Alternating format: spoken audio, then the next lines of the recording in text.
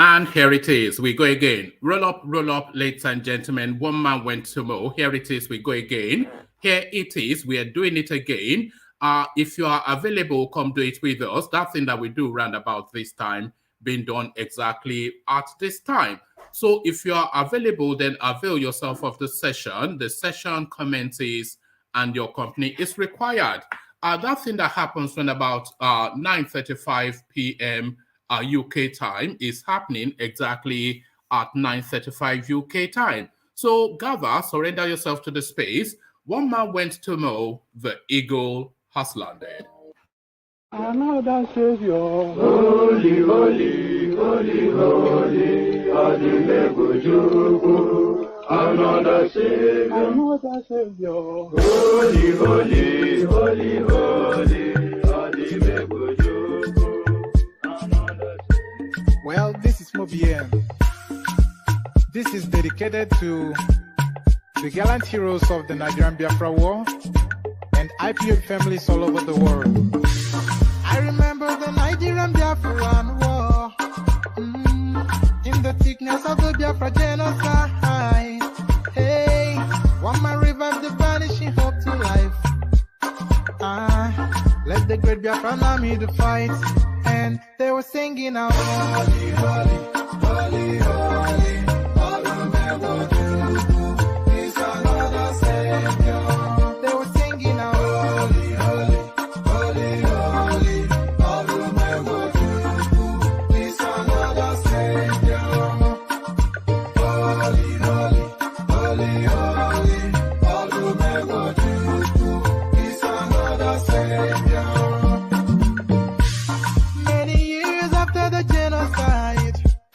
Whoa, yet another great leader has risen up now.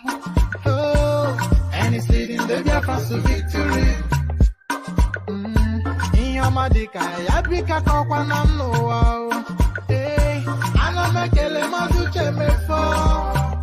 Mwanemo, it's an honor having you on board. When I'm singing along, holy, holy, holy, holy.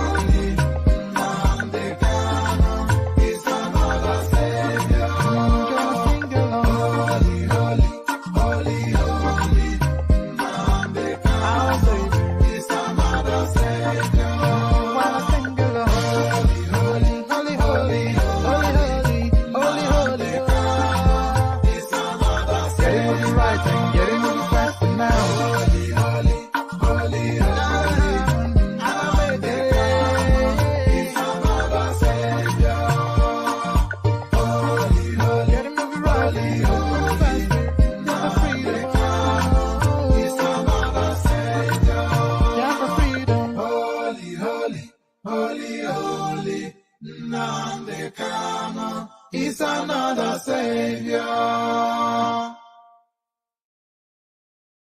Another Savior, holy, holy, holy, holy, Adamawa. Another Savior, holy, holy, holy, holy, Adamawa. Well, this is Mobien. This is dedicated to the gallant heroes of the Nigerian Biafra War and IPO families all over the world. I remember the Nigerian Biafran War, in the thickness of the Biafra genocide. Hey, one man revived the vanishing hope to life. Let the great Biafran army to fight, and they were singing out, holy, holy, holy, holy, Adamawa. Is another Savior.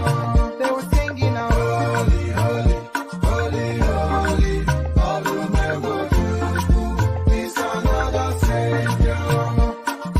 Holy, holy, holy, holy, Adamawa. Is another Savior. Many years after the genocide, whoa, yet another great leader has risen up now. Oh, and he's leading the Biafrans to victory. In your madika, yabika kokwa namno wow. Hey, anamekele maduche mefo. And there it is right there. Holy, holy Nnamdi Kanu, another savior. The voices of defiance from the eastern parts of Nigeria. They will never give it up in the east. Holy, holy. Holy, holy, as guys, I bring you this. Plot thickens as imposters backed by Buhari regime connive with electoral body INEC to stop Showore's presidential bid. So there's a lot of ways that this headline could go. We have not read it, so we will just find out shortly. But there's a lot of ambiguity shrouded around Showore's presidential bid because we don't even know what portal he's using to bid for the presidency. Which party is he canvassing under? Because, of course, we know the backdrop of the party that he created, and we know the legal situation that is still ongoing within that space. So, quite what party is he canvassing on its platform?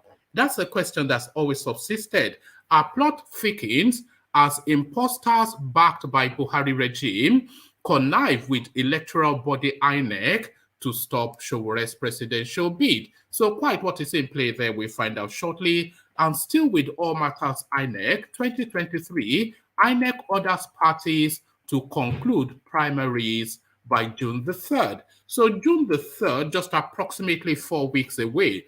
So whatever and however and everything and all of the legalities and the totality of it, it must conclude by June the 3rd, because by then INEC has the expectations that every party will be submitting to them the names of the people that they are going to seek the electorate votes for. So that is the deadline now set in stone by INEC. So whatever shenanigans is going on within the parties, that concludes within the next 4 weeks. 2023, INEC orders parties to conclude primaries by June the 3rd. So now we have a date to conjure with, and politicking gathers our pace. So politicking gathers our pace. As guys, I bring you this. So politics gathers a pace. As guys, I bring you this. Vice President Osinbajo gives $300 each to 400 APC delegates in Adamawa, Taraba State. So there it is right there. It's just money politics. So what quite distinguishes Osinbajo from the rest of the field is really where the question still is, because I think he seduces a lot of people by the elegant presentation and the worthiness of the grammarian something that he does. That phone, he is cajoling people with phone is what this guy is doing. We are going on the rostrum and singing Bad Man Looking Good in Dior and speaking all this grammar. So this is what seduces people to form the thought that this guy knows anything about anything. But if you look at his politics, it's no different from, it's just the bags of rice and Ashobi politics. That is his politics as well. So no different from what obtained. So why is he now a new shining light? Is the question. Vice President Osinbajo gives $300 each to over 400 APC delegates in Adamawa, Taraba states. So quite, and this is the second time, by the way, 250,000 naira to the Oyo delegates, $400 each to the Adamawa delegates and the Taraba delegates. So this is who this guy is, but then they want to try and repaint him for us. But it looks as though his ambition subsists. 2023 still with Osinbajo. Osinbajo picks APC presidential form. So he's not backing down anytime soon. It's the thing. So this now, a question that has already found an answer, but the eastern part of Nigeria, they want to play a sleight of hand somewhat to tell us black is actually white and what we see is not what we perceive.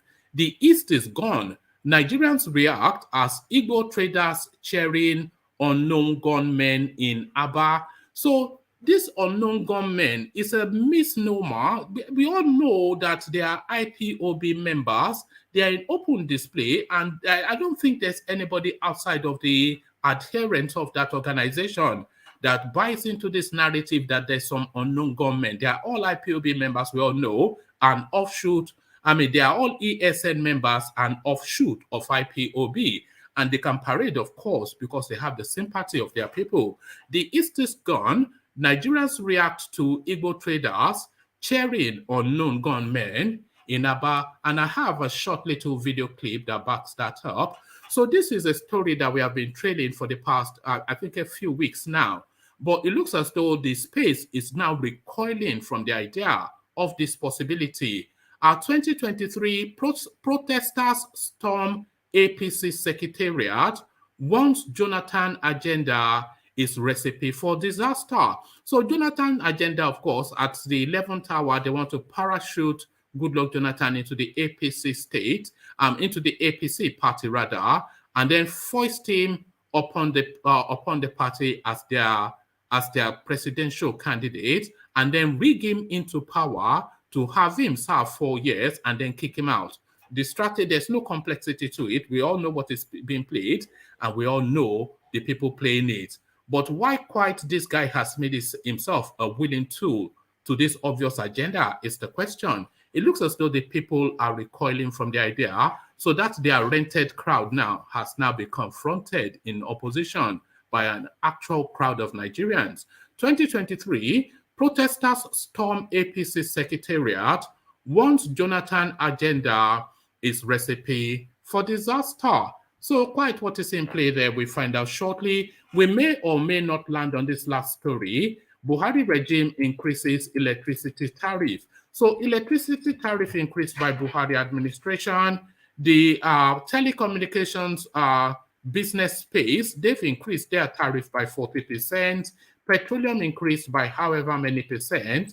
But the Nigerian salary worker, his wages continue to stagnate. So that is the story of Nigeria. It's a familiar one to all of you. So all of that in place. So lean back, kick back, take it easy. Click on the like button first and then the subscribe button as well. So let's just depart from the East just for a moment and visit old friends to partake in some palm wine drinking as we will reacquaint ourselves with the Kegites.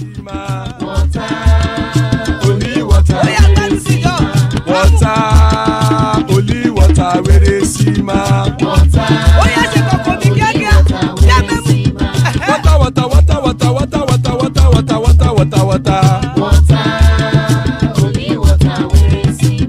Hapa o naido.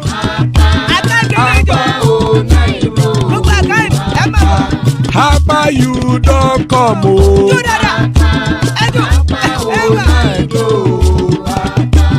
Hapa o naido.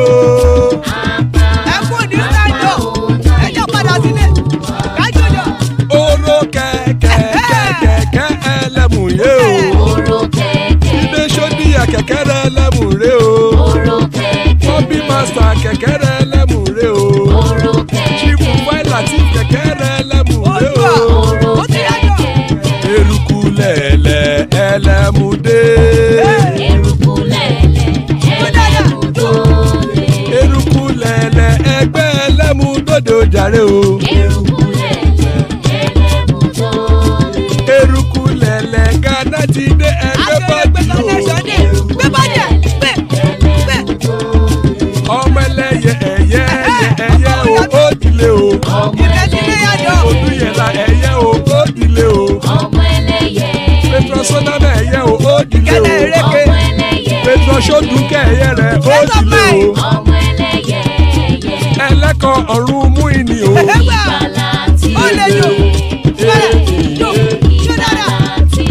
Àkùkọ ọ̀run méjìkọ.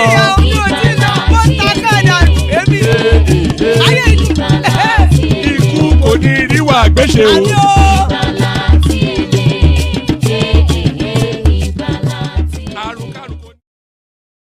And then you heard it right there. Iku Koneriwa Agbeche, the Kegites. Iku, may death have nothing to do with us. That's what that means in Yoruba language. Iku, Iku said, let me just have a sip of water. Iku Koneriwa Agbeche, powerful, potent prayers by the Kegites. So Ikuko Niru Agbeche, as guys, I bring you this. Plot thickens as imposters backed by Buhari regime connive with electoral body INEC to stop Shore's presidential bid. A group of imposters supported by Mohamed Buhari regime are presently plotting to use the Independent National Electoral Commission INEC and other available means to stop the presidential bid of human rights activist Omoyele Sowore.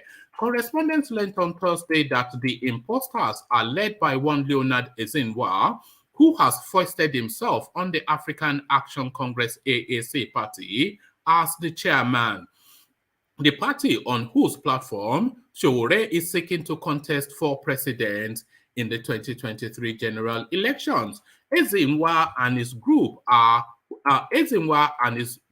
were recently mobilized by the Mohamed Buhari regime to do everything possible to stop Sowore from contesting in the 2023 elections. Mr. Ezinwa is also a stooge used by INEC chairman Mahmoud Yakubu to boost the image of INEC and bribe political parties to look away from INEC's infraction, a top source revealed.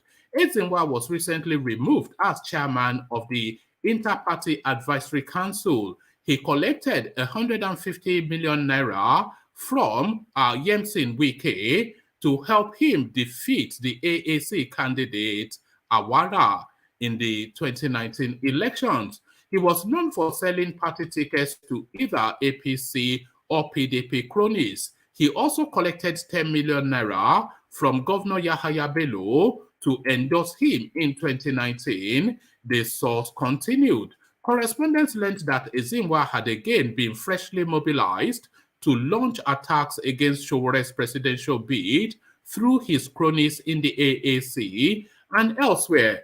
Correspondents had on April the 26th reported that an appeal court sitting in Abuja reserved judgment to a later date in an appeal filed by Sowore challenging a high court judgment on the leadership of the AAC. Sowore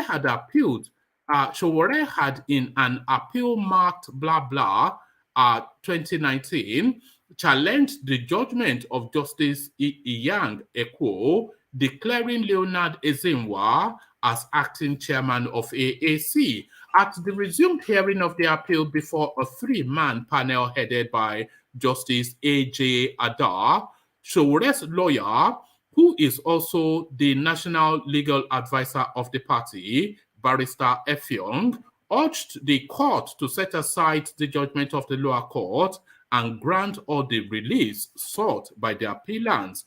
He prayed the court to be lenient in fixing a shorter date for the judgment, considering the timetable of INEC regarding the party primaries. Effiong, who later addressed journalists on the court premises, said, "Our appeal is predicated on lack of subject matter jurisdiction, breach of Sowore and Dr. Malcolm." Effiong, who later addressed journalists on the court premises, said, "Our appeal is predicated on lack of subject matter jurisdiction, breach of Sowore and Dr. Malcolm, to fair hearing, and lastly, on improper evaluation of evidence. The matter has been delayed since 2019 for several reasons, but thanks to the glory of God today, we have finally come to the last bus stop in this matter. Because today, I am to announce that our appeal was heard and judgment has now been reserved for a date to be communicated. You are also aware that after the hearing of the appeal, I did call the attention of my lords to the INEC timetable regarding the time for primaries in the pleading with the court, that in fixing a date for judgment, that date should be taken into cognizance, and my lords said they were aware of it. The obstacle to the hearing of the appeal on the merit were defeated today. INEC, which is supposed to be an unbiased umpire, filed a brief of argument, and when you open the next page, you see preliminary objection, and they did not respond to any of our arguments. INEC agreed with us that the lower court had no jurisdiction. The same INEC, speaking with the other side of their mouths, said no, even though they agreed with the applicant that the Federal High Court had no jurisdiction. They asked that our appeal should be struck out, which we had replied to. INEC had no option but was forced to withdraw their objection, asking that Showere's appeal be struck out. The application by INEC no longer exists, the lawyer said. So I never knew that INEC was actually a party in that suit, an objector to that suit, asking it to be struck out.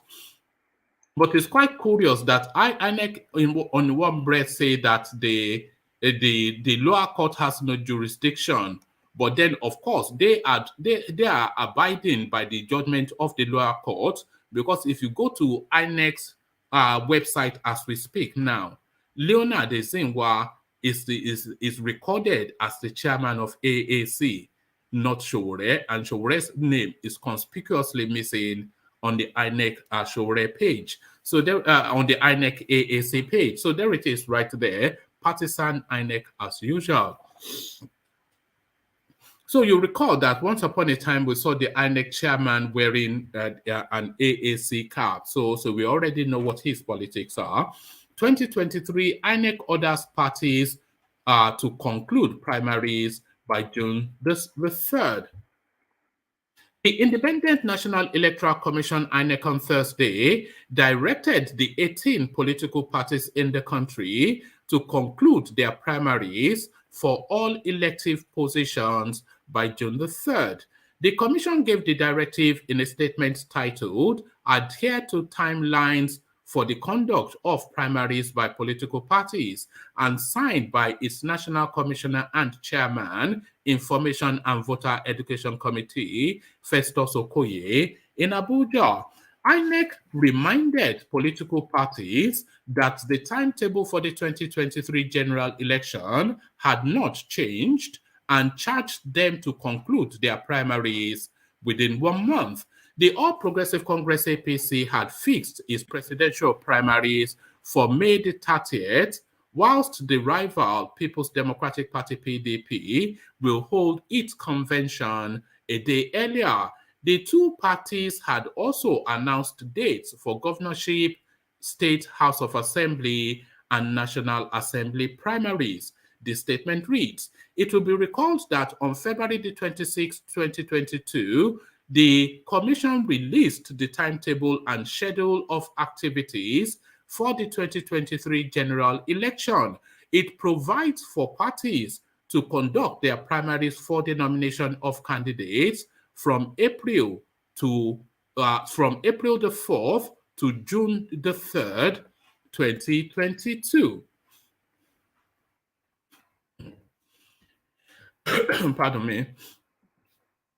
In compliance with Section 82(1) of the Electoral Act 2022, all 18 political parties have served the required notice indicating the dates of their conventions, congresses, and primaries for the purpose of nominating candidates for various elective offices as specified in the Constitution and the Electoral Act. Some of the parties have already commenced the process, for which the Commission had deployed staff to monitor the exercise as required by law. Given the importance of the exercise to the emergence of candidates for various elective positions for the 2023 general election, it is imperative to remind political parties that they have 1 month from today to conclude their primaries. The deadline remains Friday, June the 3rd, 2022. Whilst urging the parties to ensure rancor-free and transparent exercise, the Commission reiterates that the deadline is firm and fixed. Nominations for presidential and National Assembly elections shall be submitted through the INEC web portal from June the 10th to June the 17th, 2022, whilst governorship and state House of Assembly nominations will be submitted between the 1st and the 15th of July, 2022. Political parties are further reminded that they must submit to the Commission the list of candidates who must have emerged from valid primaries. So there it is right there. The timetable remains sacrosanct. So now the pressure now mounts. So now they have to show their spurs, essentially, is what INEC is saying. Pardon me.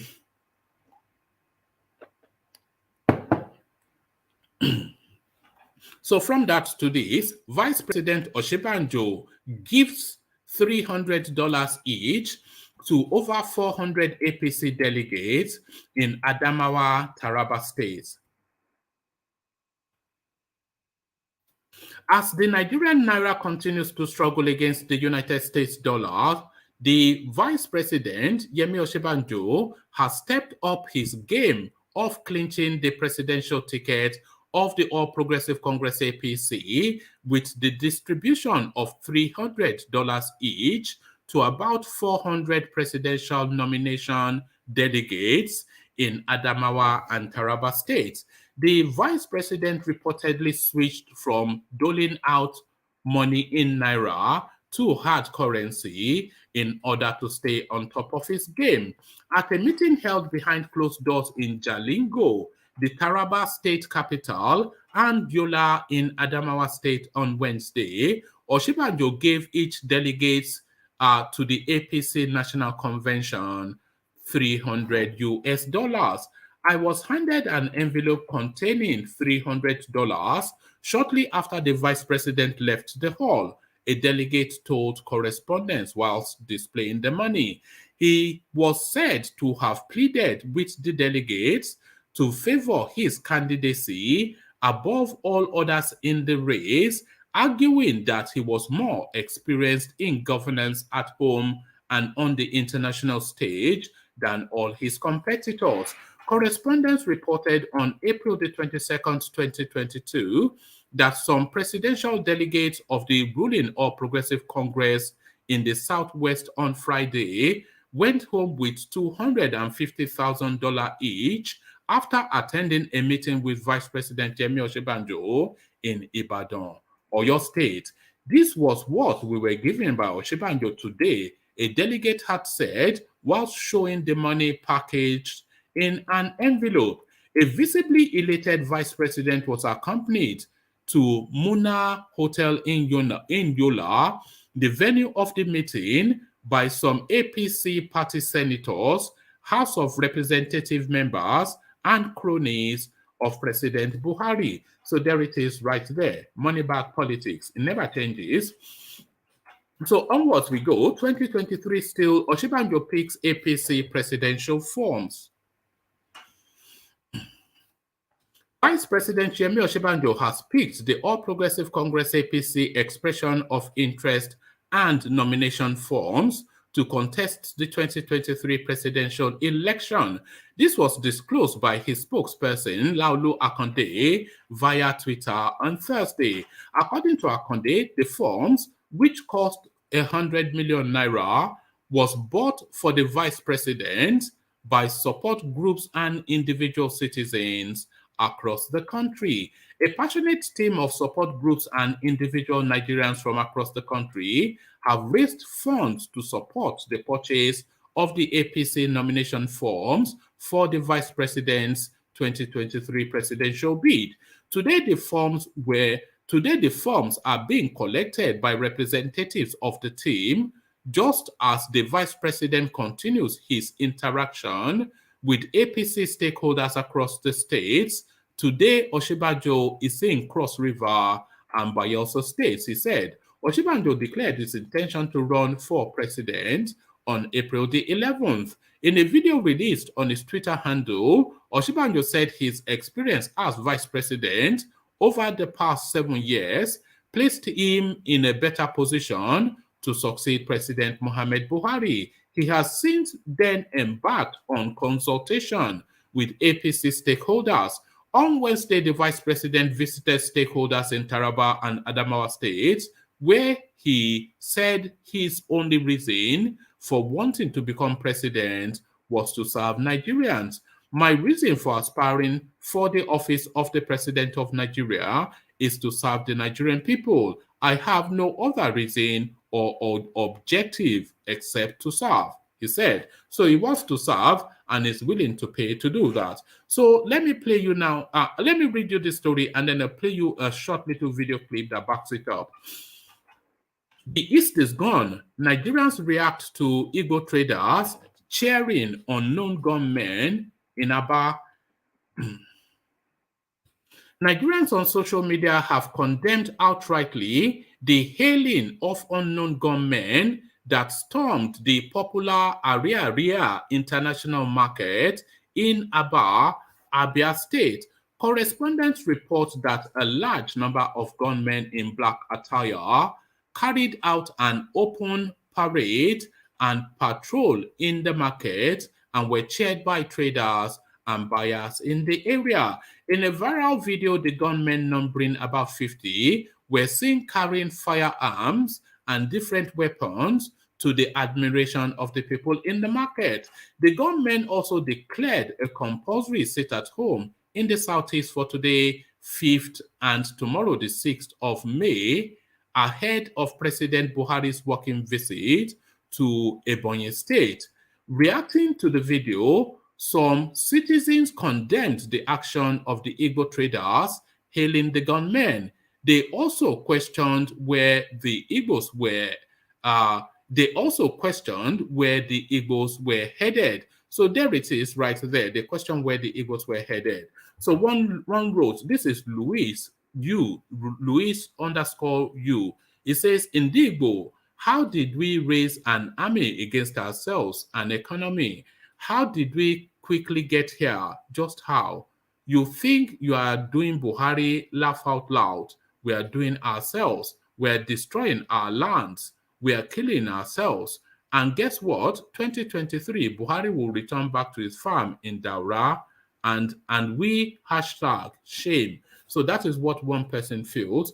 This is a Kenel Fabric, and this is what he wrote. They are even clapping for them. Baby K says, only if we know what we are doing to ourselves in the East. That should be if only, but then that's how he wrote it. So Chi Weyers says, can you imagine this nonsense? And another commentator, to be honest, I haven't seen the positive effect of this sit at home. Make person enlighten me. Another commentator, the East is gone. Another commentator, why not go to Ebonyi and do this rubbish? Why kill your own people? Isn't this Carlos? Another commentator, now so we won't get the Biafra. That means if we get the Biafra, everybody go enter cage. So the final commentator, energy that they are supposed to use to face their state governor, that is eating their billions meant for development. So there it is right there. Let me read out the other talking points. And once I've done that, then I'll come into the studio and play you that video clip. So from that to this, protesters storm APC secretariat. Once Jonathan agenda is recipe for disaster. Protesters under the umbrella of North-South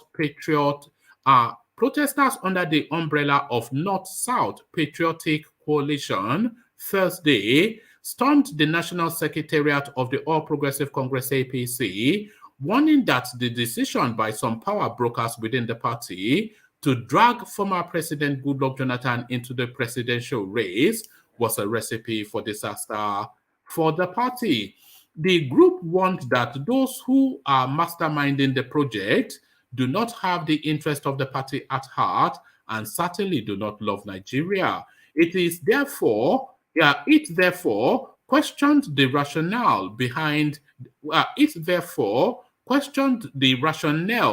behind bringing back someone APC projected to the whole world as a failure and rejected by the overwhelming numbers of Nigerians.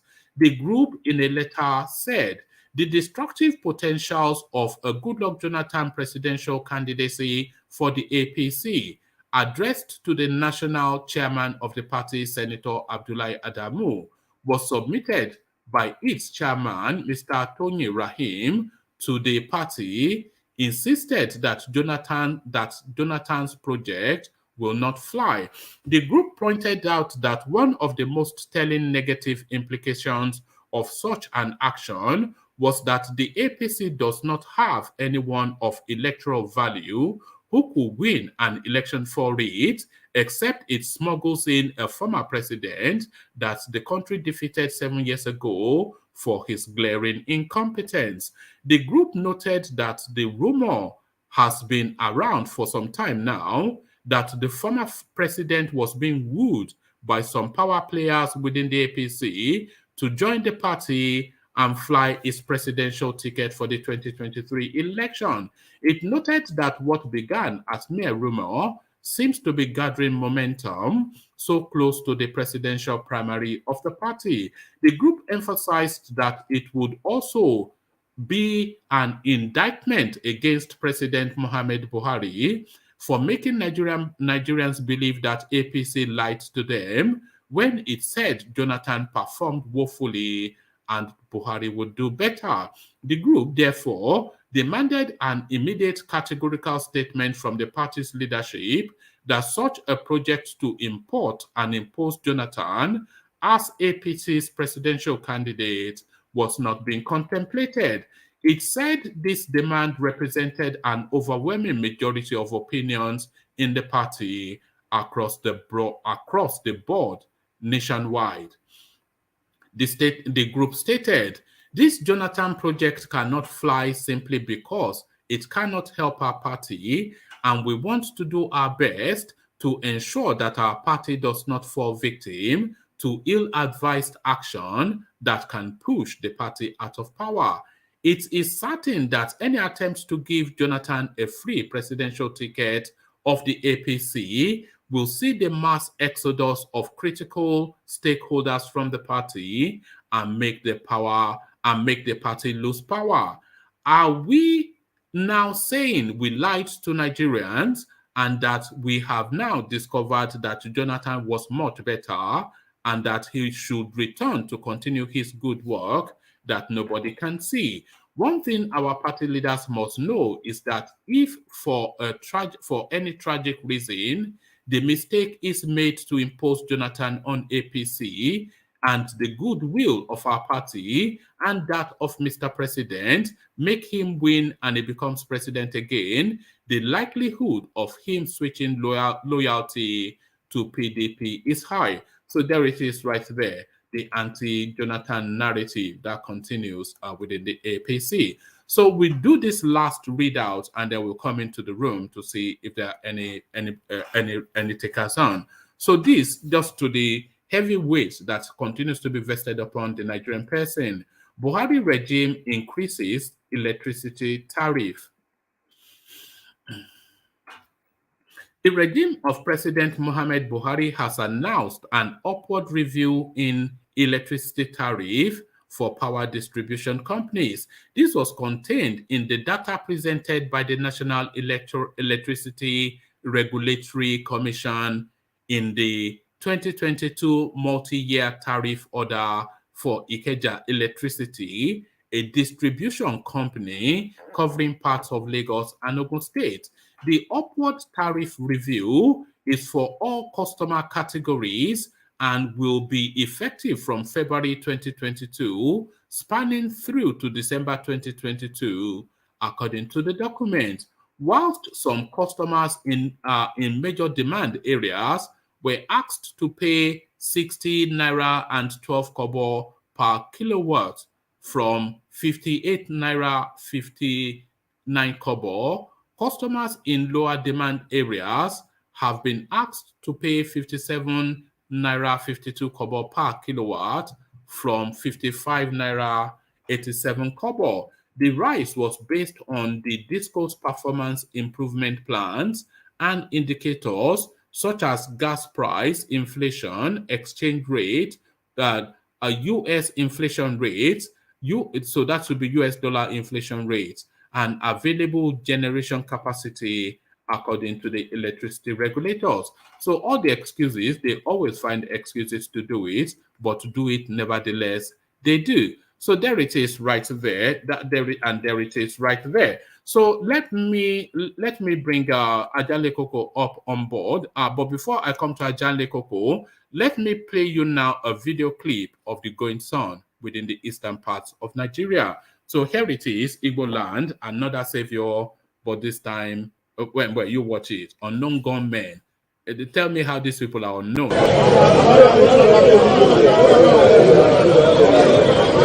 Man, then, no one on a shot, no one will get in.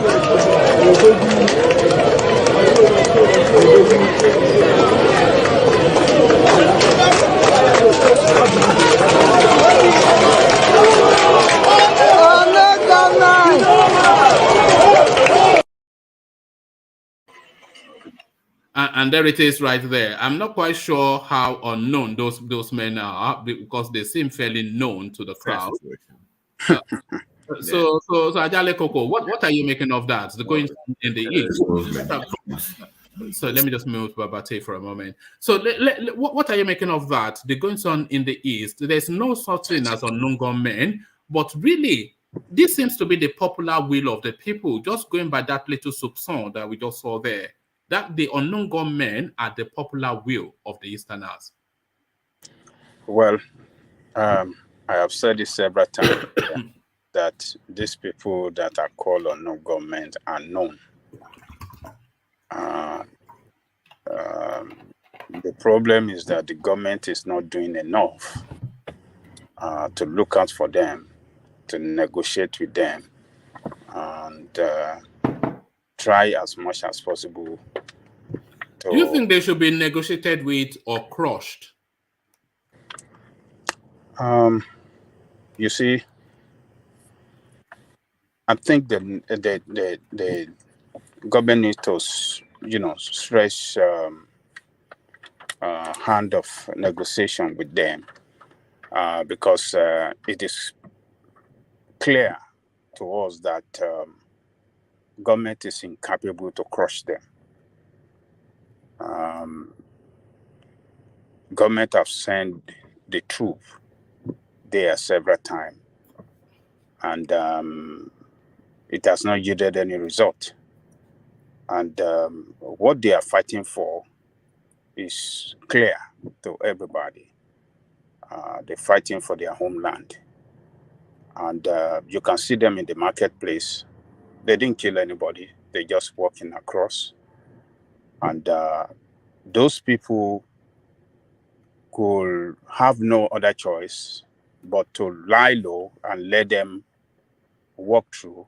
Otherwise, if they are threatened by anybody, they are armed. They can kill anybody. And since we have government that is incapable to guarantee the security of the people and protect life and property, so the people have to just lie low and let them walk away. Nobody can stop them. But what they are fighting for is clear to the people as well, that they are fighting for homeland. They are fighting for injustice, particularly extrajudicial killing of many people that have been killed in the East under the reason by government that they are killing unknown government or they are fighting IPOB. So a lot of innocent people have been killed. There was one that we treated here, a guy in his compound that was killed in front of his parent. So those are the things that those are the kind of barbaric killing that government troop has committed, that lure some people into that group that, we are going to fight this fight against this injustice. We're going to fight against this criminal armed gang in Nigerian army uniform. So government should, it look barbaric that people are hailing them, but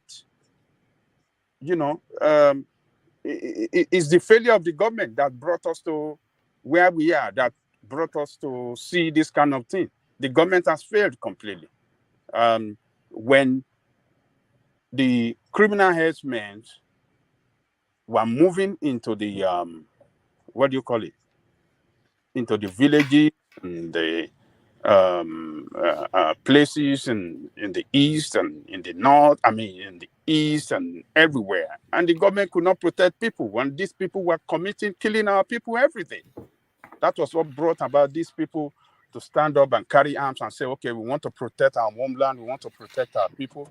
So government failure has brought us to where we are today.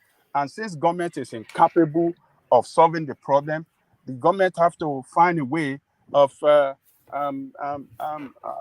bringing them to negotiation table and hear from them. What is their problem? What can we do? What can we do together?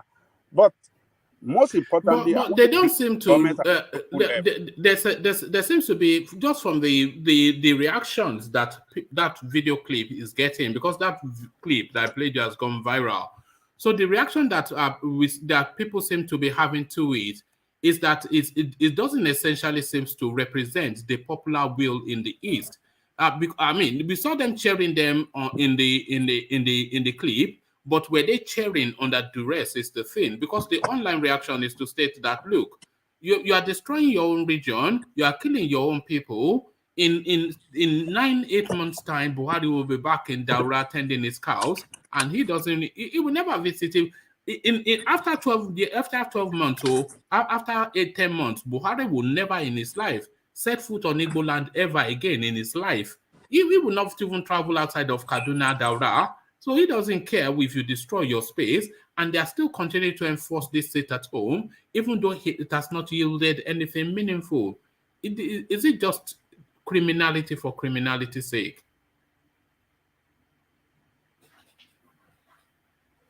All right. Let's go to Babati. I think we've lost Ajan Leko Kosombo. Let's go to Babati. Babati, are you there?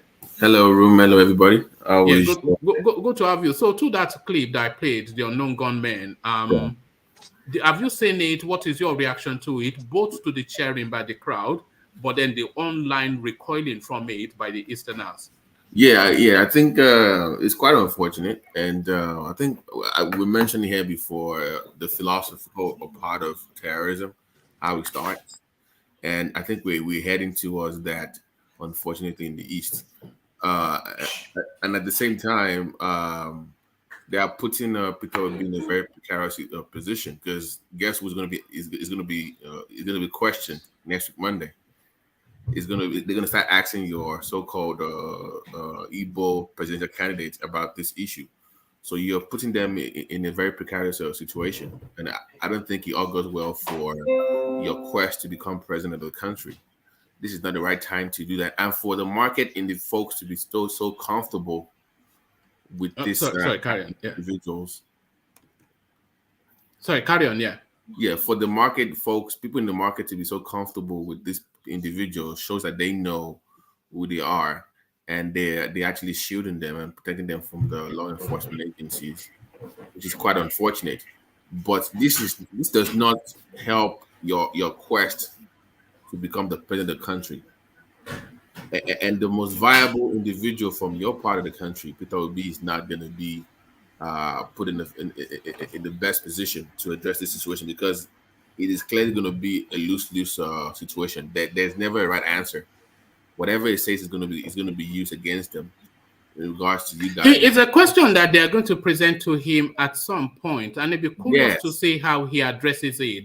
He cannot distance from them, but he cannot support them either. So how is he going to answer that? So you don't want to appear as being a betrayer of your own people, even though they are the fringe of the Igbo, and at the same time you have to appeal to people that already have a distrust and disdain of the Igbo people as well. And you have to understand that, number one, the man does not even have a ticket yet. He's still vying for the ticket from a platform that is multi-tribal, multicultural. And these kind of things will factor in the party deciding whether or not they want somebody from that part of the country. And I don't know what they stand to gain from this. My belief might be that it might be sponsored by outsiders that might be using them to soil the name of the Igbos. That would be my own logical, rational thought process. Because I don't think anybody as an Igbo person in their right mind will be doing. Is this an own goal being scored by the Yeah, East? like Ogba penalty was throwing, like it does not make any sense. Like what, like let's even say you are this way. You just calm it down for a minute, like this is not the best time. We are like 3 weeks or 2 weeks left to everybody's primaries right now. And this is I don't get the plan. I don't get the what is their plan to what are trying to achieve. But my other question is that the market individuals, the people in the market were so comfortable with them. So that tells me there's a split even within the Igbo community. They're not all in this so-called agitation. But I don't get it, and I feel bad for Peter Obi. Like, I think most people in this room want him to win so bad, but these people are not making it easier for him at all. They keep making it difficult for him, and I don't know how long, because now the man has to answer questions about Nnamdi Kanu, IPOB, unknown gunmen. They're gonna come after him.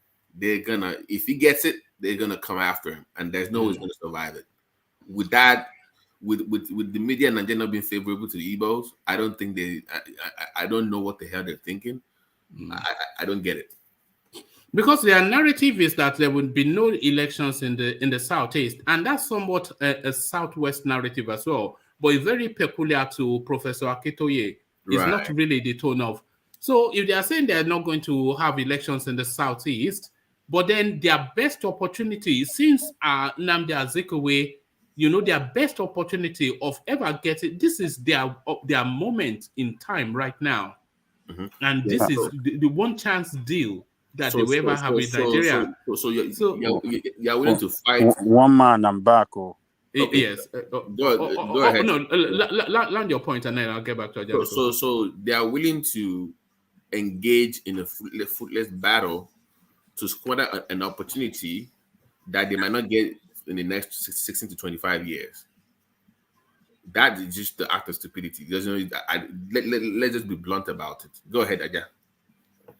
All right. So Ajanle Koko, yes, we're still on the the unknown gunmen and them parading and the just chasm between the reactions, both on the floor. You see that the crowd were pleased and cheering, but then the online crowd, they are saying this is just self-mutilation. So what are you then making of it, and how does that permutate for Peter Obi? Because that's the elephant in the room for him, a question that he must address head on at some point. Peter Obi has condemned the activity of unknown government several times. He disassociated himself from them. He never supports their cause for what they are doing. So, except if we want to play back politics, that people will be saying, Peter Obi, or we want to rob him with all this nonsense that this unknown government are doing. Peter Obi has nothing to do with that. But our dirty politics that we play with each other, tribal line politics, is what often, brings this kind of narrative. Peter Obi had nothing to do. There's no politician that has anything to do with it. In fact, they are anti-politician group. They don't like Nigerian politicians. They don't like them because they're fighting for Biafran state. They're fighting for the release of Nnamdi Kanu. That is what they stand for. So, but the thing is, not many people will be making the distinction between unknown gunmen, Eastern Security Network, and IPOB, because for a lot of people from the outside looking in, they are essentially seeing them as one and the same. So the unknown gunmen is essentially also the ESN question, is essentially also the IPOB question. And all of that is wrapped together to present to present as a puzzle for Peter Obi to unravel. So he cannot move away from IPOB, from the Biafran agitation, but then he cannot frontally support it either, because Biafra is his base, but it's also the noose around his neck.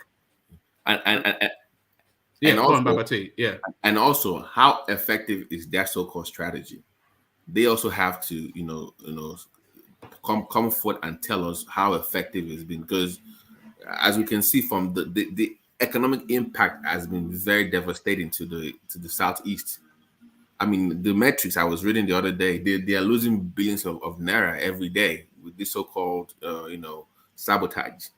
So how can you sabotage yourself economically in a quest to free someone and to fight for a Biafra country? I mean, you have to. I mean, I don't see the there's no logical sense in it. That's my sense. They might try a different approach, but I'm saying that economically you're sabotaging yourself, politically you're destroying yourself.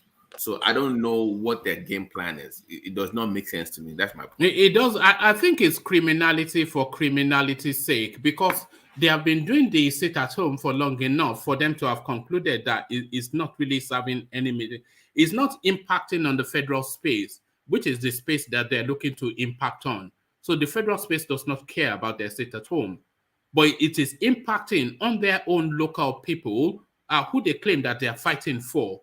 It's impacting on their economy and it's costing them lives. So it's just criminality for criminality's sake. Right. One man, like I said earlier, we have governments at all levels that are very irresponsible, that are disconnected from their people, that are very insensitive to the plight of their people. And that is why we are seeing all of this happening to us.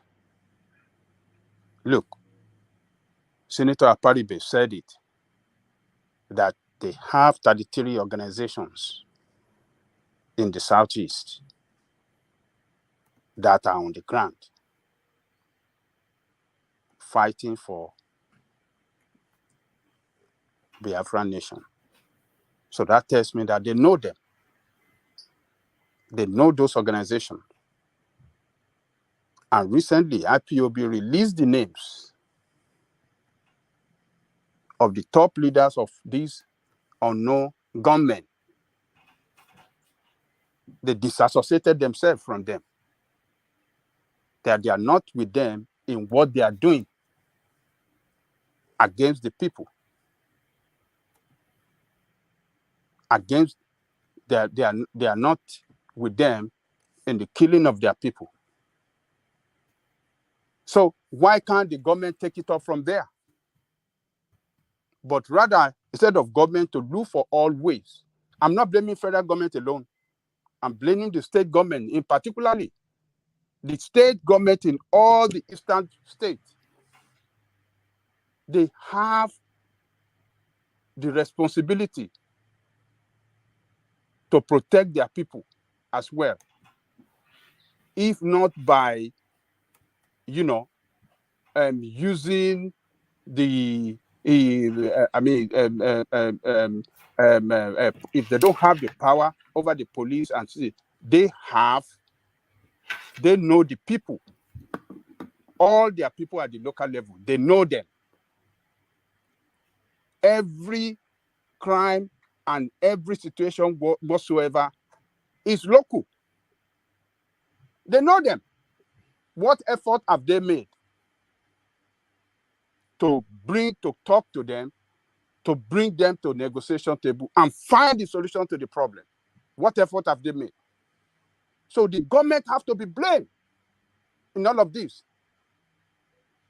The people you see cheering them,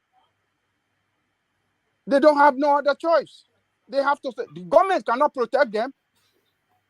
The government has. Do you think they were cheering? Do you think they were cheering in support or in fear?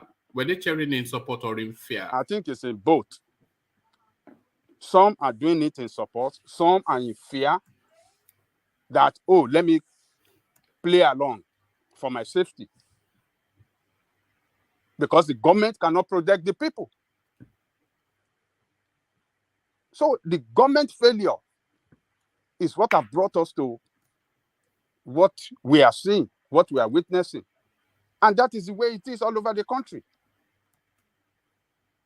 So it's just unfortunate that we have people in the position of power that have failed to live up to their responsibility.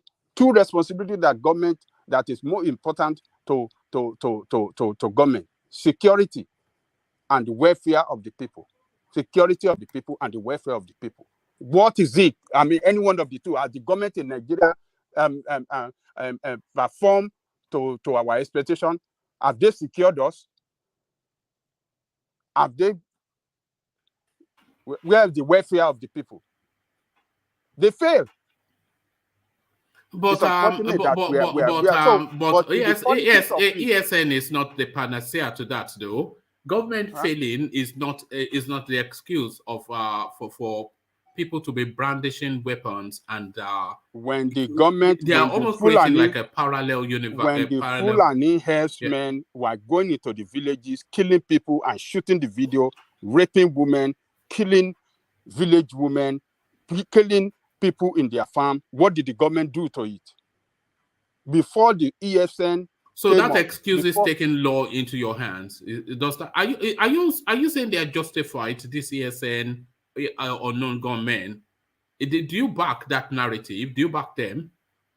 Let me tell you one man. When the government fails to protect you, you have to protect yourself. And we have heard it from several government officials urging Nigerians, go and protect yourself. Go and fight for yourself. The Minister of Defense call on Nigeria to stand up and defend themselves. But that is not defense. Hold on, Babati. That's the point. No, it's organized crime now. It's organized crime. Hold on, Babati. Defend yourself. What do they mean by defend yourself? Do all means. Carry arms and defend yourself. Don't never allow intruders. I'm not aware that anybody said carry arms and defend yourself. What is the meaning of defend yourself? It's a whole spectrum of everything now. It's a whole spectrum of everything. Be vigilant, be organized.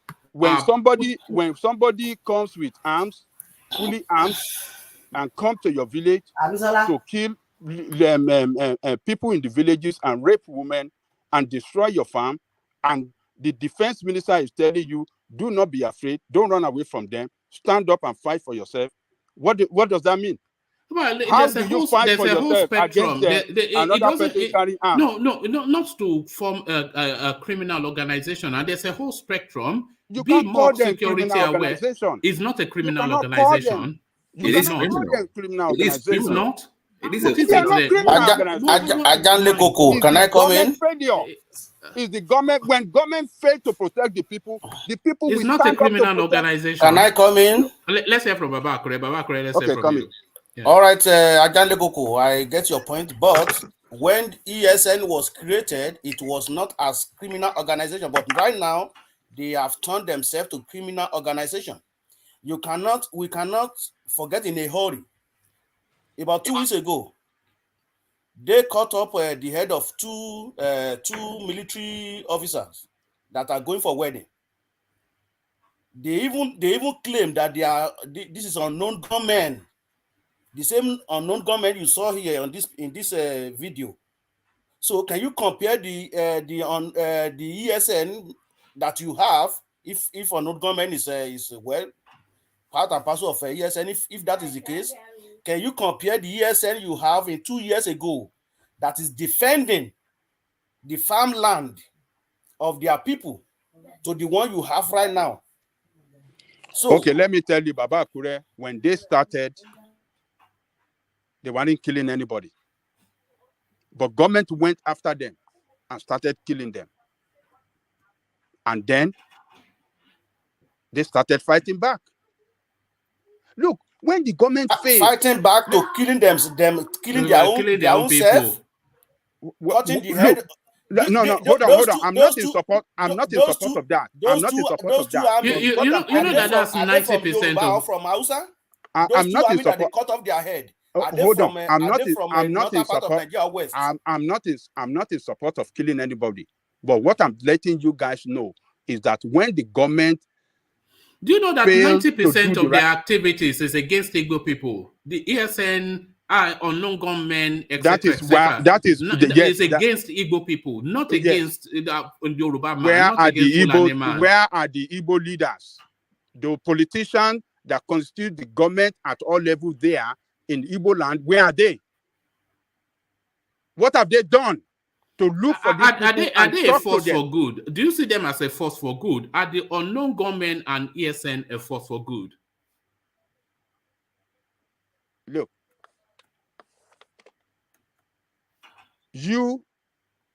I've been saying this, that when the government fail in their responsibility to secure the people, this is what we'll be seeing.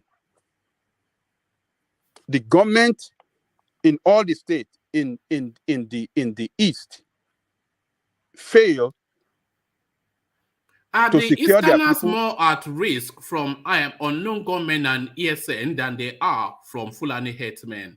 Which one is the more potent and immediate danger to the Easterner?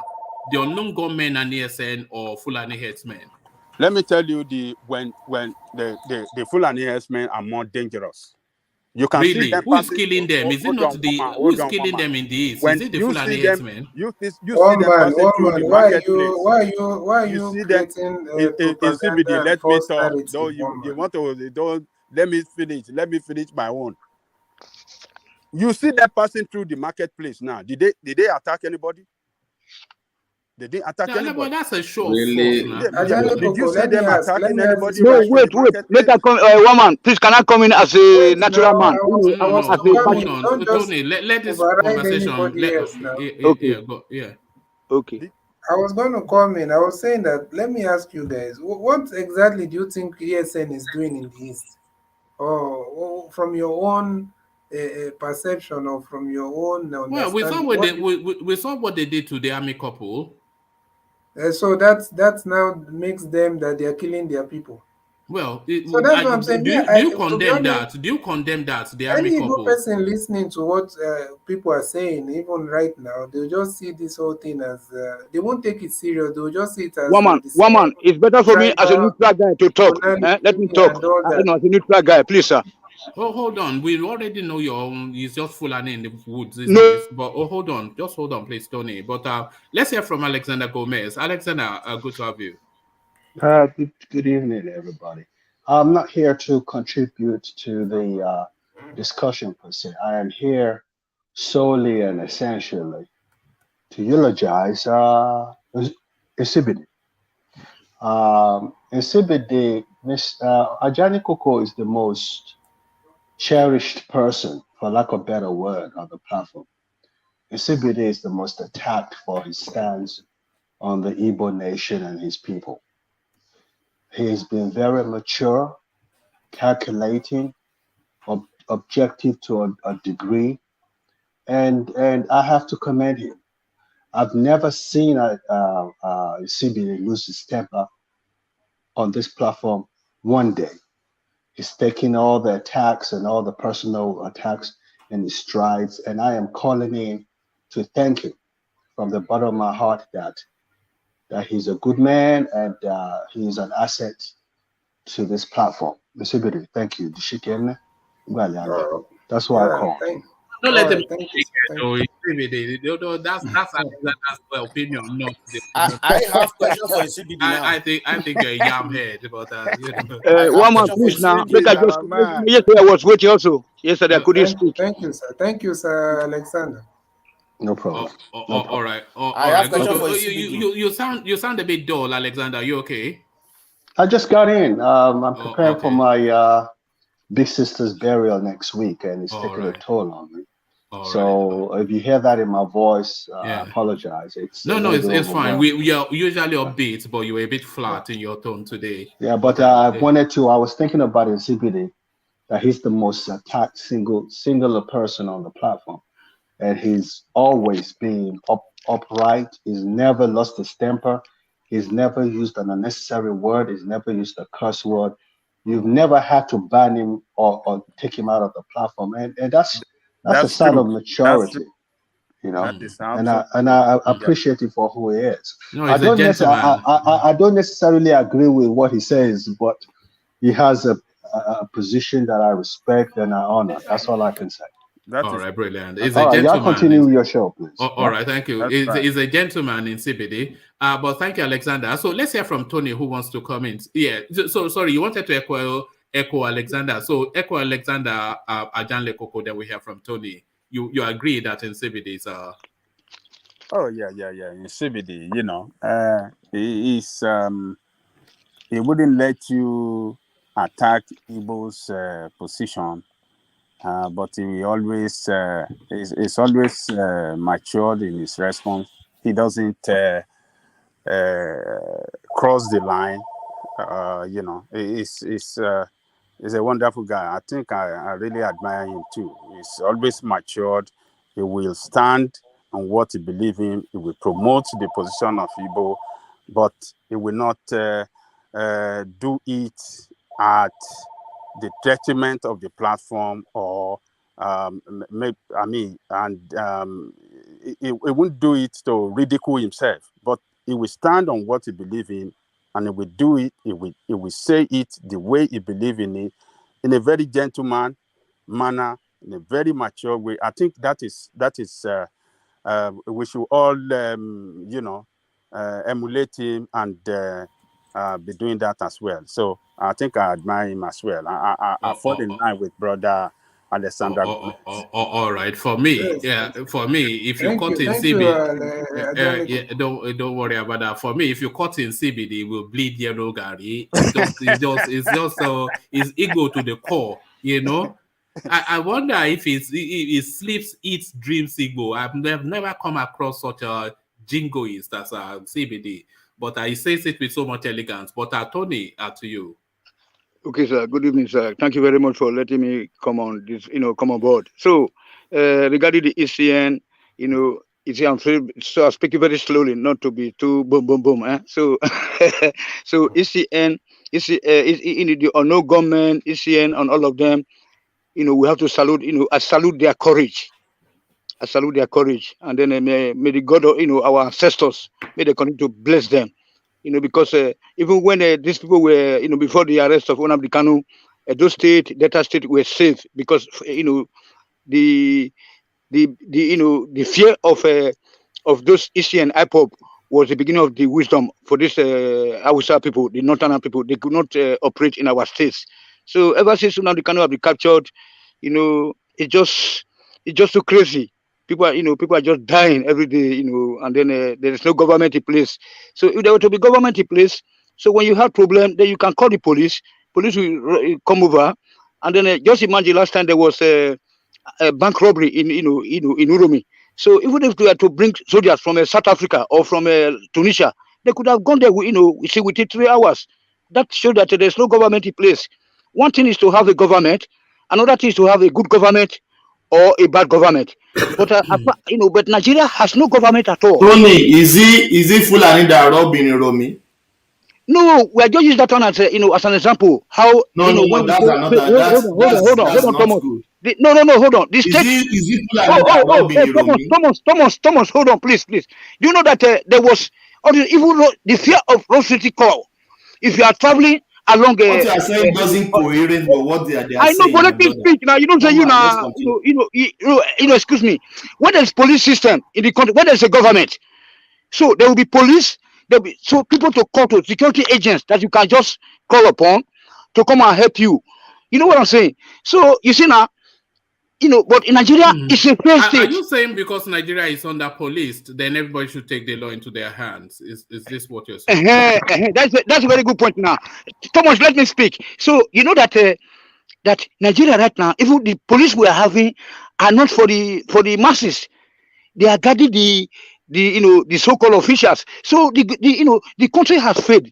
One man, there's no government at all. If we are having a bad government, should everybody take the law into their hands? Is that what you're saying? Oh yes. In order to protect you. Where does that end? Okay, chief, sir, chief. I say chief because sometimes I try to speak German. Don't worry now. Yes. Uh-huh. Where Okay, does let me that speak. end? Let me speak Yes. in English. Okay, so chief, sir, chief. So when you go to Nigeria, you have to provide your own electricity, you have to provide your own water, you have to provide your own security, you have to provide. They have to grade your road or whatever. Look at so that means there is no government in place.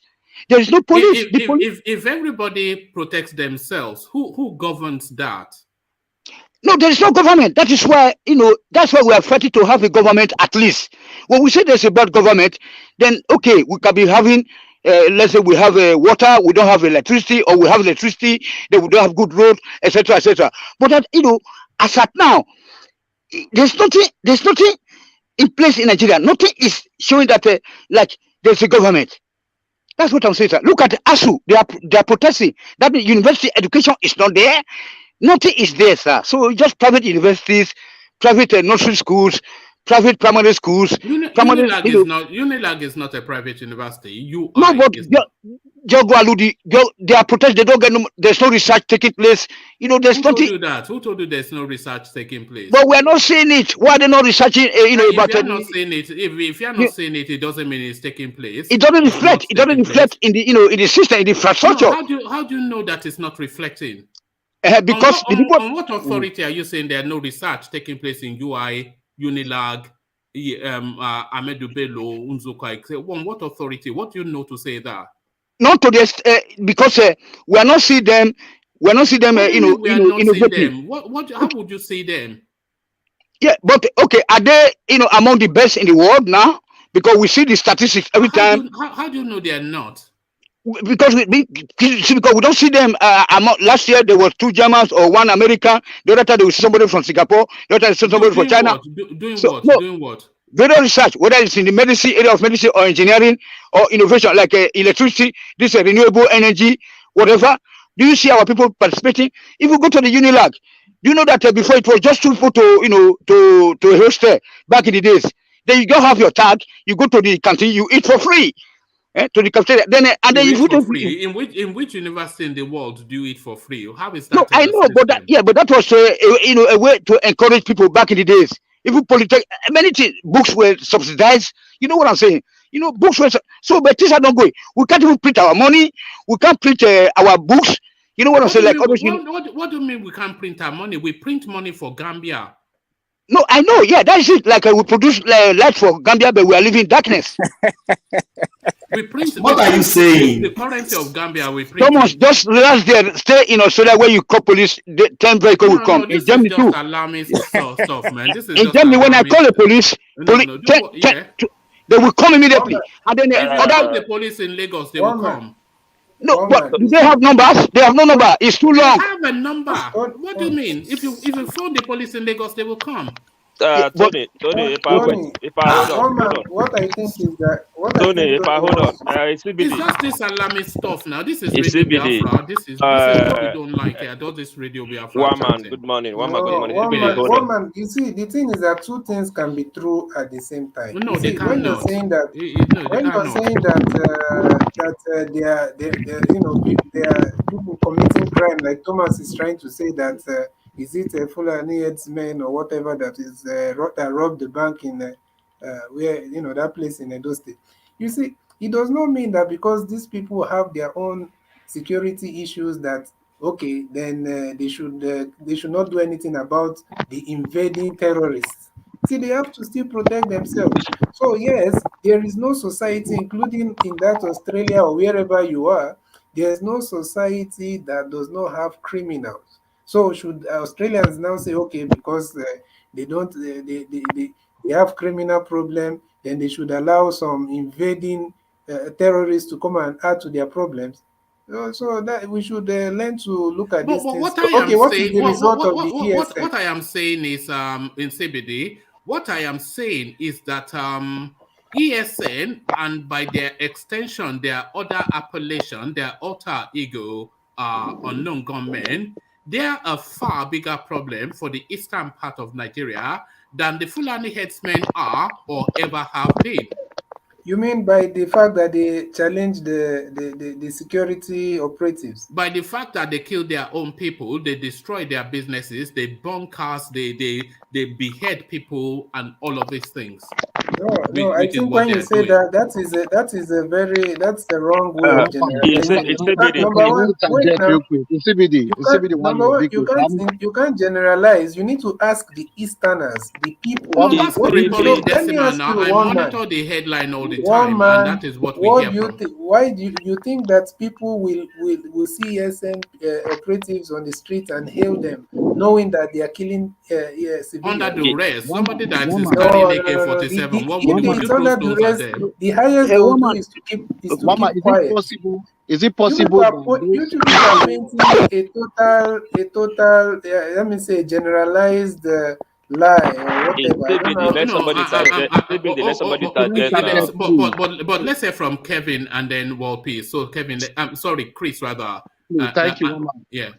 Woman, is it possible that all these people that the military has dealt with in the past, imprison unlawfully, kill their family members? Isn't it possible that these people have organized themselves to fight the system instead of crowning them ESN? This might be aggrieved people that has been dealt with by the system unjustly.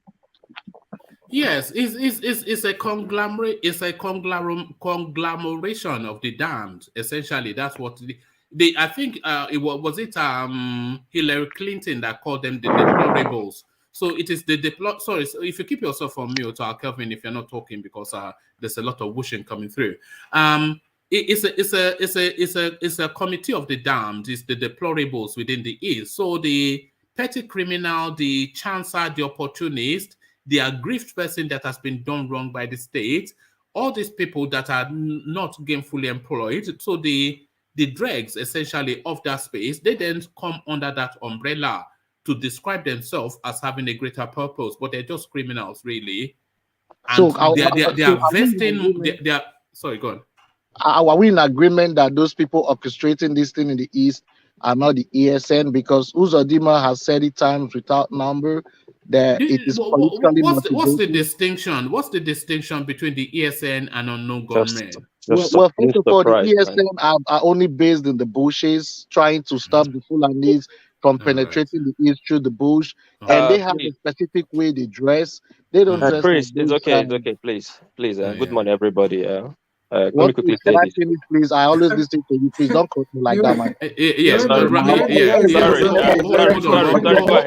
Sorry, go ahead. Yeah, Please don't carry get me on. wrong, my Carry brother. on, Chris. Carry on, Chris. Yeah. The way you say is okay. Very fun. Yeah, so in my own opinion, ESN dress differently from these unknown gunmen.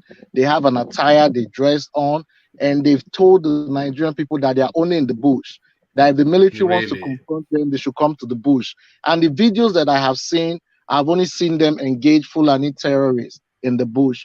But those other people, I agree with you what you said about the other miscreants and everything that has taken the opportunity to destabilize the Southeast. But you can also believe that the Southeast being destabilized is orchestrated so that it doesn't look like the North is the only place being destabilized. That's my own opinion. Orchestrated by whom? By politicians, according to Uzodima himself. Politicians of which extraction? Well, he said it's PDP because he said no PDP member has been attacked ever since this unknown government has raised their head in the East. So he's accusing the PDP of being responsible for the unknown gunmen.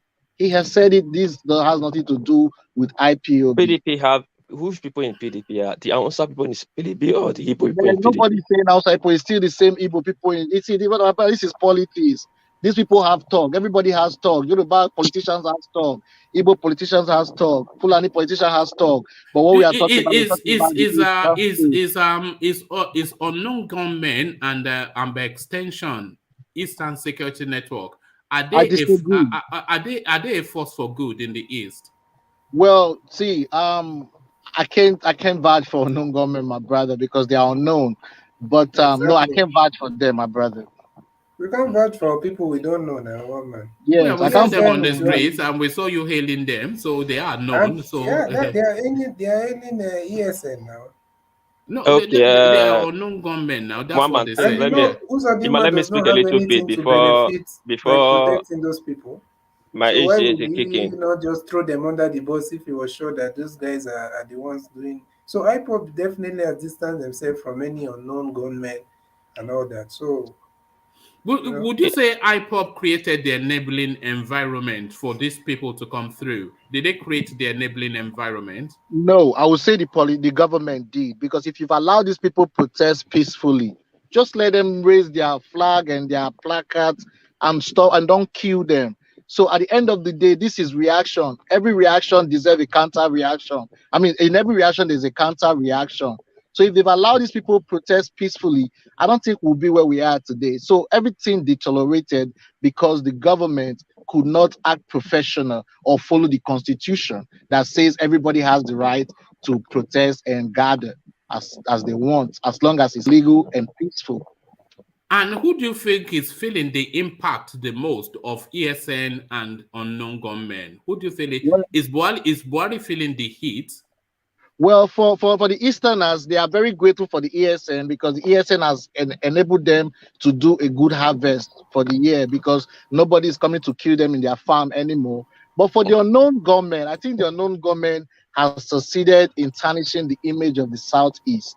That is my own opinion, because me as an Igbo man, I won't be able to go to the East without security, because I'm scared of the unknown government, because I don't know what their preference are, who they are looking for, who they are. But I won't tell you I'm scared of ESN, because they've told me who they are after. So yeah. Chris, do you think anybody outside of the Southeast, do you think a Yoruba man, a Hausa man, a Kanuri man, a Tiv man, do you think they make the distinction between ESN and unknown gunmen? Do you think they see them as separate things? Do you think Well, anybody outside the Southeast see them as separate? Well, for one, nobody listened to the Southeasterners, because the Easterners have told you that we have nothing. The ESN has told the Nigerian space that they have nothing to do with unknown government, but the Nigerian space is adamant. So yeah, I agree with you. Everybody sees them as the same. Even the iPod members, the ESN, the unknown government, everybody sees them as the same, because that's what the media has been able to do by crowning all of them the same. exactly. All right. Let's hear from our War Peace. War Peace, what's your take? Thank you, Roman. All right, Chris. Sorry, interject when you were talking just now or speaking just now. Good morning, everybody. No problem, Teme. Ogaduki. Igwaze, the Igbo make Igwaze. Look at this people. I thought you were an Igbo man. Yeah, I understand. I understand you're Igbo, you speak Benin. For speaking alone, I give that respect, actually. Anyway, I beg, instead did not chop my man, I'll just have my opinion, you know. So let's speak with facts and numbers, you know. They say, first of all, they say a poor managed country is better than. I never thought, man. Let me finish now. They say a poor managed country is better than a country at war. Right now, the North is at war. The East is at war. So that is first. Secondly, Nnamdi Kanu has no right whatsoever to create ESN. Let's start with that first. Then, when you talk about ESN, they compare with Ameteku or Hisba. Those ones went through the law, created from the law. ESN is created from from one man sitting in London and created this problem.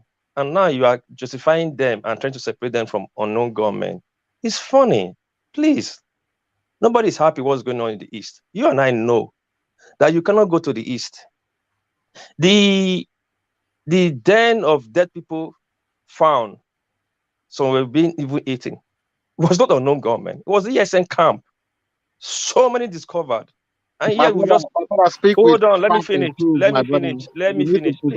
Please, please now. Hold on. Hold on now. Let me finish. My brother, I'm not allowed to make those statements. You can't make false statements and say they should let you. You're not allowing me make the statement. Roman, please. Nami will answer this man. Nami will answer this gentleman. Hold on. Hello. Hold on. I'm not in Nigeria. Wait now, I'm not in Nigeria. Please, can you allow him finish? Let me Finish finish. We were what? talking. Please finish. Let me finish. No, Let you me can't. finish. When Hold I on, was everybody. No, Hold on, please, hold on, everybody. Can you hold on? So yes. you cannot stifle somebody's voice. Let him speak as he wills. And if he's saying nonsense, then he ridicules himself. But this is what he thinks now. So if you don't let him say it, you cannot stop him from thinking it. So you might as well let him say it, so you know that is what he thinks. So back to you, Walt, please. Yeah. I'm in Japan here. I was saying news, national news. Nigeria SSS, police, according den of dead bodies. People kidnapped, Igwe and all that. We saw it now. Why are we talking trying to cover it up, to use words to cover it up? We saw it now. Now, let's talk about this unknown government. Let me first of all use Edo State. When it was Bende State, when Anini was reigning, I believe everybody know about Anini. Everybody's good enough. Yes, yeah. When Anini was reigning, do you know in Benin, Anini was like a Robin Hood? Do you think we hate Anini that time? Anini was robbing the rich, the government, banks. But when Anini started doing that, other elements started using Anini's name to rob. Anini was controlling 2 states. But we all bear the brunt when this thing started, when it started coming after him. And still the Edo people moved to stop Anini. You cannot say Fulani was killing people in the bush. That's why one man wake up and create ESN. There's a different, the community will rise up to defend themselves than one man will come up and create a security network when he's not in charge of the government. Like you are creating a government inside a government. That's anarchy. It's not right. It's easy to give people gun, but it's not easy to control the gun from them. How do you police it? How do you monitor it? Who registered it? Who What is the recruitment What's the process? law? Who constitutes oversees the it? personnel? Are there criminals within the setup? Look at all of these things. None of these things answered, and you just say you can't Look at do that's Igbo have lost good men since this thing started. Look at this daughter guy they killed, this Akinyele husband. By now, this lot of people were supposed to be trained out for presidential race with good name. Now he was shot like a dog. And we say unknown government. So I say, how do you know? Forget unknown now. Sorry. They are known. We know. Okay, No, not unknown you. government. They should. It's Yeah. not ESM. We'll bring forget it evidence. now. If we keep talking like this, this country will be going down. Now, let me simply say this. I want to ask one question just now. Who is it affecting the most? Or what now are they doing in the East? Is it affecting Nigeria economy? Is it affecting me in Japan? Is it affecting Buhari? Like they're doing sit at home or you must not go out? How is it affecting Nigeria to give them what they want? By putting your 5 states on lockdown, killing your own people. How does that help your struggle? One man, my brother. Now me will answer this man. One man, let me answer this Edoma. I'm from Edo State. Yeah, hold on. So it's but I want to hear. No, don't rest. I want to hear from Kelvin, who's a new voice, so we know what his take is on the going on. So Kelvin, good to have you. What are you making then of this conversation we're having, Kelvin? Mr. Wama, God bless you. God bless you too. What I have to say about this ESM of a thing, well, I will say whatever they are doing it. They are getting it wrong, because you cannot be fighting for your people at the same time killing your people. Thank you, sir. So whatever ESM is doing, if they are fighting against the Fulani, I will say yes, this is the cause for establishment of the ESM. But what we can find out now, they are killing the Easterners, and that is very, very wrong. You cannot be fighting for your people at the same time killing your people. So it's very, very, very wrong. That's what I can say about it. Calvin, are you making a distinction between ESN and unknown gunmen? Do you distinguish? There is no distinction between ESM and unknown gunmen. Let's be frankly to ourselves, okay? Because before the establishment of ESM, there was nothing like unknown gunmen. Unknown gunmen. Do you know what a ruse is? RUSE. So this unknown gunmen narrative is a ruse. It's just a ruse. It's just intended to deceive, but nobody really fooled by it. I don't think anybody makes any distinction between unknown gunmen, and for reasons that Kelvin's just stated and just logic. There was nothing known as unknown gunmen. They set Eastern Security Network, and then suddenly this phenomenon starts. And so it's a more and nonsense. more will break out. Can I ask a question, please? Can I ask a question? Okay, Who's that? It's Chris. It's Chris. Yeah, go on, Chris. Where did we first hear unknown? It's from unknown soldiers. Yeah, who gave these people Who gave these people unknown? The government. So do you think the government does not have the capacity to be able to identify these people? Most of them faces are on cameras. So if they keep calling them unknown, is it because they can't The identify government them? doesn't call them unknown. The government always attributes the atrocities of unknown gunmen to ESN. So who calls them unknown? Yeah, even But these they two still call them soldiers, unknown. That's the even these bottom two line. soldiers that were killed, the government attributed it to ESN, even though the Yeah. newspapers try to attribute it to unknown gunmen. But So the government does not acknowledge that there's. I've heard politicians call these people unknown gunmen. Officially, they are still calling them unknown gunmen. So why are they calling them unknown gunmen? If they If you be the whip now, now me will talk after when the woman give me chance. That's Make answer this the minimum. government, not a state something. That is the federal government. Who are they afraid of? If they can't call these people who they are exactly. Sorry, Mr. Kelvin. Can I interject, please? So sorry, I want to put a question to Nsibidi, or is it really Adewale Olusegun that is putting the question to Nsibidi? What is the difference between Boko Haram and Fulani headsmen? What's the difference? What is the difference? Yes. Boko Haram, obviously, they no. What is that? Carry on, yeah.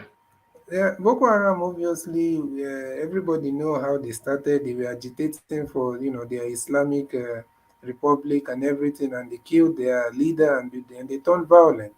But I think their initial agenda is still what they are fighting for, to Islamize and Boko Haram and the bandits. What's the difference between Boko Haram and the bandits?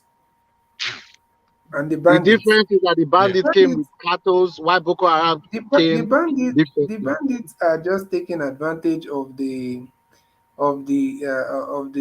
insecurities in the north. And don't forget that before the bandits, so they're taking advantage of the space that Boko Haram created. Wait, just before the bandits even came out, what were they calling them? Was it not everybody shouting terrorist headsmen? Then all of a sudden they transitioned them from terrorist headsmen to bandits. So we can't we just call them terrorists, whether bandits or headsmen. So does the same narrative then not subsist? If you are saying Boko Haram, the bandits, the headsmen, the terrorists, they are all wrapped into one narrative. How are you then distinguishing between? I did not say Boko Haram. I said the bandits and the terrorist headsmen. Yeah, you said they were taking advantage of the situation, the insecurity created in the northeast, which was created by Boko Haram. But I'm not. I told you what Boko Haram. I told you about Boko Haram, what I think and how they started. Yeah. But for the bandits and the headsmen, I can't differentiate those people. And don't forget that the Boko Haram themselves are coming from the northeast, which are not even Fulani people. Those are Kanoris. All right. Mr. Wallman, can I interject? Yeah, I could say Boko Haram is bandit and ESM is unknown government. Okay. Thank you. They are just the Kevin. same. Yeah, the same. We all know but that. We all know that. Anybody can say anything, my brother. It's your own opinion. Let me respond to the Benin man, the Benin Tony. Please. Please. Yeah. Okay, to you, Tony. I obey you too much now. Thank you, sir. No. So these people that they are killing there in the east are the people that are. Oh, sorry. Are the people that are those people that are taking money to sell their people. That is why. So we have them all over. The people that are being killed. You can see that people like me, if I were to be in the southeast now, anytime I see ESN or whoever, if they even have the courage to come out, I will embrace them. I will even give them food to thank them for sacrificing their life for us. This Edo man is just really, he's out of touch with people in his state. That is why he's just trying to be politically correct here. So forget about, like now, me myself. Sometimes when we discuss this issue, I cannot eat because I can go to the nearest fast food center here, buy one chicken for 8 One man euro. will reply. Then that food is what a whole family they are going to share that chicken for 2 weeks in Nigeria. Everything is just no. There's no diesel, no business, no nothing. So people are coming to kill them. People have the courage to come out to try to protect them, and then some people are sabotaging it.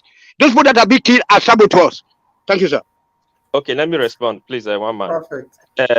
In this, we like to pick what we like to. We like to. My name is Tony. My name is Tony. I'm not in the meeting. I know, Tony. I know. I think so. I want to respond to what you just said is different from what you're asking me, so it's okay. Let me respond to you. You know, say everybody can say anything they want, but you have not lost anything to ESN or no government. Probably that's why you are talking. Here, I've sent 500,000 naira to my Igbo friend that was kidnapped in East. Just January here. Here, he went over for Christmas from Japan here. Enjoying. He's an ESN coordinator here. The ESN, I will say ESN coordinator in over the world. I think Japan is the best coordinated people here, well matured. We are friends here, we talk. We took picture with Autumn. I will send it to you. Yes, people are shouting IPOP. We are talking intelligently. He went home. Relax. Let me talk to you. We're just talking. Yeah. He went home January, November. We crying. Come back. All your friends came back. Come back to join. Say he's going to party January. He's coming back. They stopped him at I don't know, Imo. It was Imo one junction. I forgot the junction. For 4 days, were kidnapped. Do you know how much they demand? 30 million naira. We all have to donate here. Hold on. We have to donate here to get him released. Then you are shouting that Igbo people are happy. Igbo people that is happy are happy on fear, so that they will not name saboteur. You're saying hold on, and you don't answer the most important part of the question. Yes, hold on. Kidnapped by whom? ESN at the checkpoint. As an ESN coordinator, he was kidnapped by ESN. Yes, I'm an ESN coordinator. They still kidnap him. Now, know what happened? They'll say it's different fraction. They'll say, hold on. They'll say it's Mecca. What's it called? The other one in Ireland, in Iran, or the other one in Finland, or the other one in London. You now know that there's more than 20 people that are coordinating that ESN. If you don't go into that space, you won't know. So ESN coordinator was kidnapped by ESN. Yes, so many. So ESN a different faction. Different faction or ESN. Yeah. But you will just come out, we just say things. Hey, you have not. See, I do business with Igbos a lot. I do containers home. My brother, I think hold on. Personal experiences and all that. Let me finish. We will not necessarily follow your personal experience. You can defend your land. Anybody can say anything. I can come up here and come up with as much stories as I want. I'm not saying stories. If you want me to transfer you payment slip, I'll transfer it to you. No, you don't need to. Hold on. All right. Let's War Peace finish and then we get back to Ajanle Koko. I do business home. I carry Caterpillar parts to Nigeria. I take solar panels, renewable energy. I ship both engines.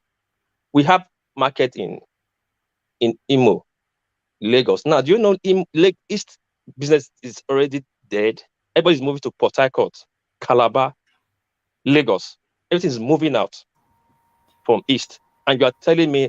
Which East are you talking about? All the Eastern states. You know where I am right now as you are talking. What are you saying? I won't tell you, but you don't know. Why will you not tell me? Why will you not tell me? Tell me where business is good in the East.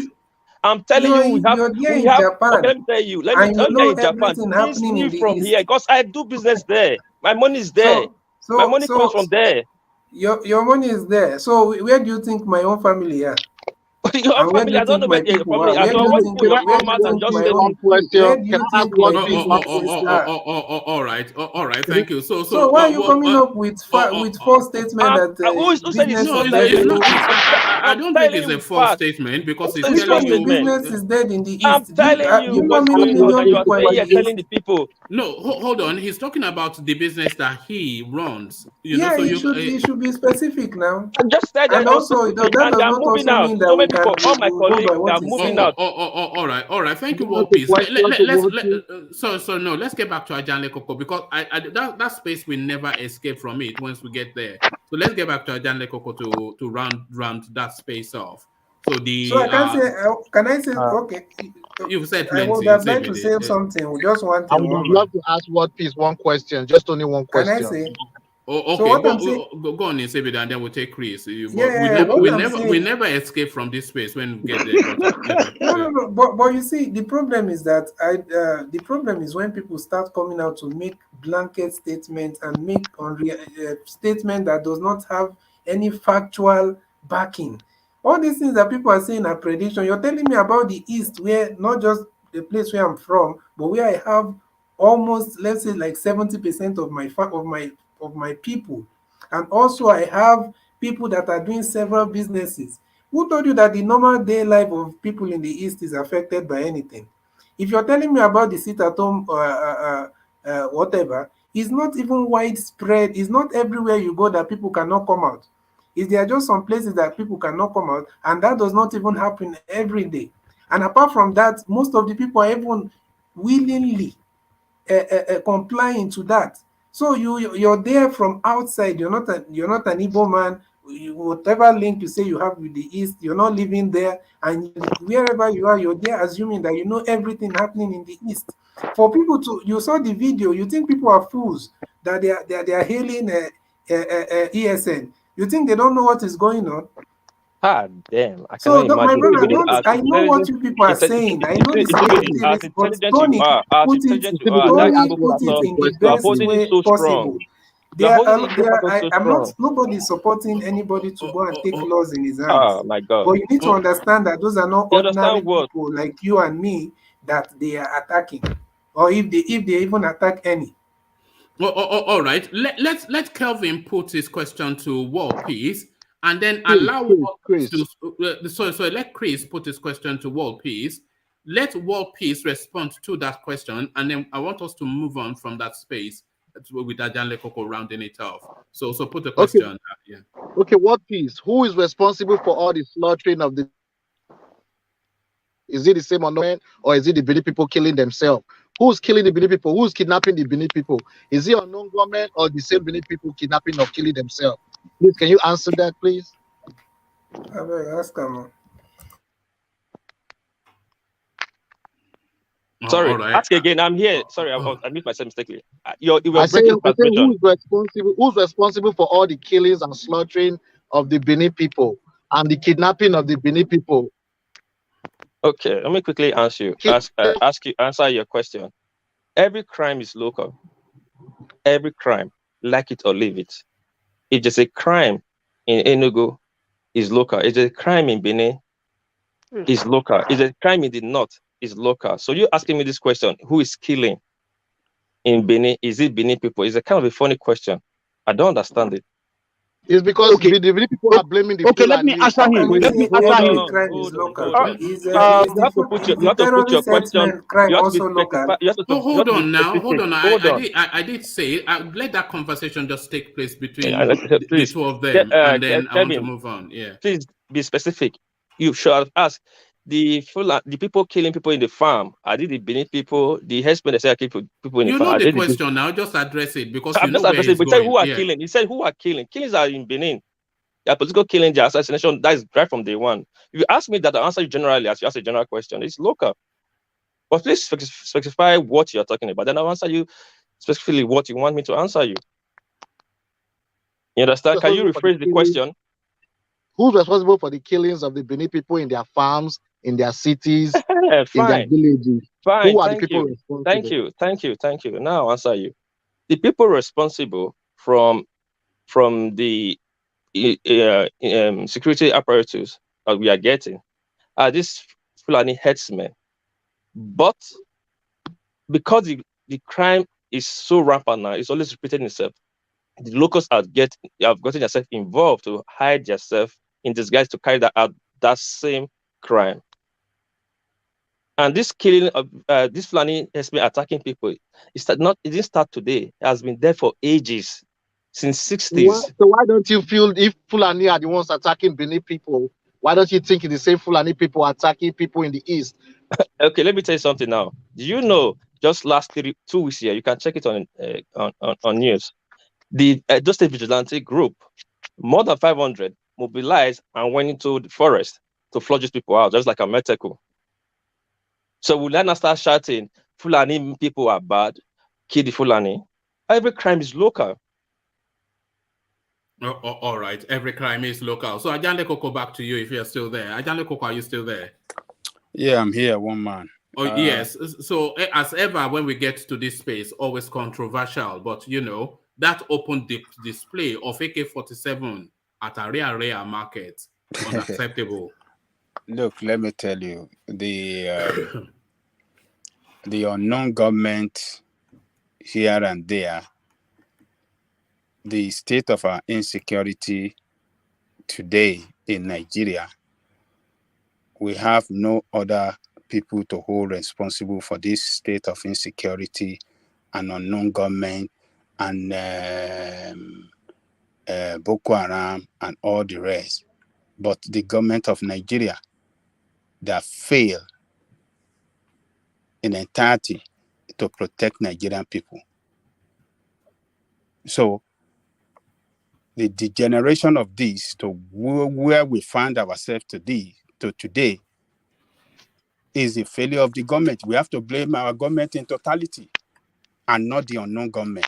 Unknown government did not, they started, the ESM that we are blaming, the unknown government we are blaming, something happened and persistently happening that led to these people, led to their emergence.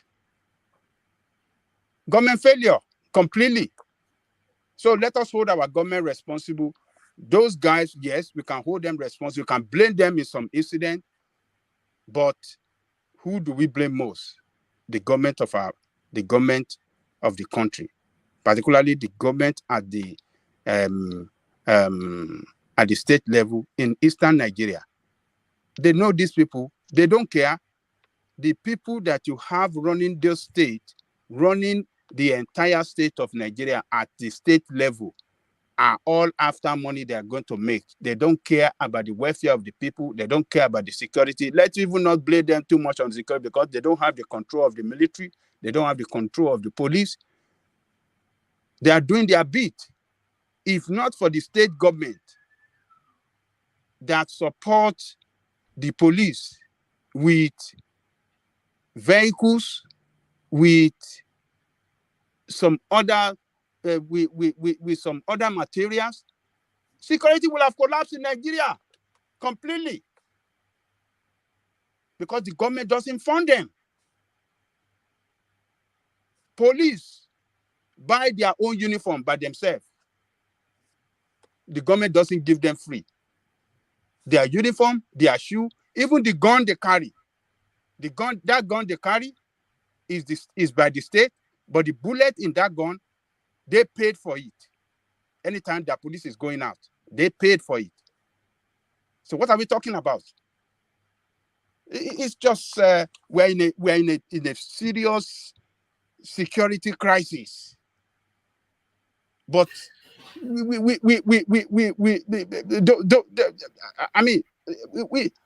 look at what they did to Igbo, all in an effort to protect Yoruba people that are being killed incessantly by these criminal herdsmen, Fulani herdsmen in Gogon.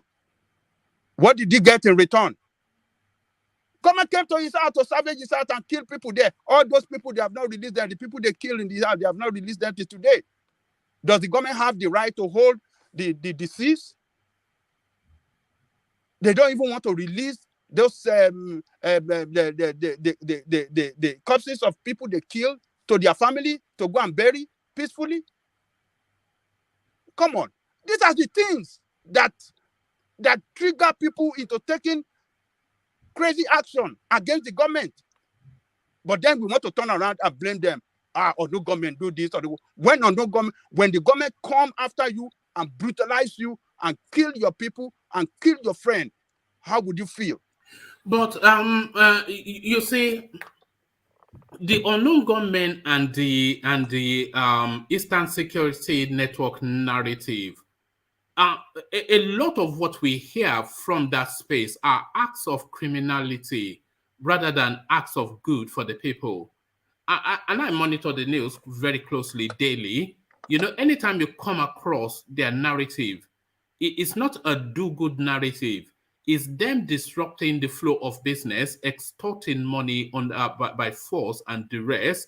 You know, just savaging people, burning vehicles. Remember when we used to do the sessions when they would say sit at home, and then they'll start to burn shops and burn vehicles, alight people from their vehicle and burn the vehicle and extort them for money and all. So this is what we hear from that space.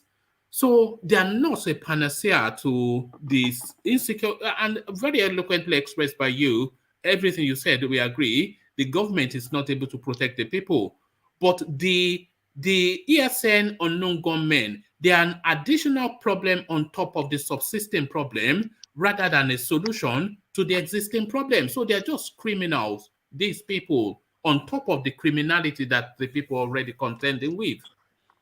Yes, look, one man is a very, very complex situation. If the government has acted well, as expected, against the Fulani herdsmen that infiltrated our homeland, that killed people in our villages, if the government has acted quickly and swiftly and crushed them, there won't be emergence of ESN. There won't be emergence of what do you call it? Or no government. Or no government. But because of the government failure, that is what brought us to where we are. I'm not saying that they are the best solution to the whole problem. I mean, they are the. I mean, I'm not saying that they are the solution to the problem, insecurity problem. But government failure brought the emergence of these people to rescue their people, to save their people, to defend their people. Somewhere along the line, they committed some atrocities too. We have to acknowledge that. Ogadileko, sorry to interject. Do you think it's only the eastern region that is feeling this hit, that the government has failed in Nigeria? Everybody is feeling it. Okay. Then why the rest of people didn't create ESN or no government? Think other people cannot create their own network, security network? Okay, No, okay. My brother, they cannot because they have no ideas on how to do that. Look. Who says they don't have ideas to do that? I don't imagine. There's Tony. He's always talking from the left wing. Don't worry about Tony. There's no monopoly over violence. Everybody has the monopoly over I say use the English over violence. You know. Before the ESM, they No, was you want them to finish all old people. They were Niger Delta Avengers. You know that. Bakassi You know. boy. So don't say they don't have the right to do that. They have the right to do more Everybody than has ESM. the right.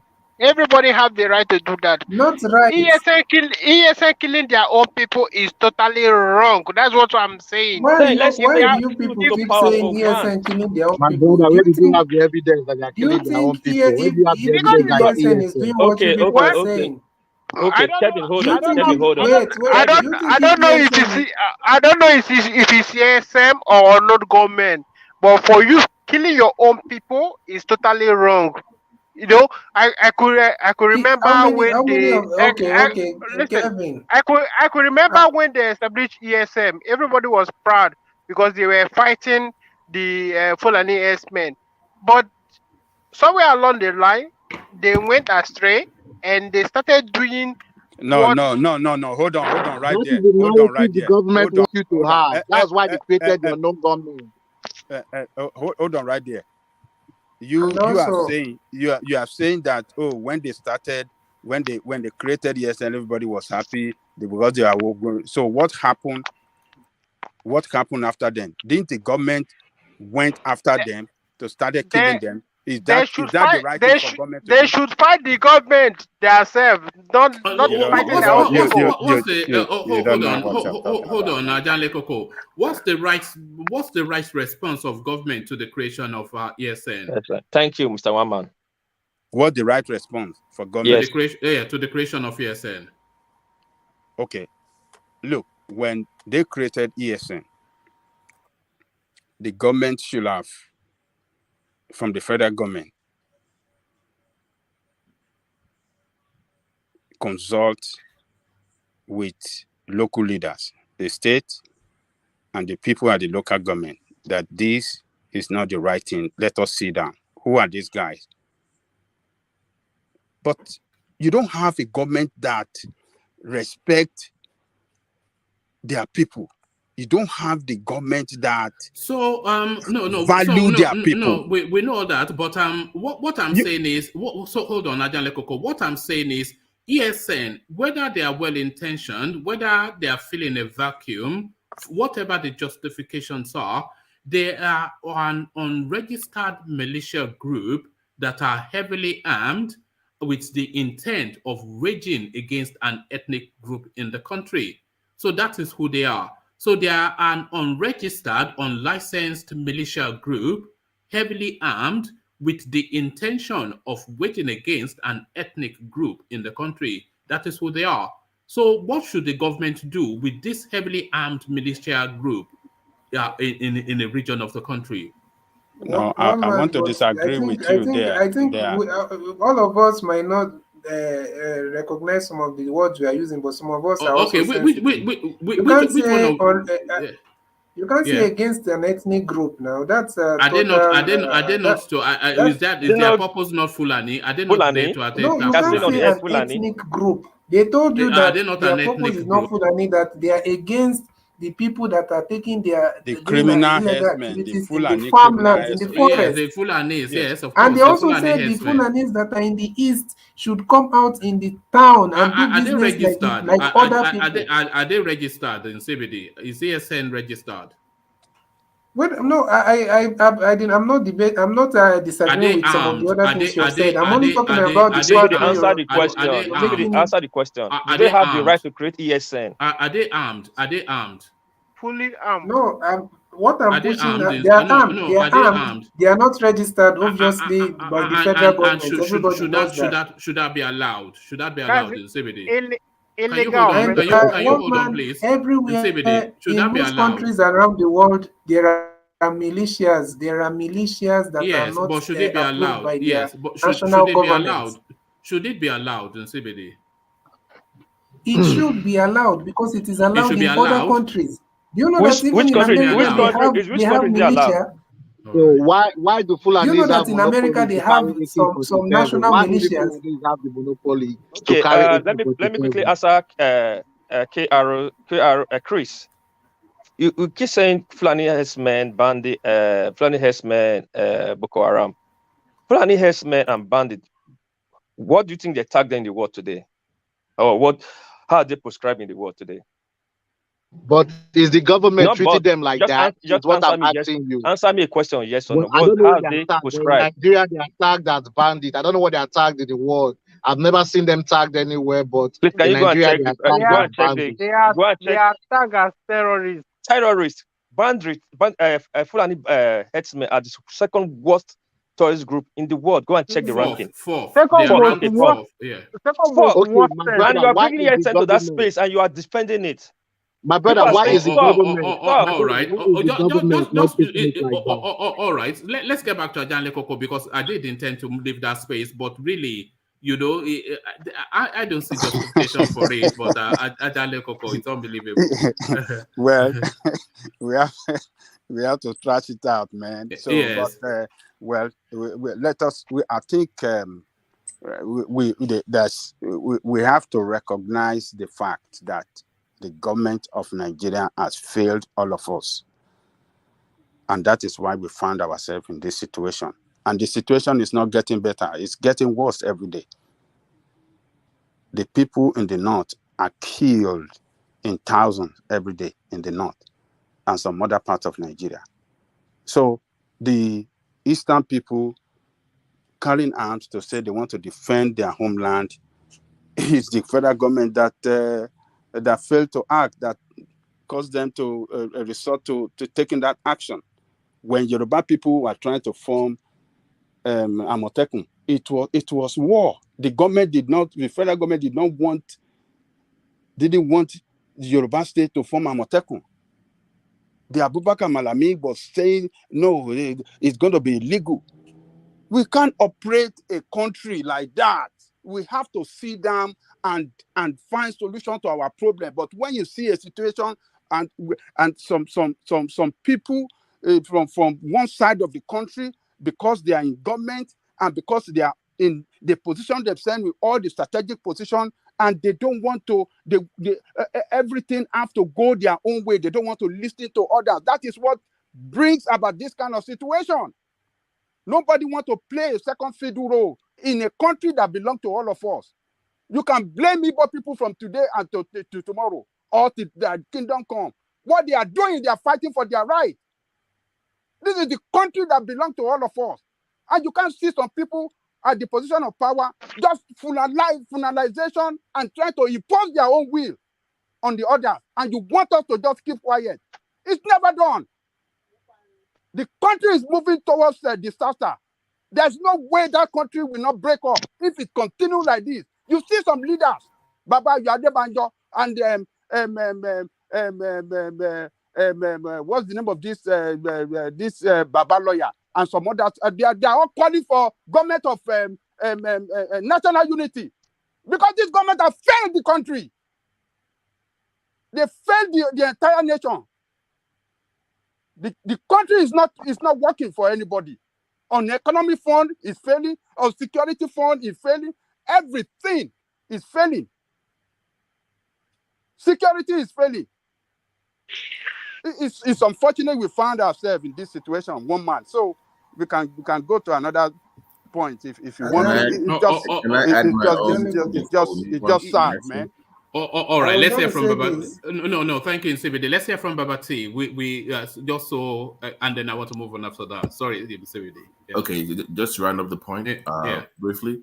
Glad to hear everybody's position. I just kept quiet behind the scenes just to listen to other people's point of view. But we all agree that the country has failed. We all agree that, but resulting and promoting anarchy is not the solution. And we cannot compare ESN to Isba or Amotekun. Amotekun was pushed by the Yorubas. They have legal backing. Isba had a push from the religious sect in the north. It had some form of legislation to it. So we can have arguments about failures of the government regardless, but we cannot have a position where we'll promote anarchy, where people resort to arming themselves without legislation. I think that would be the point here. But everything else about the agitation, I do agree with. But let's just make it legal. That will help us move forward. Thank you. Oh, all right, thank you, Babati. And there's not a word that you said that I disagree with. You cannot just, as act of fiat, just get up from bed and create some paramilitary organization. If you can do that, I can do that. If we all did that, then we start to shoot each other. Well, I mean, what is even the meaning of it? One man, sorry, I was just going to... One man, question for you, one man. Question for you, one man. I have a question for one man. Can I go ahead? Yeah. Okay, go on. We will never leave this space, but go on. Yeah. One man, it's self-defense, not a universal right. When the government refuse to defend the people, my question is self-defense. It's not self-defense now. It's organized militia. It's organized militia now. It's the same thing. Paramilitary in America. How many paramilitary groups do they have there in America? I don't know. They have all manner. They have CBD. Wait now, they have that one called everything, my brother. All that. Have you heard of American National? Have you heard of American National Guard? Listen, I was in college. Have you heard of American National Guard going to attack those people and kill them because they are paramilitary groups? They are not going around shooting people. The paramilitary are not going around shooting people. They are not shooting anybody, but you see them marching. They have shot. They are. I live in the country, okay? They are not legal. in the village. Okay, let's hear from the American. Let's hear from the let American. Let me give you. I home guns. Okay, I have a lot of guns too. I've mentioned that Which state in America? America is in Nigeria, where you think wait you now, know how many but you were states are in America? We all have guns in Texas, bro. Listen for a second. Listen, I've trained with paramilitary organizations before in the so-called rural areas in the country. They are still registered with the government, unknown to many people. You don't see any My brother, unless militia. you're telling me Google is lying, because right now, if you Google and you find out hold on now, illegal CBD, paramilitary groups, CBD, we'll never have Pay the attention. conversation with the CBD around. Yeah. If you're a militia in America, because from the beginning of the country, militias were part of the Civil War.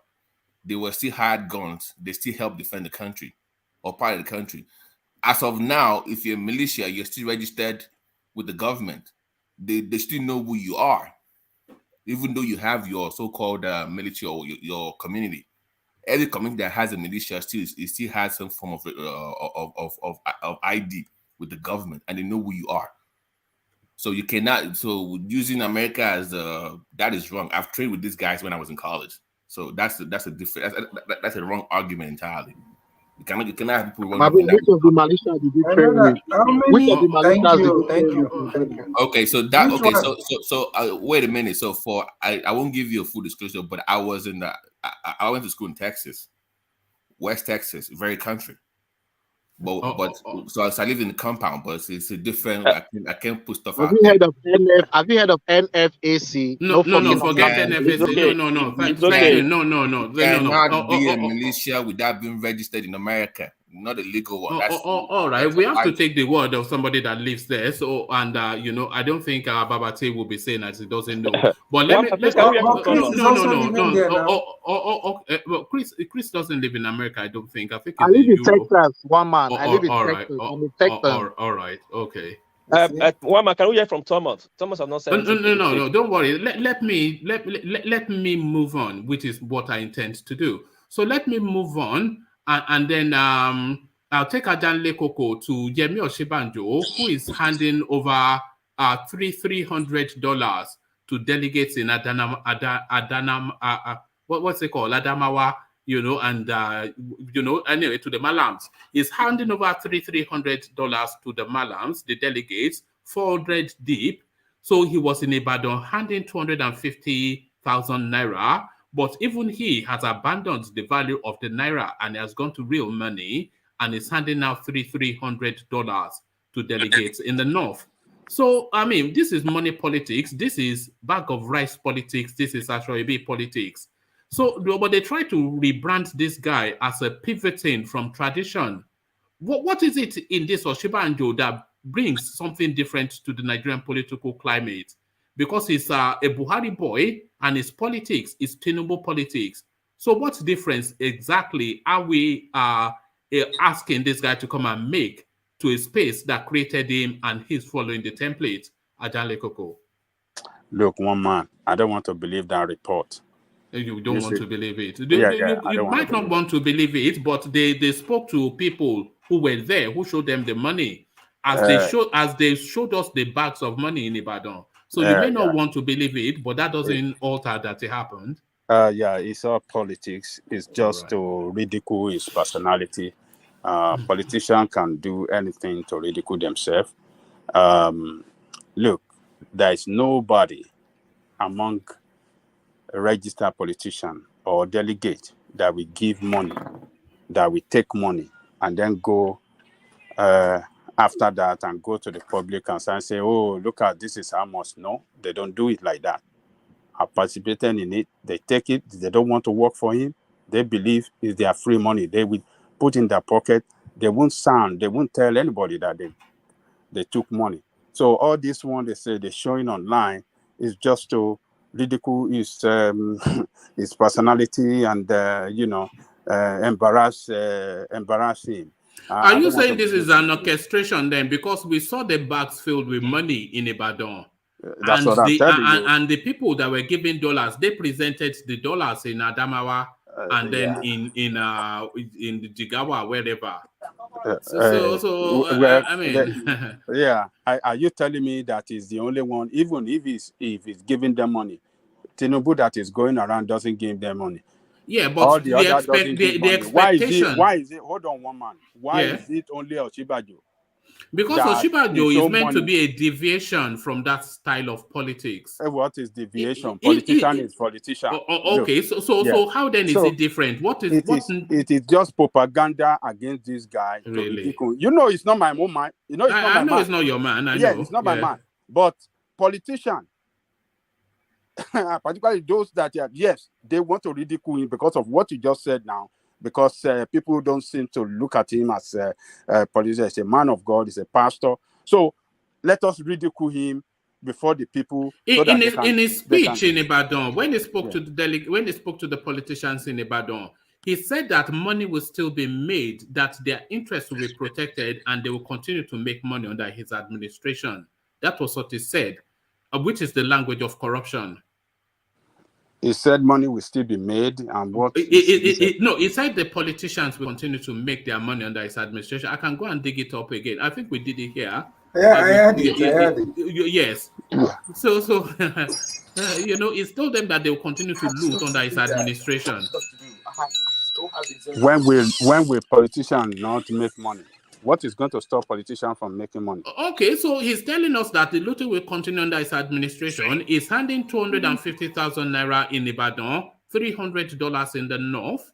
So how is it different from Amosun? How is it different from Tinubu? How is it different from the present administration? How is it different? They are the same. It's part of the team. That is why I've been saying here that it can never be exonerated. People should not say, "Oh, he doesn't have no power. He's just the second extra tire, so he cannot make decisions. Everything is on Buhari. We want to blame Buhari all through." So it's part of them. But why should it be only him that report is coming out that is giving them money? Something should tell us that some people are playing game to ridicule him. Well, so I think it's coming out because he wants to present as a clean cut, a departure from the norm. And what people are saying is that he is no different from the rest of them. Well, it's only those that are not sincere to themselves that we look at him as different from them. He's part of them. He's in the game. You know. So, but you know, politicians, those that are competing with him. Adamawa, and man will still call himself pastor. He still calling Forget himself. about pastor. Which I also have a theory, Adamawa. Forget about pastor. What is pastor? Yeah, but him being a pastor is part of his selling point now. This is how he sells himself now. He can sell it to some people that cannot think for themselves. Praise God. Praise God. Hallelujah. But is pastor God. Not in the name of the Lord? GBT. No, but I also have a theory. Don't you think that I see a vision for your life? I see a vision. You know. Yes. Don't you think that someone like with all the activities he has, you know, he's still a vice president, and obviously is busier than most of these other aspirants. So don't you think that the people that he has put in charge, his handlers, are the ones doing things at will under his name? Behind his back. They are the ones handing out millions of naira. I think maybe he has just left that political activities for them to handle, and I think they are just doing it. And unfortunately, I think they are doing a bad out of whose budget? Because now they are tarnishing. Come on, man.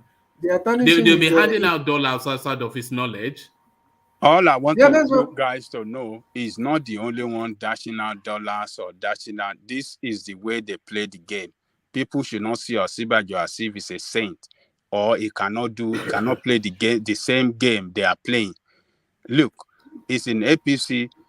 APC is a party or a corrupt party, a party of people with impunity, a party of people that does not respect the rule of law. This is a party that have failed the country. So is the same people there. So people should not look at Osinbajo as a saint, as if he cannot play the same game. But they are not Why? doing it codedly now. Others No, are doing forget their own. about We are not those saying they hearing don't do. about it. No, they are just trying. Some people are just trying to ridicule him. That is Bro, that is the game playing on here. The others that are going around are equally giving delegate money. Why are those delegates not coming out to say, "Oh, this is what Tinubu gave me. How come you This is found it what easy to so give believe? me"? How come you found it easy to believe when Malami was handing out vehicles, but you find it difficult to believe that Osinbajo is handing out dollars? No. I'm not. Look, wait. What I'm saying here is that he is not the only person in the race. All right, he is not the only person in the race. Sir, please let me ask Mr. Jai one question, please. Sorry to cut you. Yes. Yeah, go on. Yeah. With this sudden influx of every Tom, Dick, and Harry now collecting $100 million form, what is the game plan here? Because it seems to me that all the people collecting from all of a sudden they are from the south. Because within the past week, we've had about 10 to 15 people collect $100 million naira form for president in the same APC. So what do you think is going on? What do you think the game plan is here? Because I've never seen this kind of because you never hear anybody from the north picking any form from within the party right now.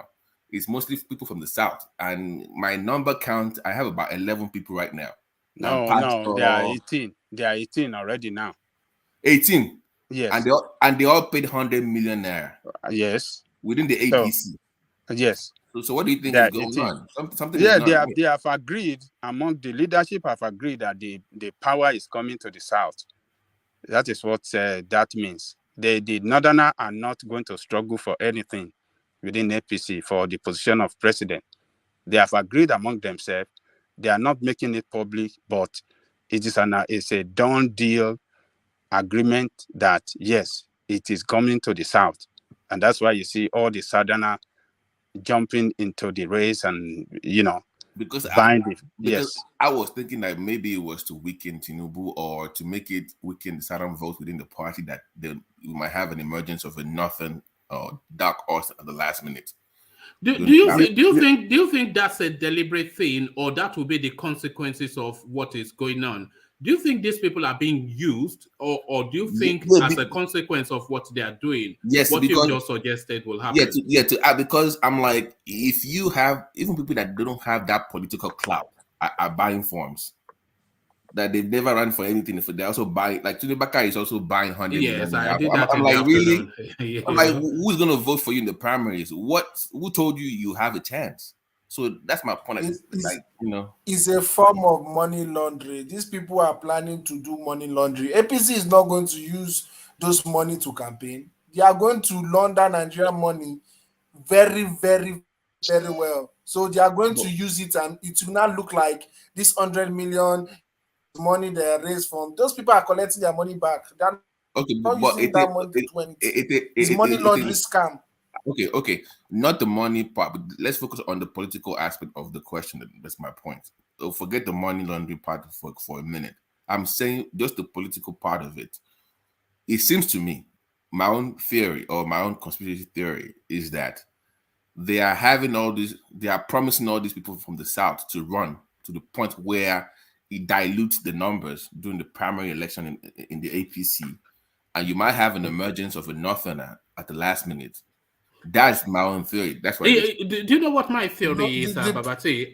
I'm sorry, Ete. My own theory is that a lot of these people that are buying forms, they will not get to the final ballot. I think a lot of them are buying the form as a bargaining chip, for whatever it is they are looking to gain, either to get a slot, political slot from the foremost person, to say that I'll give you my spot for XYZ. So it's a bargaining chip, essentially, is what I see. Because I'm also knows that it's not going to get the ticket. Fayemi, unlikely, I don't think. A lot of people think it because it's chairman of the... So it's either this conspiracy of the North, or likely that they are buying it as bargaining chip. And a lot of it, like Tunde Bakare, he just wants to be amongst the big boys, that his too is in the play. Because I don't think I cannot see any sense in to the Bakari, whatsoever. One man, whatever chips, whatever bargaining chips they are doing, they are doing it to harm the South more and more. Please, you can check the statistics. This delegate did not have the highest number of delegates. And right now, the South have the highest number of people that have purchased form. So the South delegate is not enough for the South. So what next do you think they're going to look at? No. World peace. You are getting See, it let wrong. me They are not going explain to. some They are things to not you going guys. to. I think They they are want not to going just take to. the money of the Hold southern on. people since they know they are giving it to the No, south. hold on, Say, hold on. let's just collect these people money now since they want the president. No. Let's hear from Ajale Koko. Go on. Yeah. World peace. You see, if the North, if we don't have candidates from the North, that to tell you that yes, it's going to be competition among the Southerner. And every Southerner will look out to the North to get delegates. Well, I mean, surely. So let me. So that's why let me just finish my. That's why I just waited for you to say what you want to say, because you didn't let me to finish what I want to say. Okay, finish, then I can. Okay, say so hold on, Ete, yeah. Okay. So what I was saying, if you look at the delegate structure, I think in APC did not have almost 3,000 or almost 4,000, while the South combined have almost 2,009 or thereabout. So if about 12 people or 15 people have come out to buy from, which is 1.8 billion naira, according to 100 million, the delegate in the South will not be enough for them to get what they are looking for. So all these 18 people will not face the North to beg for delegates. At the end of the day, they will still have to anyway. They will still have to. So they still have to, and not only in the North. Not like if one person comes out from the South or two, the delegates will be enough to negotiate with the North. Now they don't have that what they used to negotiate in the North. All they're going to there to crawl on their balls and knees to beg for delegates, and the North will control that space. They will. Well, you see, the thing is, we're working on the premises that power is going to be ceded to the South. So if the North have no serious stake in the game, then there's a little chance of the ticket going to the North. So if the North was in the game, then we can say they would dilute each other, and then the North will come through. I'm not saying the North are going. I'm not saying the North is coming to this game. The North are staying behind so they can control the game. They know they're not coming to the space of the presidency, but they want to be very relevant. Because if they're the one providing the delegates and the vote at the end of the day, that means they will control that space very well. But do they not control it anyway? If you are saying they control 4,000 delegates to the South, 2,000 something, what they control it anyway, irrespective of the circumstances. Do they not? Depend on the power they actually have now, because the South delegate will be so tiny that anybody from the South will start begging the North for very huge delegate. Not like begging one region of the North. Now you have to beg all the region to give him delegate. That's what I was trying to say. So the South, from my opinion, the South people that is coming now, they should reduce their numbers.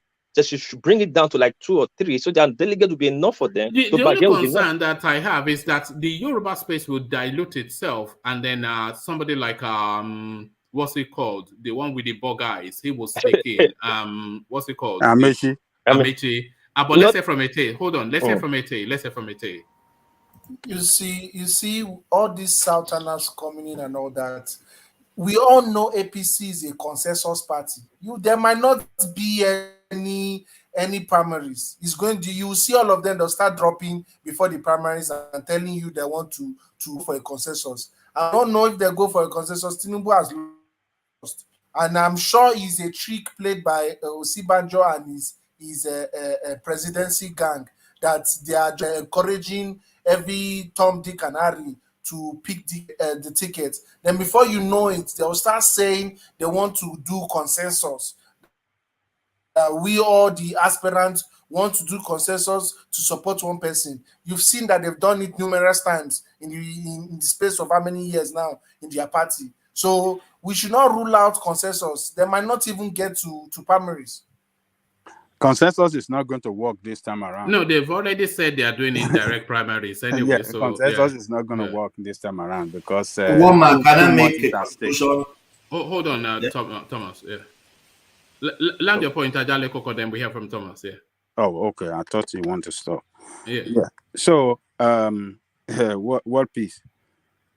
our people here are not only going to talk to the northerner, they are going to talk to all delegates across the country. Even those one in the south, they will still go and talk to them to placate for their vote.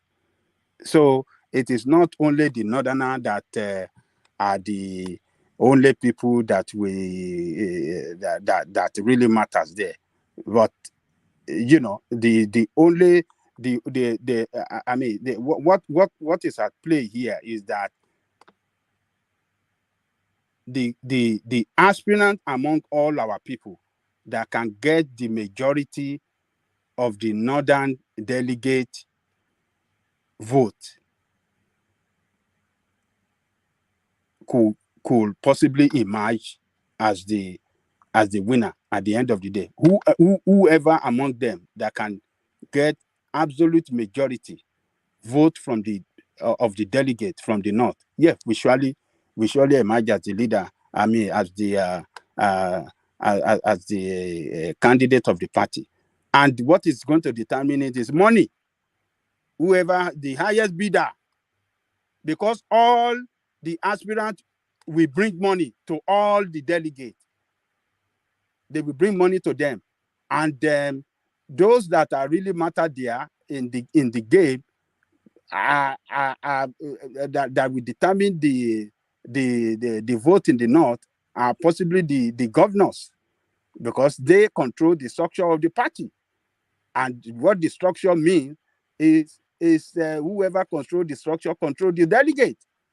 So the governors have so much power in their hand to shake the game. When the chiefs are down, they are the one that will determine this thing. So whoever that can secure the support of the governor from each state and the leaders of the parties from each state of the federation, that is the person that will secure that will win the ticket. And it is money that's going to determine it. Money. So, and some of these people, like I said yesterday, some of them that are in the race now, they are there to use that ticket as a bargaining chips, because once they secure that they have that ticket now, the delegate in their state will line up with them. You know, the tribal politics say, oh, this is our man. We are not going to leave him. We will support him. We want our own man to be president. And then him, knowing fully well that is not serious. We saw that we saw that in Fayoshe State when who went there, was it Wiki or somebody, and some woman stood up and said, "Look, it is what Fayoshe tells us to do that we will do." That is it now. Do you remember? Yes. Yeah, yes, it was Peter Obi. Yes. Yes. So like Oshiomhole, do you want to tell me that Oshiomhole is a serious candidate? Oshiomhole, for that form he bought for 100 million. He will tell Tinubu now that all these delegates in this state are for me. If you want me to surrender them to you, if you want me to support for you will give me 1 billion, no? Because I've spent a lot of money on these people, and I've been keeping them together for a while. I think they will use it to negotiate portfolios. They will use for them portfolios that you have to give me this ministry. Yes, give me 1 billion, and then you will still give me position when you get to power, and they will sign deal, and that is what they are going to work with. You know, that is the way it's going to work out. A lot of them are not serious. They just want to get there so that they can register their name, so that they can use that to bargain for political appointment when the candidates win, and they will still make money out of it. At this present time, they will still make, because all the money for him to mobilize the delegate to the convention, they got to give it to him. He's the one that will be responsible for their for their accommodation, for their transportation, and we monitor them to make sure that they vote for the candidate that they are working for. So it's all money making organization right there, money making venture. All right, brilliant. So let's hear from Thomas, and then I want to go on then to Baba Akure, just for reasons of time. We're already 2.5 hours in, you won't believe, but let's hear from Thomas, and then I'll go on to Baba Akure. About that primary, just my permutation is all these people coming out. There is a caucus in there going on there. Maybe they want to fight somebody there, and I'm suspecting Tinubu. All these people coming out now, the delegates now is divide already along all these people coming out. So when they get to primaries, maybe some of them will not even go to primaries at all.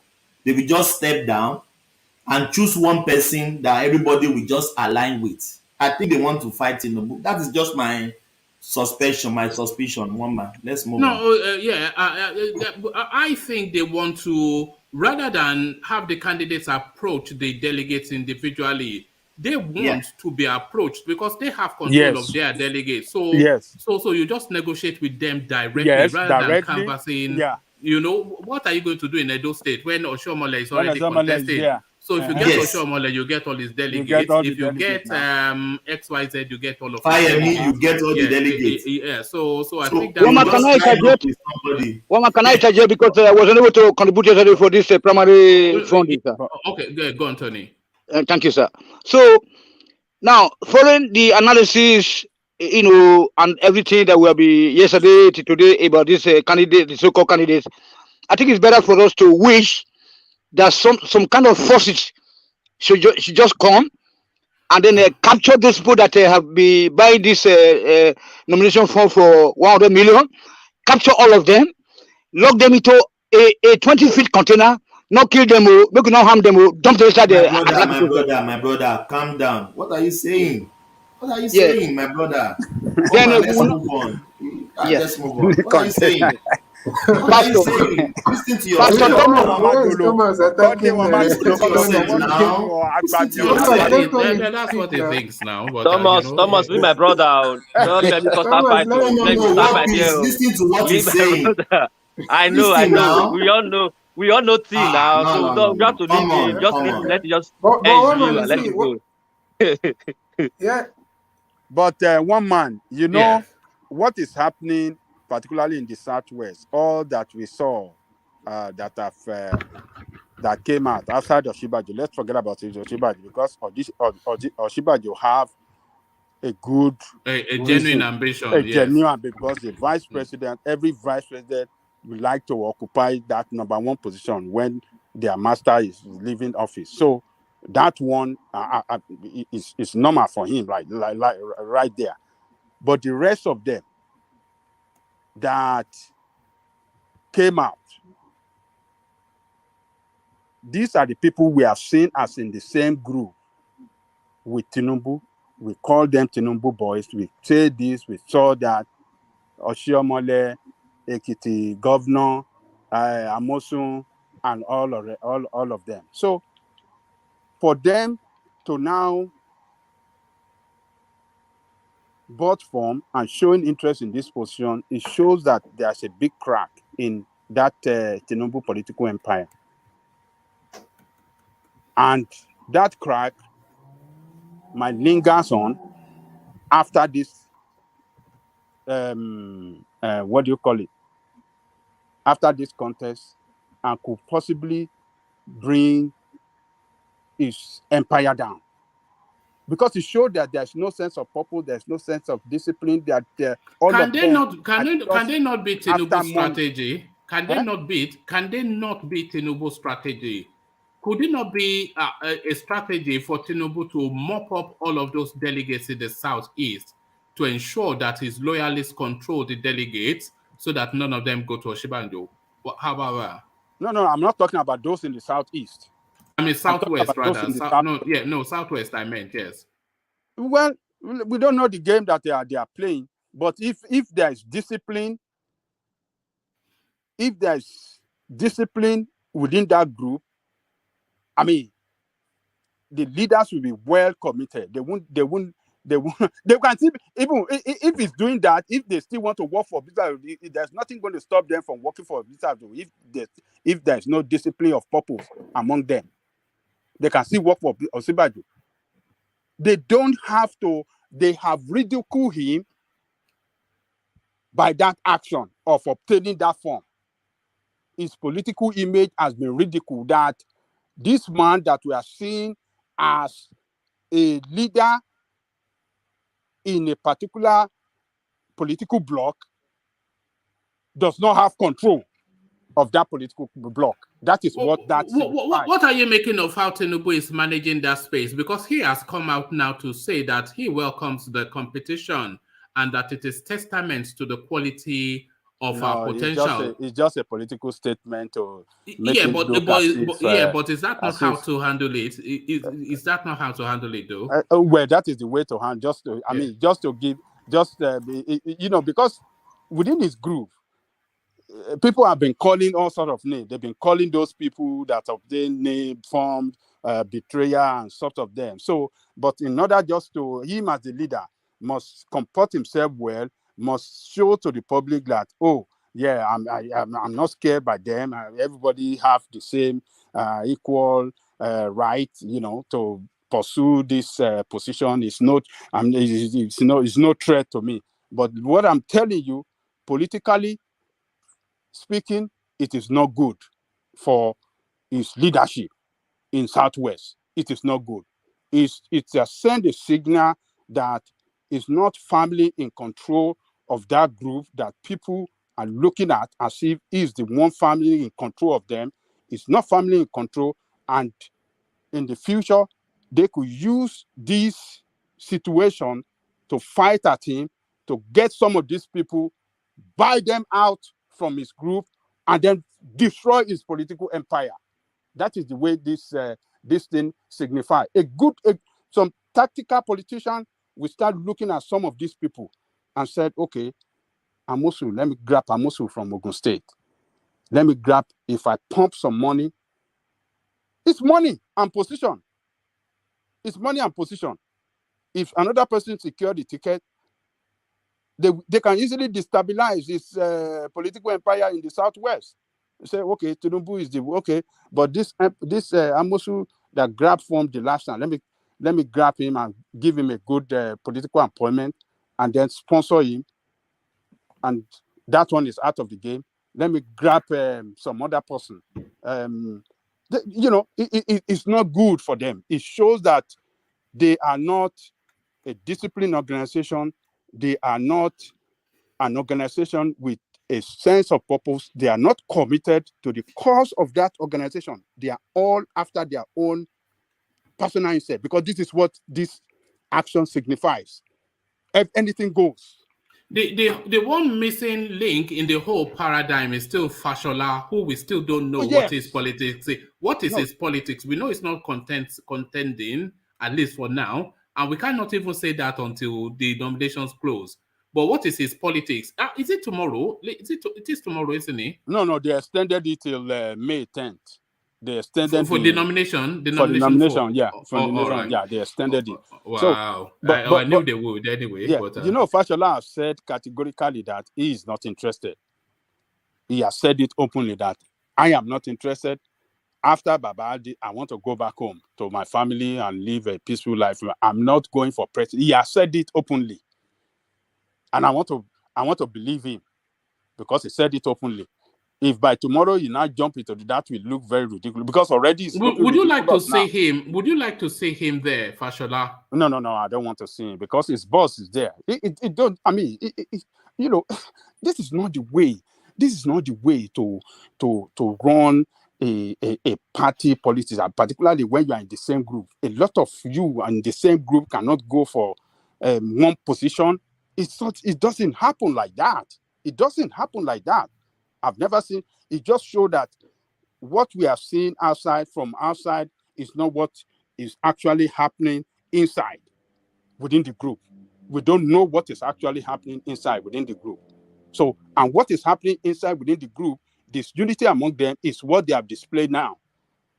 It doesn't have a strong control of them the way we are looking at it before, that, oh, this guy is the one that is controlling this thing. No, it doesn't have it. And this has signified to his political enemy and opponent outside the Yoruba land that yes, there's an opportunity, there's a way we can destroy his political empire. It is not good for Tinubu. What is happening now? It's not good for him. It's not good for him at all.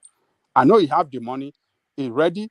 He believe that he can spend money. He can overspend others to get the ticket. But it's getting messy now, and we don't know what will happen tomorrow. But Buhari, as the president, I want to tell you one man: whoever the Buhari put his weight behind, that is the person that we have it at the end of the day. I think that is what is going to tip it. Buhari's backing. Yeah. But doesn't the southern candidate rushing the ticket doesn't that give the northern leverage to determine who they really want then? Because if you dilute the numbers, mostly in the southwest, because I'm seeing mostly Yorubas, I mean they still have the most numbers right now.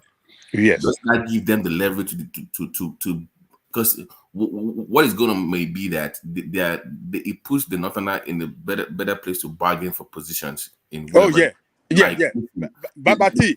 They will just give you the like Ogbeni, this is what we want. If you want the ticket, this is what we want. A lame dog president. Yeah, so pretty much you're already useless before you even get there because you must make concessions already. Because Babati, you are right.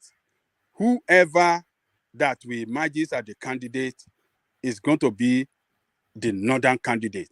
Whoever is the northern candidate is the person that we secure the ticket at the end of the day. Would that make that forget person about then the south? It is not your own candidate, oh. So will it make that person impotent? You. Huh? Will it make it that person impotent? Because there are so many of them, he will have to compromise a lot, right? To get the backing. Yeah, it's OBJ 2.0 again. Just Yoruba name only. You just be Yoruba name only, but the thing is, can anybody the make candidate a president of the impotent? Is the person that we emerge as the candidate of the party. That is what is going to play out here. And the leader of the North in the party is Buhari. That is the fact. The leader of them all within the APC is Buhari. So whoever Buhari says and his cabal says, this is the man that will not rock the boat. This is the man that will comply. This is the man that will secure our interests, that will keep the status quo.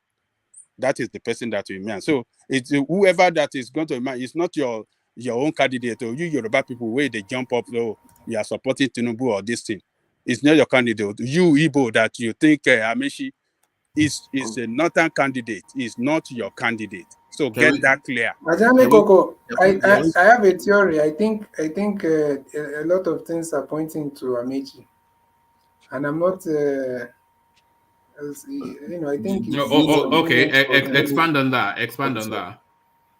Yeah, because it's obviously he has spent the last 8 years or so, pandering to, to the presidency and whatever they need require for him to do.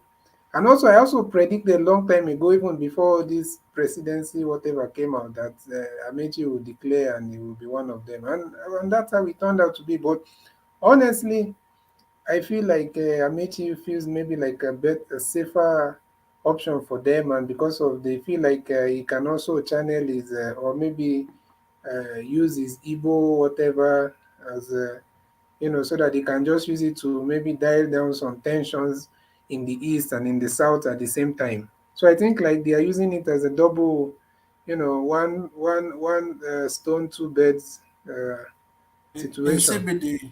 In CBD, if Amechi gets the ticket, would the Southeast be happy? Yeah, if we are being honest, obviously, there will still be some discontentment, but it will not be as much if we are being honest, because like the other day, Ohaneze came out and endorsed Amechi, and I don't even want to talk about Wiki. Let's say Amechi. So, and Amechi himself, he has done more for trying to identify with his Igbo roots. So I feel like some people, obviously Peter Obi is the first choice that people have, right? But I'm just saying for that in APC's perspective, Are you accepting that's how I'm Amechi looking as at an it. Igbo man now? Is Amechi an Igbo Sorry? man now? Are you accepting him as an Igbo man now? It's not a man, it's not me that will decide to accept him. The man is an Igbo man. I can't change that. Look at If people that. can change, would have changed Wike's CB, own long are time you ago. speaking for all the Igbos or are you speaking for yourself? What am I speaking? I'm not saying that I prefer Amechi. I'm telling you No, I'm from just asking you a better APC's question. Are you saying Amechi is perspective. an Igbo man, your personal opinion, or you are saying it behalf of all the No, Igbos, no, no, all Igbo don't even people? take my personal opinion. Take his own words. He has said it Yeah, several with his times own with word, I his mouth. respect him. He can be whatever he want to be. If he's Igbo, if he says he's Igbo, I respect that. Who am I to argue with Yeah. him? Yeah, that's what he's saying. And I mean, if someone is saying what he is, and personally, I believe he is. The fact So, that CBD, he's that an goes for you APC. too. If other tribes says they are not Igbo, then don't force Igbo on them. They are who they are. You're All right, asking me question and you're answering question. let's not open that I'm space. But telling you that the man said, how am I forcing something on someone that said, have you heard me, even Wiki, as much, I no, can't no, say even no, Wiki is an Igbo man no, because the no, man has not come out that boldly that's to fine. say it. One man, can I? Sorry. No, I wanted to let me acknowledge Alexander Superchas that has been coming in. So Alexander Superchas to say, just when we're speaking earlier, he says Akpabio is a joker. He wants to fight corruption. Biggest joke of the century, as he is the epitome of corruption amongst others. Shaking my head in abject shame. So it's just this narrative of us fighting corruption, and then you look at the people that they are inviting you to place interest in them. You know, the first big corruption scandal that we had in Nigeria was attributed to Buhari's name when he was petroleum minister under Obasanjo's military administration. Then, when $2 billion, this was in the 80s, when $2 billion, when that meant money, that went missing. 70s. Yes, that was that in the 70s. Yeah. So the first attribution of real big corruption, really $1 billion level corruption, was to Buhari, and they traced that money to Midland banks in the UK then, under the name of Buhari, and the people fighting corruption, Rotimi Amechi, the person that they are saying to go and tidy up corruption in Niger Delta development, something like Akpabio. So this is it now. So that's what Alexander is speaking to. Akpabio is a joker. He wants to fight corruption. Biggest joke of the century, as he is the epitome of corruption amongst others. Shake my head in abject shame. So thank you, One man. Alexander. Sorry, hold on. Alexander continues with the super chat and to the current discussion taking place. Fashola, one man, isn't running. Spoke with him today. His mother is on her way to Houston. So Alexander, of course, part of the 1% in Nigeria, so So he has Alexander is spoken. a politician. His brother was meant to be the governor of Lagos State, but they stepped him down. Oh, okay. You know that Alexander's family is so Tafawa Balewa Square to Lagos State. Do you know that? Wow. This Alexander Gomez, his family sold Tafawa Balewa Square in Lagos to Lagos State to the government. So don't worry, Alexander is part of the 1% in Nigeria. Well, this is Lagos it. Island, yeah. You see? So No, there it is right there. Edo de Bia Gomez. I've been waiting They the. don't I don't start know. again. No, that is the Edo de Brazilian Bia name. Gomez. Oh, he came back. He came back. Even you, Ajaniko, if I go look at your Benin man, your voice, you don't sound like Before you Ramondo. know now, I go check about people now Benin they come from. If Tony They talk, don't start again. They don't start. I just wait for him to finish and then I move on. But let's go to Baba T, who wanted to But guys, interject. just we have to put things in context here. And since we have influx of candidates from the South, especially the Southwest, I think we should also not forget the fact that part of the picking process for a political party in Nigeria is that they're going to rig the election regardless. But it has to be believable. right? When they rig for you on your behalf. That is the reason why they can't have a Bakari, for instance, because if they rig for him, it will be so obvious that they rigged. So looking at the landscape, APC's thinking might be who's going to go against Atiku that if you rig for you, it will be believable. And in my mind, I think between Tinubu and Osinbajo, it will be believable if they defeat Atiku. Yes, that was liberating Yeah, that point yesterday, and I because agree with you. Yeah. if they read for Osinbajo, like okay, it's a former VP, we can see that happening. If they read for Tinubu, like okay, it's a godfather, we can see that tendency. But If they read for Amechi, nobody will accept it. Yeah, that would be too obvious. I'd be like, something is not right somewhere. So that's my point. Yeah, Like, but yeah, they will south and south. Okay, if they look at it there's that no way. number. There's no And number. You also don't the have Tinubu you're mentioning every time, you people like think, I don't know. Do you know that Tinubu, that power and all that is just in the southwest? I said Mostly. I said in context. Think about it for the general election. Babati, Okay. do you feel Atiku will win southeast and No, south if he goes against Amechi? No, if it Plus goes the north. no, Do you know that? if he picks if he picks, it depends on who he picks for the running mate. If he picks like a Peter Obi or somebody else within that space, it will split the vote. Because See, it's not. Do you know why he's not going to split the vote? Because of the Igbos have made it clear that they don't want anybody running for vice. They made I saw that headline today. Very clear. I saw that headline today. So the Igbos will vote for Amechi because it's what? Igbo or the Igbos will vote for Atiku. They will vote for Atiku if Peter Obi is running mate. No, against, one man. If PDP give that whatever to Atiku, and obviously Peter Obi is not going to be his vice. So if he's going, I'm telling you, the Igbos would rather go for Amechi, even if he's from the south. If Peter Obi is his vice, if the ticket says Atiku lead Obi vice, Amechi lead Zulum vice, who will the Southeast vote for? They have the anti-APC thing going on in the East as Yes. well. So don't forget that part as well. Historically, they voted for the North. Historically, you voted for the North, so there's a precedence there as well. So think about that. It's not a matter of voting for the North. It depends on the candidate. Is it which historically are you talking of? Is it right from day one? The obviously Easterners always voted for the North. It's not Buhari you're talking about. The fact, let's not argue the fact. Even that right now. even Buhari, So they which voted for North him. now? Are you talking of Yaradua? Because when you say historically, I'm trying to calculate the historical. No, but to that poster that I put to you, though, in CBD, Amechi lead Zulum deputy versus Atiku lead Obi deputy. Who would the Southeast vote for?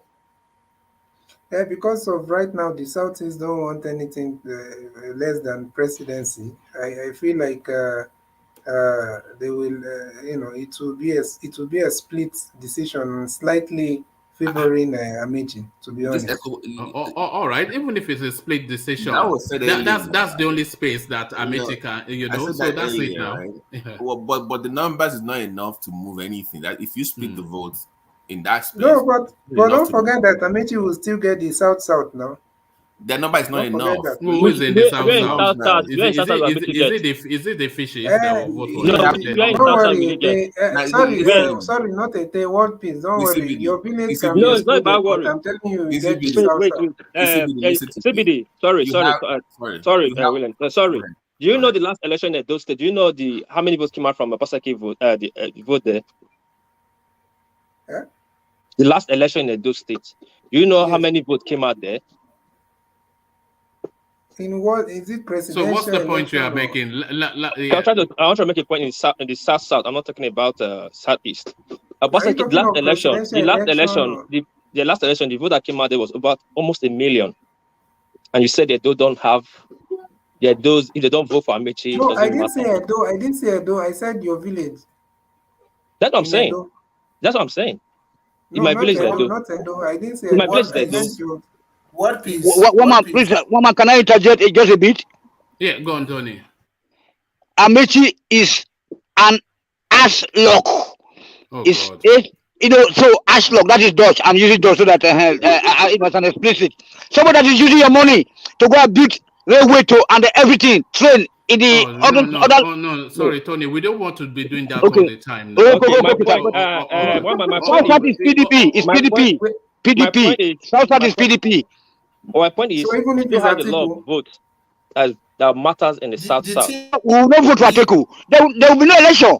Anyway. yeah, that is what I'm saying. That one man made it. He pointed the Atiku versus Amechi. That's why I came up with that. It's just for the benefit of. I mean, in the context of that conversation of Atiku versus Amechi. Obviously, on a normal ground, Amechi is not, part of the you see, equation. Biggie, see, immediately Atiku gets that ticket going against the Northerner, that is when everybody in the South will know he's a full animal. That is how they are Exactly. going to play the. That's how they are going to play the politics. There is Of no way region. Atiku That's will what go I'm trying to point out. against Amechi and win in the South. There's no way. Don't allow anybody to deceive you. Even if Yeah. he takes Obi as his vice, the South are going to be angry because it will look like they want to use their head. Nigeria Again, But does it matter though? Does it really but like you people, don't have to most of us here, we are not thinking of that. Me, I'm looking at it from a distant future perspective. We are looking at it from their primaries they are doing. If Atiku gets that right now and they put him up against the South, and no matter the South, even if it's weak, I'm telling you, the South and some part of the Southeast will go for that Southern candidate because now they'll see it as North versus South. No, but no, that I disagree. That will not happen because they also because the Nigeria political nerve is what southwest, northwest, and northeast, right? They're the three super monsters that you have to conquer to win. So if the person No, who is Northeast doesn't have population. Which population is in the I'm Northeast? no It's only for both Northwest that has population. Northwest, finish. no Northeast doesn't have for population.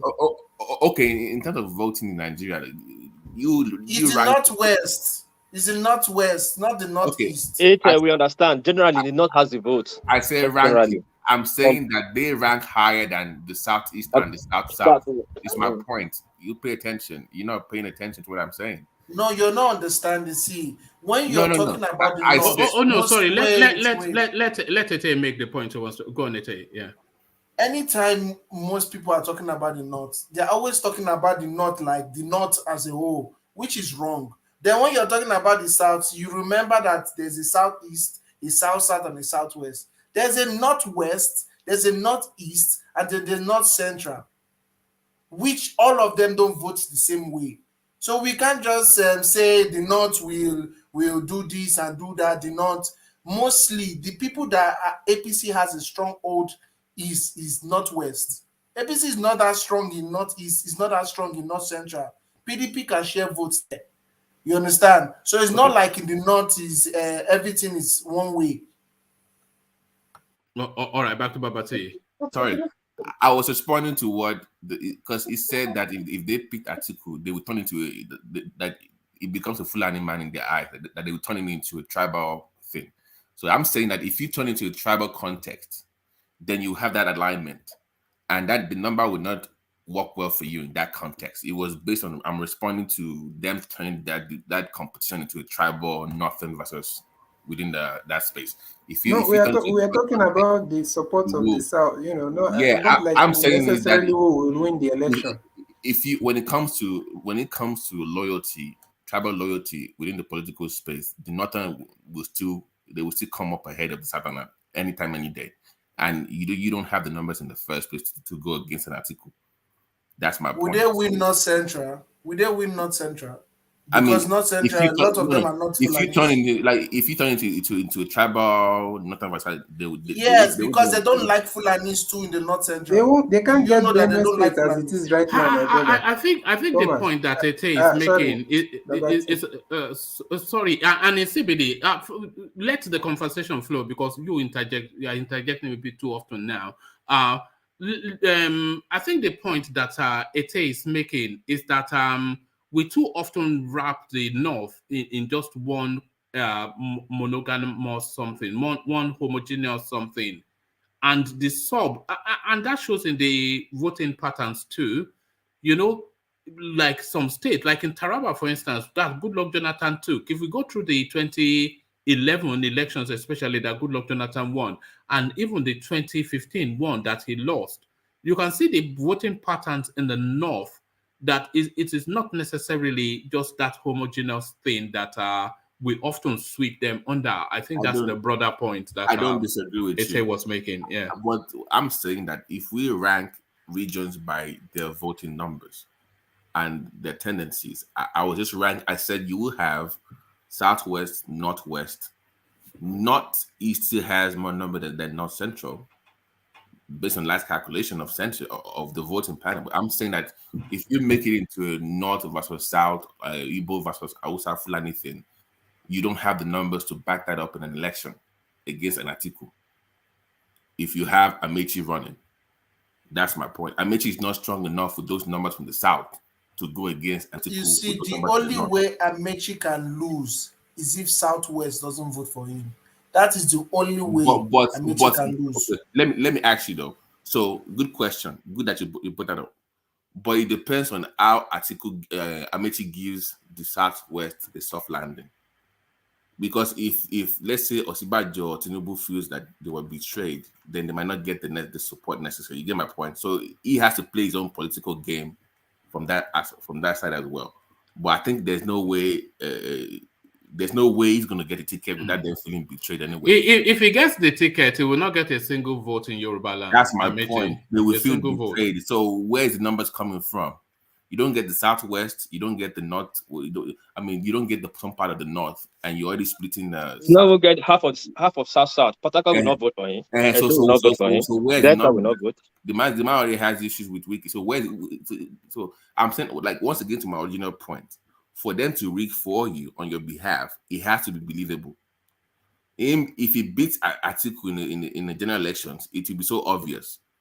It will be so obvious, and I don't see him going in the courts. That would be overturned easily, and Atiku will be your president. All right, thank you. So let me go on to Thomas. I was going to go to Baba Kure, but let me go on to Thomas because he stated that he might have to leave very soon, and has been waiting for quite a while to have a say. So Thomas, are you still there? Yes, please.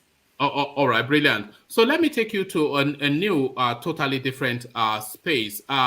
So we've been talking over the last few days about the possibility of Goodluck Jonathan coming in at the 11th hour and peeping all these people at the post. We often saw when he did a rented crowd, which he then came down to speak to tell them to watch the space. But it looks as though there's been a counter-protest now. Protesters storm APC secretariat.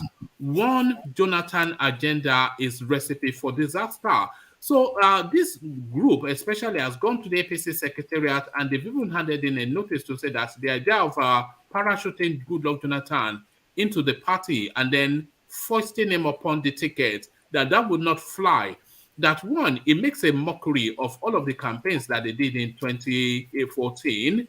And then two, all of the people that have been laboring in that party, it makes a nonsense of that. And it also suggests that the party has lacks capacity to produce its leader for them then to go and headhunt this person that they once upon described as a failure. So the protest for and now the counter-protest of the Goodluck Jonathan narrative, should they just come out now and just tell us that it's not interested so that we can focus on the people that are in play?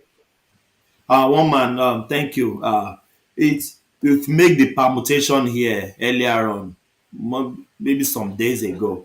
But nobody will give Goodluck Jonathan the ticket. No. They can't shank all those people that are already there, the party members. No, I don't think so. So it's the protest. Maybe we don't know. Maybe it's rented protest as well to counter him. Nobody knows. But I know Goodluck Jonathan will not say he wants to run again. No. He has passed that level. To me, that is my opinion. What do you mean he will say? He's already saying he wants to run now, but should they let him run is the thing. But one man, today is Friday. The form is closing today. I think Ajale You guys Koko can. said. I think Ajale Koko said they've extended it by another 4 days.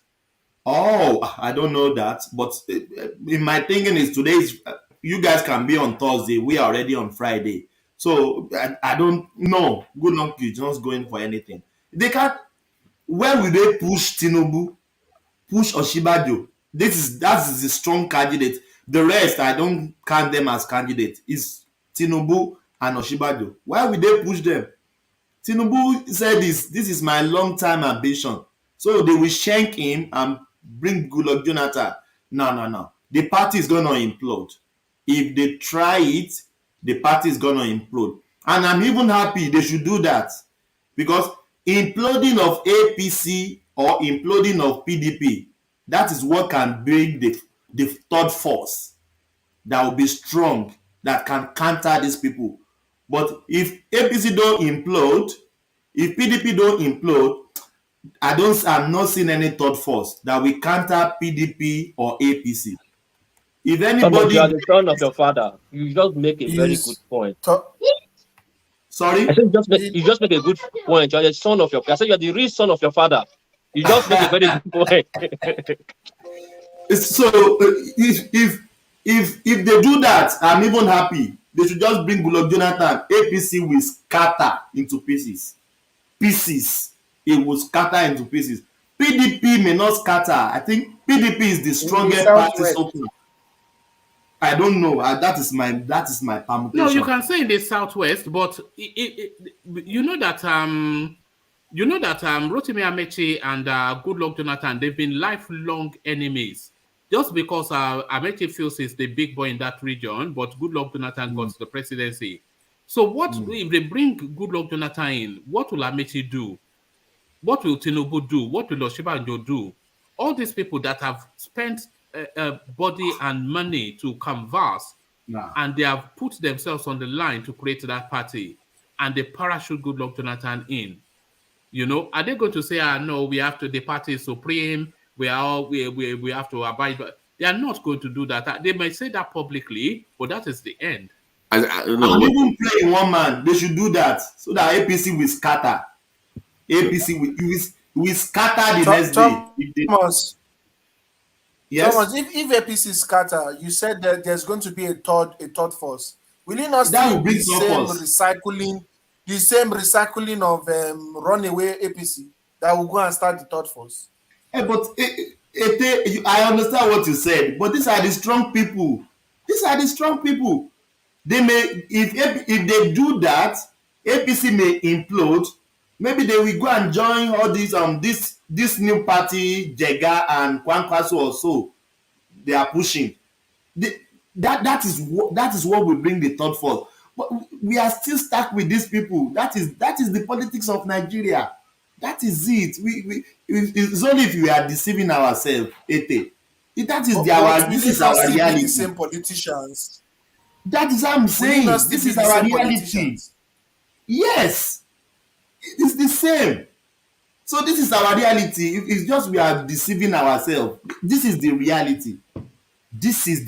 Mama. So I'm even praying.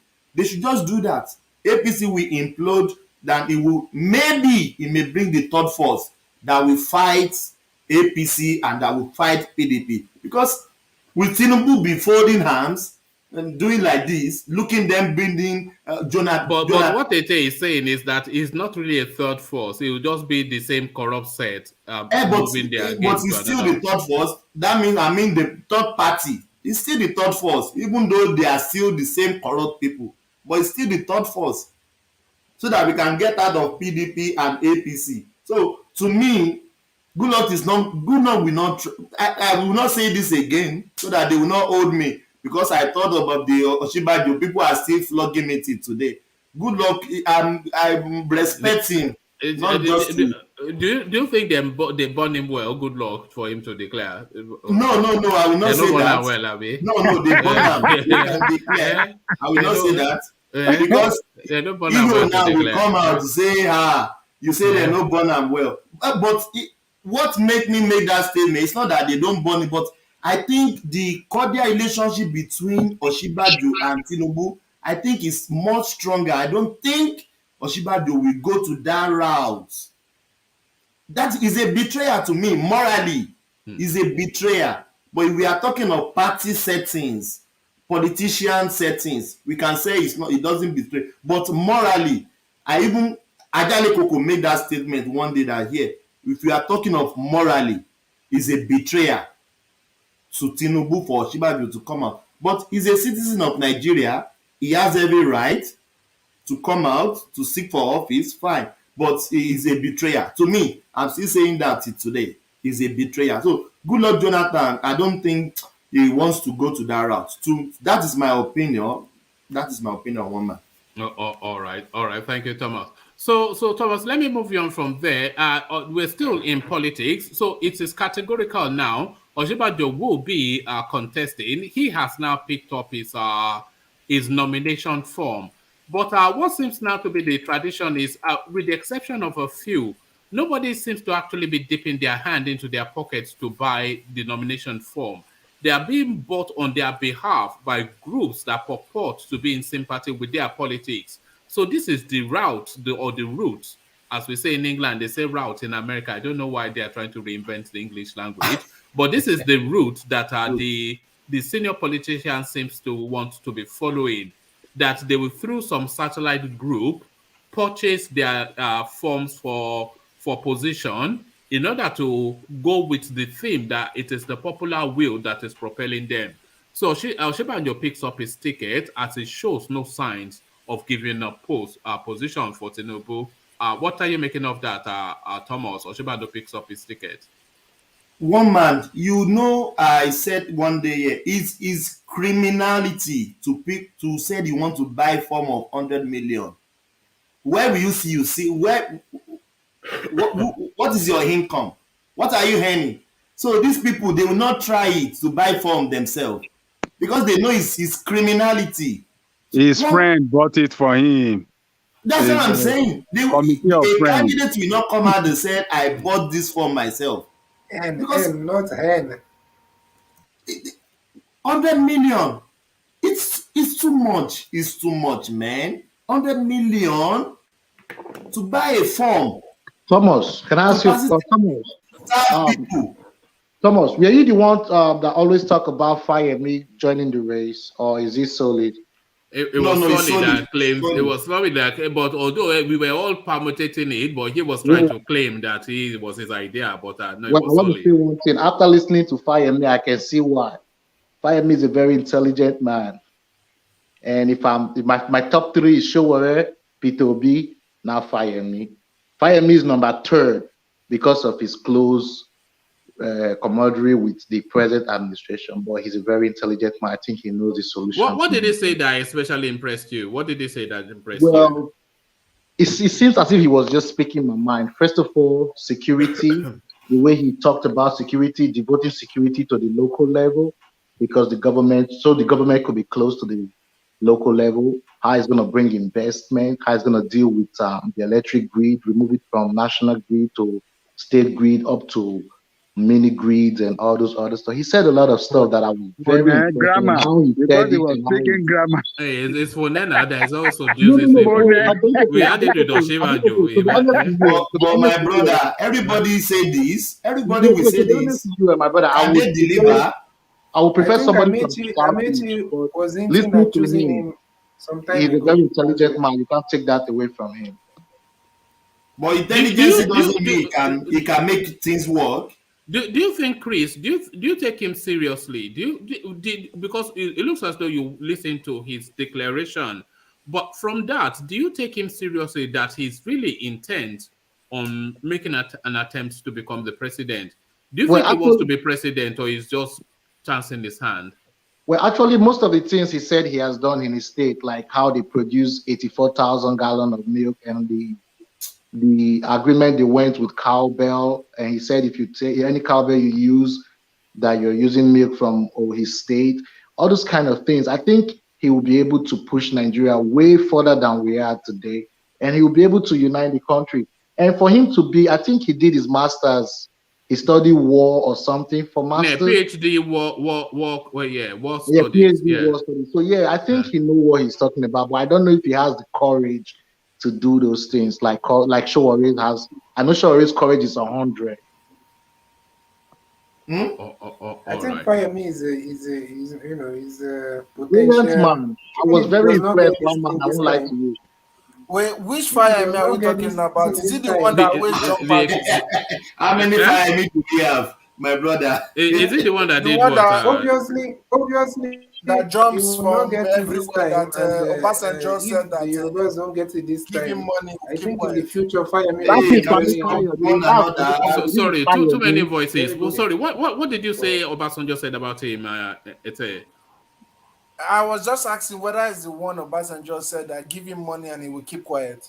Is it that one or another Yeah, person? almost certainly, but all of them. No, So no, you wanted to.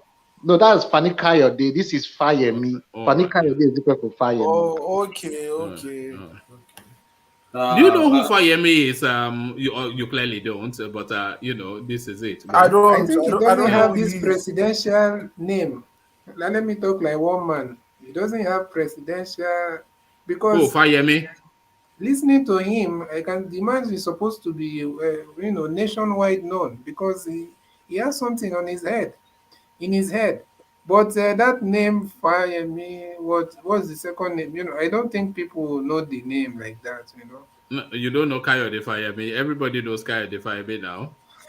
He uh, said he's sitting back at say, you, one man. I know. That's why I'm trying to dodge him. I'm trying to dodge his video and his wayo is. But uh, about yeah. yes, so fire me to me. I listened to the declaration and the TV interview. He speaks eloquently, fine, but that doesn't mean he can deliver. Everybody speak eloquently. Do you listen to Oshibajo? Big You know grammar. that's the debate that I want to see. Oshibajo I versus agree. Fayemi. But Yes, You Osibajo have is to more get timid. your dictionary ready for that one. yes. Osibajo is more timid when it comes to Osibajo and Fayemi. Osibajo is a little bit more timid than Fayemi. Fayemi has more bravado, more confidence. You see how he presents himself. Man, I was very impressed, my brother. One man I listened to Hayade when they interview him. He said nobody will go and buy 100 million form that people have to buy it for him. He's waiting for people to buy the form for him. They will not, because it's criminality. 100 million. It's too much, one man. It's too. Ajani Kuku, why can't they even push for minimum wages? That is What the are you? that is Wait, that is Drummer, it, one man.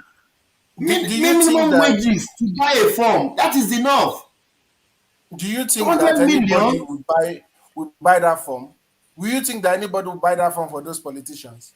Do you think that any group in the Nigeria will buy that form from those politicians? They are But Does that's that what taking they are from the claiming. state treasury to they buy are it. not It's doing not their they own are not buying money. anything with their money. All those things is Yes. scam. They're not buying nothing with their money. But that is what they portray to us, that somebody bought it for them. It's That is what normal. we They are follow. politicians now. They are liars now. Are you believing politicians today? Yes, You're you are believing what right. I don't politicians believe are what always they say. liars. So that is the thing. That form is just cruise. Although for women it's free, then you pay. Is it 500? I think is it No, for 500,000? women it's not free. I think it's half price. Half price, Because 50%. Yeah. there was one woman on that bought as well in the It's it's APC. it's it's criminal, one man. 100 million, even PDP with 40 million too. It's too much. At least maybe 1 million or 500,000. That is enough. So far, the state governors are financing the party, isn't it? The state governors are financing the party. The With whose party money? can not. The state money. They are financing the party with the state money. It's Yes, not fine. It's not fine constitutionally. but It's not fine. I know it's not fine, but that is our reality. It's not fine, we know. But the state government are financing their parties with the state money, with the taxpayers' money. So fine, but for a person for a party, Paris will be asking for 100 million to buy a form. Even these people buying this form, they know they are not going to be the next president in Aso Rock. But why are they buying this form? They just want to align themselves. The delegate we said, if you want me, I'm not going, just give me my 100 million back, or double it, or triple it, or even 10 times. So for me, it's when I hear this 100 million, 100 million is not small money. That is almost $200,000. $200,000. Is that Australian dollars? In Australian dollar, it will be almost maybe on $300,000 or $250,000, because Australian dollar is US dollar is more valuable than Australian dollars. So can you imagine somebody digging his or her hands in their pocket, bringing 100 million to buy a form for presidency, and you said that person if it's $200,000, you have to understand that they are not either buying it for reasons that they believe in its politics, or for the good of the country, or for any of those reasons. They'll be buying him the form on the understanding that they will get a payout at the end. So that is it's an investment now. So I can see people, because there are people in Nigeria that can easily, we saw Babubakar Malami buy 200 exotic vehicles. He's not the richest man. So there are people that can easily buy a $200,000 form now and say, okay, this is my contribution to you, but remember me when I'll come and knock on your door when you get to the office. Yes. When you get to your palace, like Joseph, remember me when you get to the palace. So it's no. It's crazy. And you rightly said, I can't buy form from you for 100 million. And at the end of the tale, as you said, and I will not be asking for payback. I will even collect more if the person attained the ticket or got the presidency at the end.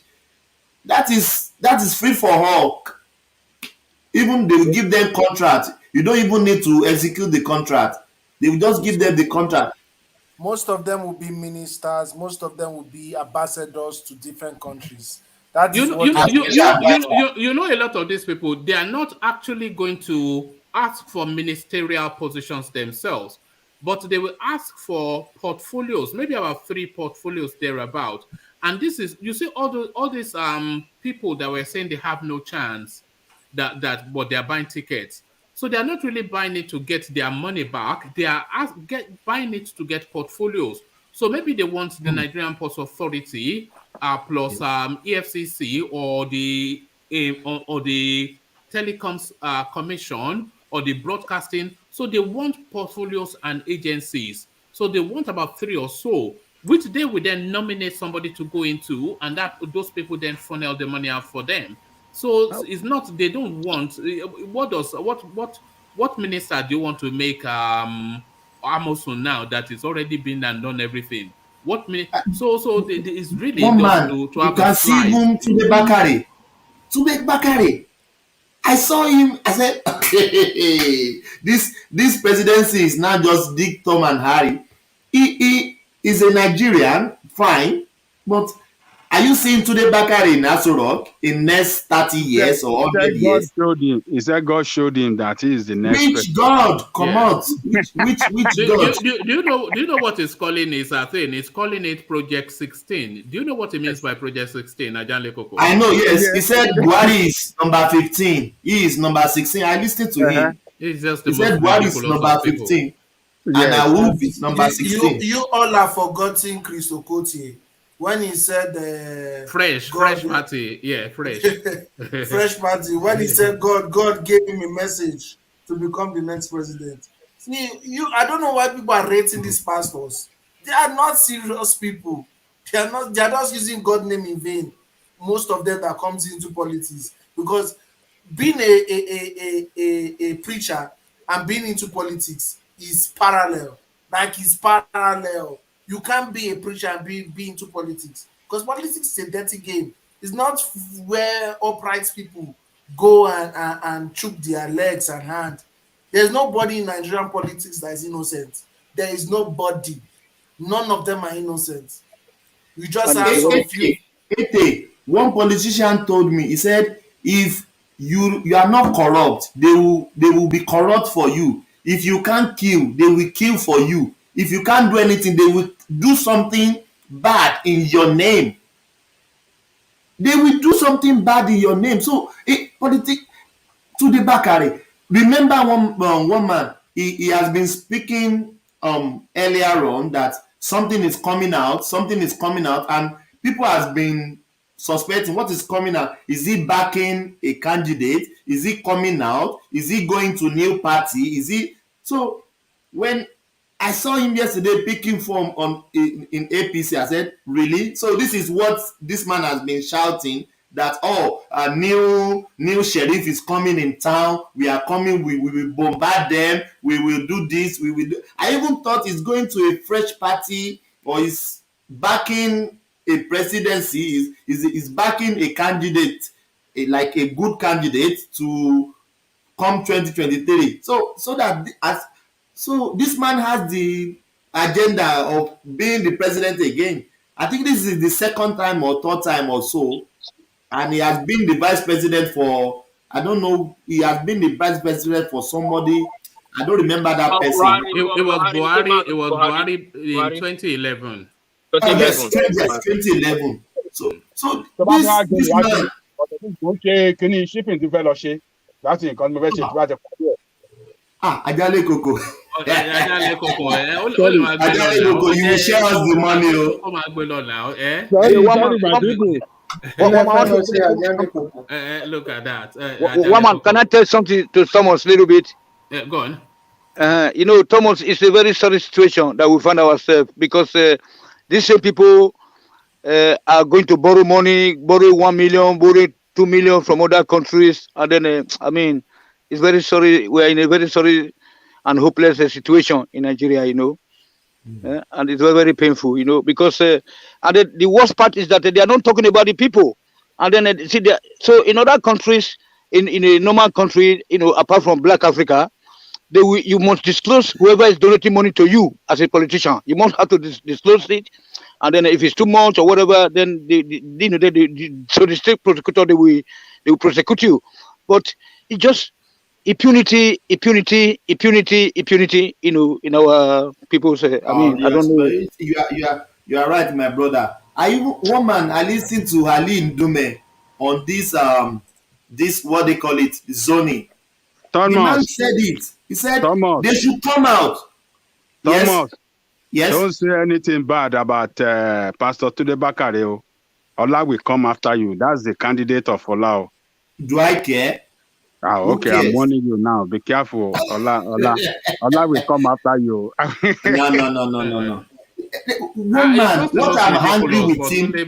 Where did he even get the 100 million from? Is this is tied and offering, Abi? Yes, tied and offering. That is my money. That is your money. Ola should come and tell us. He's his campaign manager. The guy is a gangster. I think we've established that already. First of all, for you to even be in that position of presidency or vice presidency, you must be in the world order. Because all these people are not on their own. They don't make some of the things they do. So I don't see anybody saying he's a pastor that is want to go to heaven and he wants to come and be. Once they get there, they'll just be like Osinbajo. There's no other way. You know? One man, Ajale Koko, I'm listening to something on channels. People that were kidnapped last year March, they just regained their freedom this month, this day before yesterday. They contributed 20 million from last year. They sold all their property to regain people that were kidnapped since last year March. And these politicians, they are buying 100 million form, and many people are in captivity. Are they not ashamed of themselves? What of the one that gave birth to a baby in captivity? Gave birth to a baby in a captivity, in a captive's hand. Yeah.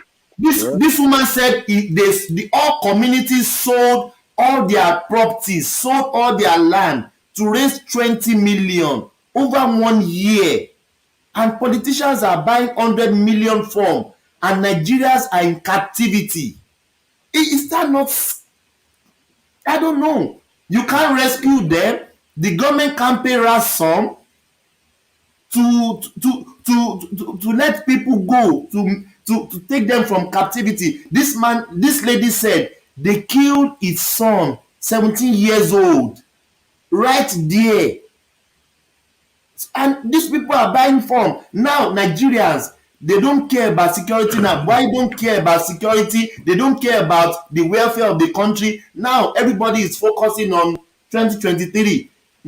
All Nigeria can die. Everybody can go to EALL. They don't care. One man, it's just that man. I was just shedding tears for that woman. They said they killed my son in right there. All right, 17 years old. It's a painful thing. But thank you, Thomas. So let's go on from Thomas to Baba Kure, who I suspect may not be with us anymore. But Baba Kure, are you there? I don't think so. I didn't think he was. So thank you, Thomas. So let's go then to Ete, who we just heard from. So Ete, you are with us, are you not? Yes, I'm here. I'm here. Brilliant. So did you hear me read out the first story about the Showore space? So Showore has been. Let me actually. Yes, it's a quick read. So let me quickly bring it to you just to refresh your memory. So this is his headline: Plot thickens as imposters backed by Buhari regime connive with electoral body INEC to stop Showore's presidential bid. A group of imposters supported by the Muhammad Buhari regime are presently plotting to use the Independent National Electoral Commission INEC and other available means to stop the presidential bid of human rights activist Omoyele Sowore. Correspondents learned on Thursday that the imposters are led by one Leonard Ezenwa, who has foisted himself on the AAC party as the chairman. The party whose platform Sowore is seeking to contest for president in the 2023 general election. Ezenwa and his group were recently mobilized by the Muhammad Buhari regime to do everything possible to stop Sowore from contesting in the 2023 elections. Mr. Ezenwa is also a stooge being used by INEC chairman Mahmoud Yakubu to boost the image of INEC and bribe political parties to look away from INEC infractions, a top source said. So on and on it goes, but is that old wound again? Leonard Ezenwa still in situation. Sowore not really a flag bearer for the AAC party. So, but we see him traveling around the country, but he, by his own publication, reminds us that because they suspended him and then they've expelled him from the AAC, and the AAC is registered under Leonard Ezenwa's name with INEC. So really, is the Sowore's candidature, is it really a fraud? Is really what I'm saying. Is it a fraud if it is not a member of a party that is using to canvass? You see, I feel like I don't know. Maybe it's just my personal opinion, but I see Sowore as somebody that has problem with democracy, because if you check, he wants everything to go his way. He doesn't want anything. He doesn't want anybody to challenge his authority or anything. And when you speak in his party, he will say that Buhari sent you to come and disrupt his party. The same way the IPOBs are doing in the East. When they do something and you say why you do it, they will say Buhari sent you this and that. So I find problem with the kind of politics he's playing. Is one man thing is getting too much. It's getting too much, because how did Buhari impose the person there? What is the proof that person is working for the administration of APC? And his party is no threat. We should stop lying to ourselves. His party is no threat. Why would they make any effort to stop Sowore? You understand? Like you said, it's not who cares about him. He's not a threat. There's no way Buhari want to involve in. I don't even think Buhari knows him. I don't even think Buhari knows who he is. All these things he's just doing is making noise and disturbing everybody online. Are you How serious we? of what you are? I'm Are you serious serious. of We what you are see, saying? see, I'm Hold on, serious hold on. because Let of me pose a question show. to you. See, Let okay. me pose a question to you. Was Nnamdi Kanu a threat when they went after him to kill him when he escaped? Was he a threat to the country? He was a threat, obviously. Now he was It was a threat. agitating to leave the country. He Hold was on. agitating for a group to leave the country. It was a Okay, threat. so That that's is making treason. okay, hold on. So that making Nnamdi Kanu a threat. So Yes. why Showore restricted in Abuja for over 3 years? Because he was If threatening not, anarchy and revolution. That is why. He was did he threatening carry? Hold on. Did he carry arms against the state?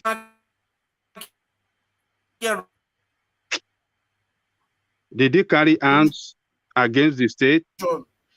What happened to your phone now? Yes, Can anybody hear me? Ete, we Yes, are I can losing hear you you. somewhat. We are losing you. Can you hear me now? Yes.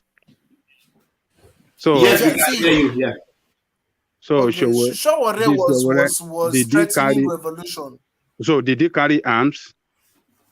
He was trying to hijack NSAS. You saw him. You saw how he was chased No, out of the NSAS protest. forget about instance. I'm talking about him being restricted, him taken to jail. You remember the way he was arrested in Isotec, the way they wangle him away forcefully. Was he a threat to the state? Did he carry arms against the state that You warranted cannot be him to be speaking treated like that? violently against the state and expect the state to leave They you. are one You of can't be those. That speaking. is the You can't be Just speaking consequences one of of his violently. action. they His are just restriction one of to Abuja is yeah. the consequences of his Uh, action. that they are just one of those people that couldn't get it and cannot get it. So I just leave you alone. Keep talking. No, Ajani Koko, let me give them some answer. If Nigeria is a state, why are you guys running away from Nigeria? Why you, Ete, and Thomas, why you not living in Nigeria? It's a very simple question. If you say that They are that you want a complaining, state, and they are complaining. Oh, this yes, government, they are buying don't mind Are phones you for them. in 100 Nigeria, million. They are Tony? criminal, No, and that's why I'm criticizing the Tony, government are because you I in want to go back home. Nigeria? No, I'm not in that is Nigeria. That's why trying I to want to go do back to Nigeria something like right. yesterday. But you guys, you are Tony, pretending like, are you in uh, Nigeria? no, I'm not there. That is why I'm So we are the complaining. same thing. But So but don't no, you guys complain. are not complaining. What you say you have a state? Go to the state and live There there. is You are not in Tony. There is Nigeria. You are nobody. castigating somebody that is not in Nigeria. So we are in the There is No, same nobody box. that is not no. But complaining why you not about criticize? You don't Nigeria. you want to go back? You don't Tony, want to there's have a no good system running? Tony, there's nobody that is not complaining about the Nigerian system. You are not complaining. You said that I there's am that see, Showore is going against the state. if you listen to my comments most time in this platform, I'm complaining about the Let Nigerian me just tell system. you something now. I've never Let me tell you supported something. Hold on. Buhari. In Edo I've State, never. if you go to Edo State now, you cannot live in your own house. You have to go and live in a hotel. Is that a state that is that a nation? Is that a country that you had said that Showore I that am it not was saying that it's not a violent? country. You I'm say speaking it's not a logically. country. See, There's no calm state. So down, if the calm state is down. there, See, why you and Thomas don't go and live there? I'm Very speaking simple. I'm speaking logically. Are Can you living in Logically, Nigeria, Tony? Can Showore win any election right now? he Tell can win yourself if the it's in a truth. normal crime. If it's in Australia or in Germany, somebody will win because he has a story. All what they have been saying is about the people. But these people now they are bringing 100 million. Are you not ashamed of yourselves that somebody bring 100 million and they go to borrow money from China, They are not mortgaging the same our own party. future? The same Where party. can they bring this They are, money out they are not in the to same fix party. our roads? Hold on, let me talk to you guys. You know, you don't let you didn't let Ajani Showore Kuku to doesn't speak. like democracy. Showore is What? always fighting everybody in his party to the No, extent they no, he suspended want him from his own party. What are no, you guys saying? he It's don't like vex, he don't vex, the he guy don't is vex, Jesus Christ. I he don't don't vex. understand. No, Nigeria is a Calm rich down. country. It's a rich country. Show Nigeria is a rich country. Look at see. the people bringing that money. Then you are This saying is that a the state. same way. That's what is This going is the against a same state. way. What It state is is so the going chairman against? of APC that will run away with those money. One Yes, of them will steal the money very soon. Thank you, Hugo. Thank you, Hugo. You know exactly what I'm talking Nigerians about. are thieves, the If you politicians. go to Warri now, you go to Benin, you have to go and live in a hotel. There's no state, no police, no water, no electricity, no road, no nothing. And you guys are saying that Showore went to do this. What did he? Did he carry gun? Ajani go asking you, did he carry gun? He just went to the street and said, "Revolution, now let us have a good government to protect us," and that's all. The police you are having are guarding your Tony, senators. can you let me make a statement? Tony, Yeah, make it. please, let me make a statement. Make it. If Showore didn't run for election 2019 and he came out and he shouted revolution, I will be shouting revolution with him. But immediately Showore lost an election, he started shouting revolution. No, he has been fighting before then. He has been fighting before No, then. let me No, finish. hold on. Finish my statement. He was fighting to put My brothers, He was even one listen. of the people that brought Buhari to power. Was he not My one brothers, of the people? yeah, he was one of the people because he thought that there would be change. And when the situation comes change, he said how to change with the wind of change. He tried to look for another way out. And most of these countries you are hooking up at, that's how they fall for their countries. They tried it, they keep on trying. And then one day they will succeed. Keep on trying, keep on trying, keep on Tony, trying. if Showore didn't run for election and he's shouting revolution, I will be. But Showore is a politician himself. That election was rigged. That election was rigged. Hold on. You don't have election in Nigeria. No. Okay. You must learn how to listen. Let's agree Listen that to the me. election was rigged. See, Let me finish. If I finish, then you can put your interjection. Make the point, Thomas, Yes. and then we get back to yes. If Showore didn't run for election and he's shouting "Take it back, revolution," I will say fine. But he's a politician himself, and in an election, somebody has to win, and some people will lose. Immediately he lost the election, he started shouting revolution. Is that normal?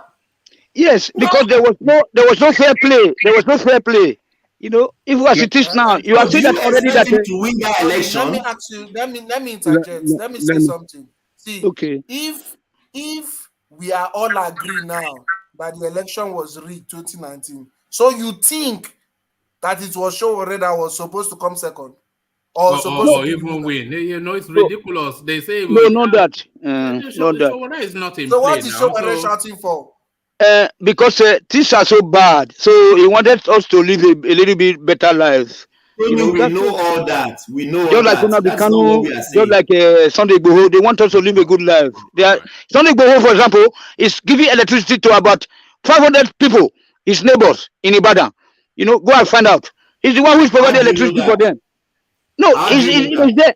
It's there. You already go and check and then he sponsors a lot of children to schools. Stop all this you are saying. I know Sunday Igboho's house in Shoka. I live in Ibadan. I was born and bred in Ibadan. What you are saying is a lie. How do you know? I think that story is out there that Sunday Igboho supplies electricity for his neighbors. That is a lie. That is a lie. How do you know it? So how do you know it to be a lie? How?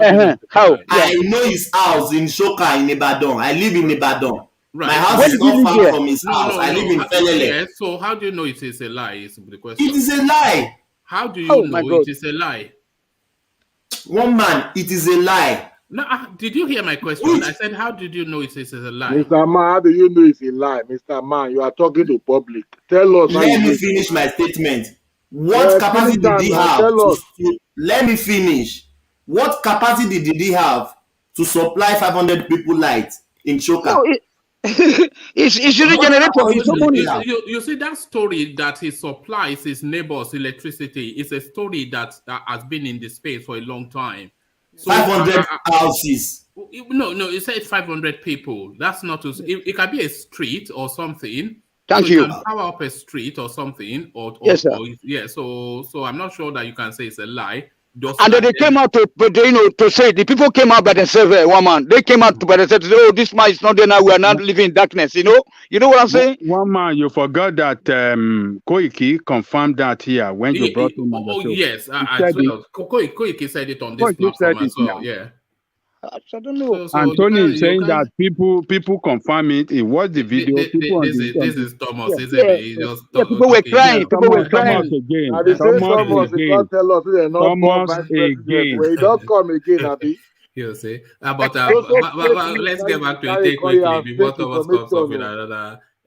Maybe they learn to they talk to this platform well, I beg. Eh? They give information where go get fruit at the end of it. Yeah. Not just stand after against what you don't know. Yes. Please. It's a lie, it's a lie, it's a lie, it's a lie. More than 10 times, you are not giving us reason why it's a lie. Yes. This is how you talk, Thomas. All right, leave Thomas alone. No, yeah, back to it. So the Showore doesn't even have a political party. So should he be arrested for this campaigning that is doing under a false vehicle? Should I just INEC feel like effect his arrest? I don't think they should arrest him, because if they arrest him, he will use it as another way oxygen. Yes, yes. to push the Aluta Yes. kind of thing he's doing. So the thing is, we all know. But to be clear, what he's doing is a crime. He's campaigning Yes, under a party that has suspended him, and the Federal High Court has upheld that suspension, and he's using that party. So it is a crime. You see, he came into the party because the party was not founded by him. He came into the party. Did he not found the party? I thought they founded it. No, I don't think he founded it, because the name is not. I don't think it's his name that was used to register. So he founded the party. Hold on, Thomas. Let go. He founded the AAC. Showore. Why is his name not there on the documents? They came up after that this thing. They came up. Some other group came up to claim founder. And those was the group that suspect. You know these politicians now. When they find out that this Showore AAC of 18 is gaining momentum, they now connive. They bring another group from another direction to claim as the same AAC. Those are the people that suspend which momentum Showore has ever claimed? Which momentum? He claimed at a time. Come on, to some level, it's easy to gather 30,000. Momentum? 30,000 votes. We win election in Nigeria. What Even are we if it saying doesn't here? win, Which you momentum? have 2 votes in your street? You will get 2 votes for your street. It's not personal. Now, Showore is a public figure. No, it's personal now because he's asking me the momentum. I've given him which momentum now? I've given him 30,000. Can he get 2 votes in his street? Leave him alone. For all of the momentum, for all of the noise making that we heard from Showore, 30,000 is a real derisory figure. And whether you say they rigged it or not, 30,000 is a low figure for all of the noise that we former heard from that governor guy. also had 32,000. Donald Duke. Yeah, but Donald Duke is the also former governor came up with 32,000. He tried a lot. 30,000 is a huge vote. Yeah, that is local government. That is local government. Okay. No, Tony, please. If you're saying 30,000 is a big vote, so you cannot, on the basis of 30,000, be claiming that they are chasing you up and down the country because you are a threat to anything. You are not a threat to anything with 30,000 votes. So his narrative never hangs together. With 30,000 votes, is it a threat to anybody? Nigeria is a state that does not create level playing field for true electoral process. And that is why you see people like Showore can be raw anytime. Which true electoral process are you after again? Is he more popular than Moghalu? Why is Moghalu not in prison? Is he more popular than Moghalu? Is he more credible than Moghalu? Are you talking about your Moghalu that is going to Babangida to bow down? Is that the person you want to vote for? Is that the one? Is that the person? Is it your Moghalu? Hold on. Is it your Moghalu that form a party that cannot stand by that party? That party has been dismantled now. Is that the person you want to hand over a country to? A person that can form a party, he cannot organize that party. Is that Moghalu that you are thinking about? What it is saying is Moghalu commands more electoral He commands nothing. Hold on. He commands nothing. Loyalty than Showore. And you cannot argue that. Does he not command what? Moghalu command what? more If you put electorate Mogalu loyalty and than Showore, who will where win? is electorate now? Well, it's reflecting in the figures. Which figures does it reflect? The last person results we that saw. cannot, a person that said he formed a party and the party is dismantled on the, he cannot develop that party. Is that the person you want to hand over a country to? But he has a more solid base than Showore. Which solid base does he have? Did he win? Ajani Koko, let's agree that Showore has the most solid. Let's agree that he has the most solid. You cannot base. even speak against your president position? there. What You cannot position speak did he against come out in the last Erdogan there. election? You are trying to talk What about democracy. position- You that what cannot speak position against did he Erdogan. You dare speak against Erdogan. You be picked up and you land in Nigeria the next day. You try it in Turkey where you live and speak against the president of Turkey and see, and you will understand where you are talking as if you know how democracy is run. You don't know how democracy is run, so you don't have the capacity to talk about democracy. Let's agree that Showore has a base. Showore has a momentum. What position did he come out in the last election? Are you still going back in the last election? We are talking about how the democratic process. 10th position. 10th position. You are going back to 2019. Look at where you are. Hold on, Ete. Ajale Koko, you see the point that is being made is that because Showore has been tested at the elections and we all know the results, we keep going 30,000.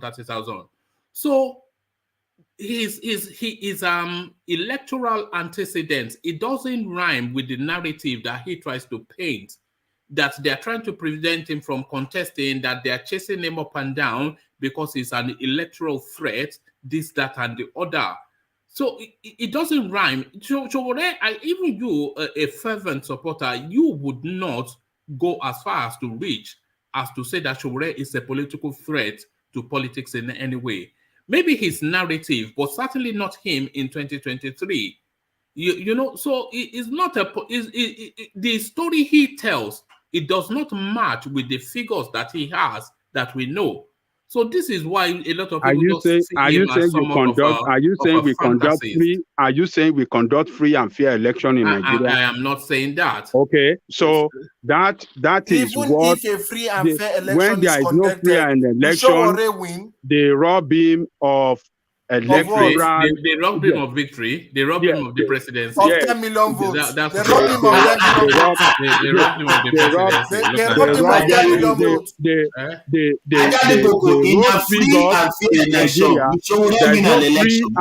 Hold on. There is no. Look, let me tell you. Do you know that when you contest election today, if you don't win, to politician, when you fail today, you fail for you to come tomorrow to come and win because you will learn from your mistake. All right? So, but when you see a situation where a party that does not align with the criminals that are governing your states, your country, is trying to do better, and you see the state waging war against him under the pretext that, it's calling for deliberation, and some of you that same things well, that all these things they are waging is just a way of suppressing the voices of dissent against the barbaric and criminal administration you have in your country. And those of you will line up behind the criminal administration and start attacking somebody that is fighting for the right of the people. Just get it right. Get it right. Nobody is fighting for his life. Get it right. Ajani Koko, get it right. If Showore wants to start activation, be an activist, he should be an activist. We're talking about being a politician. Hello. We're not talking about you don't get it. I tell you that you live in a country where democracy is not run. Oshiomole that you are talking today. Hold on. Let me teach you. You don't know how democracy is run. That's why you are talking like that. Oshiomole that govern. Hold on. Let me speak. Oshiomole that was a governor of Edo State. He won under the ticket of Labour Party. And you can still see Oshiomole wearing that uniform. that he never stopped that uniform that he's been wearing since his Labor Days But that uniform has struggle. transmuted So into a I am costume. telling It's a you, costume now, not a uniform.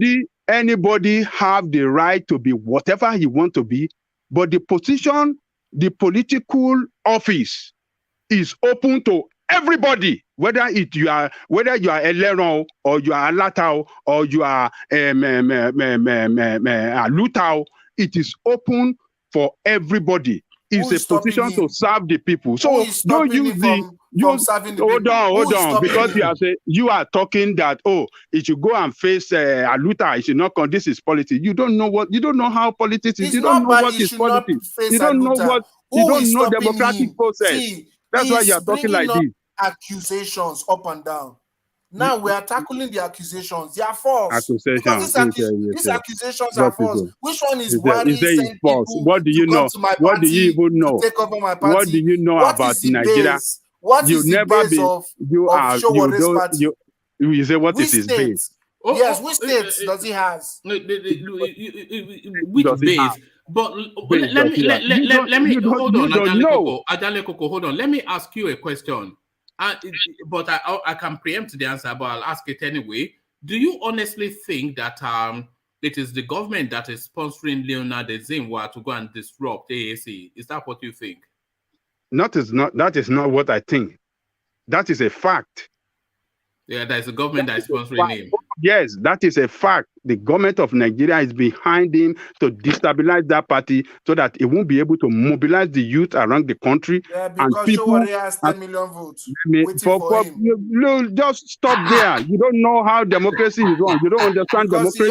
He has 10 million you don't know votes democracy. Just the same Showore that the youth chased away from under Erdogan. Did they not chase him away from Ensas? Akadas, Bidaka. Just continue supporting your dictator right there in Turkey. You don't run democracy. You don't know what democratic process look like. You don't know. So that's why you are talking like that. So which process? Yes. Can he win? Can he win? Ete is not Turkish, by the way. He's Nigerian, so you know. Oh, he live in Turkey now. I know, but it's still Nigerian. They don't run democracy there. It's dictatorship they run there. We know that. If they are not stand up, I can talk against my president here. I can speak against my president here openly in the public. You dare not speak against Erdogan. You'll be gone. Does his party has one seat in the House of Reps? Does his party has one seat in House of Reps that will be a threat to? Does that mean to you? Hello. So if they don't have seat to you, does it mean they cannot have seat tomorrow? Who is stopping them from having seat tomorrow? Oh, Nobody's stopping them I'm from asking having you. seat tomorrow. That is not the. I'm asking you a question.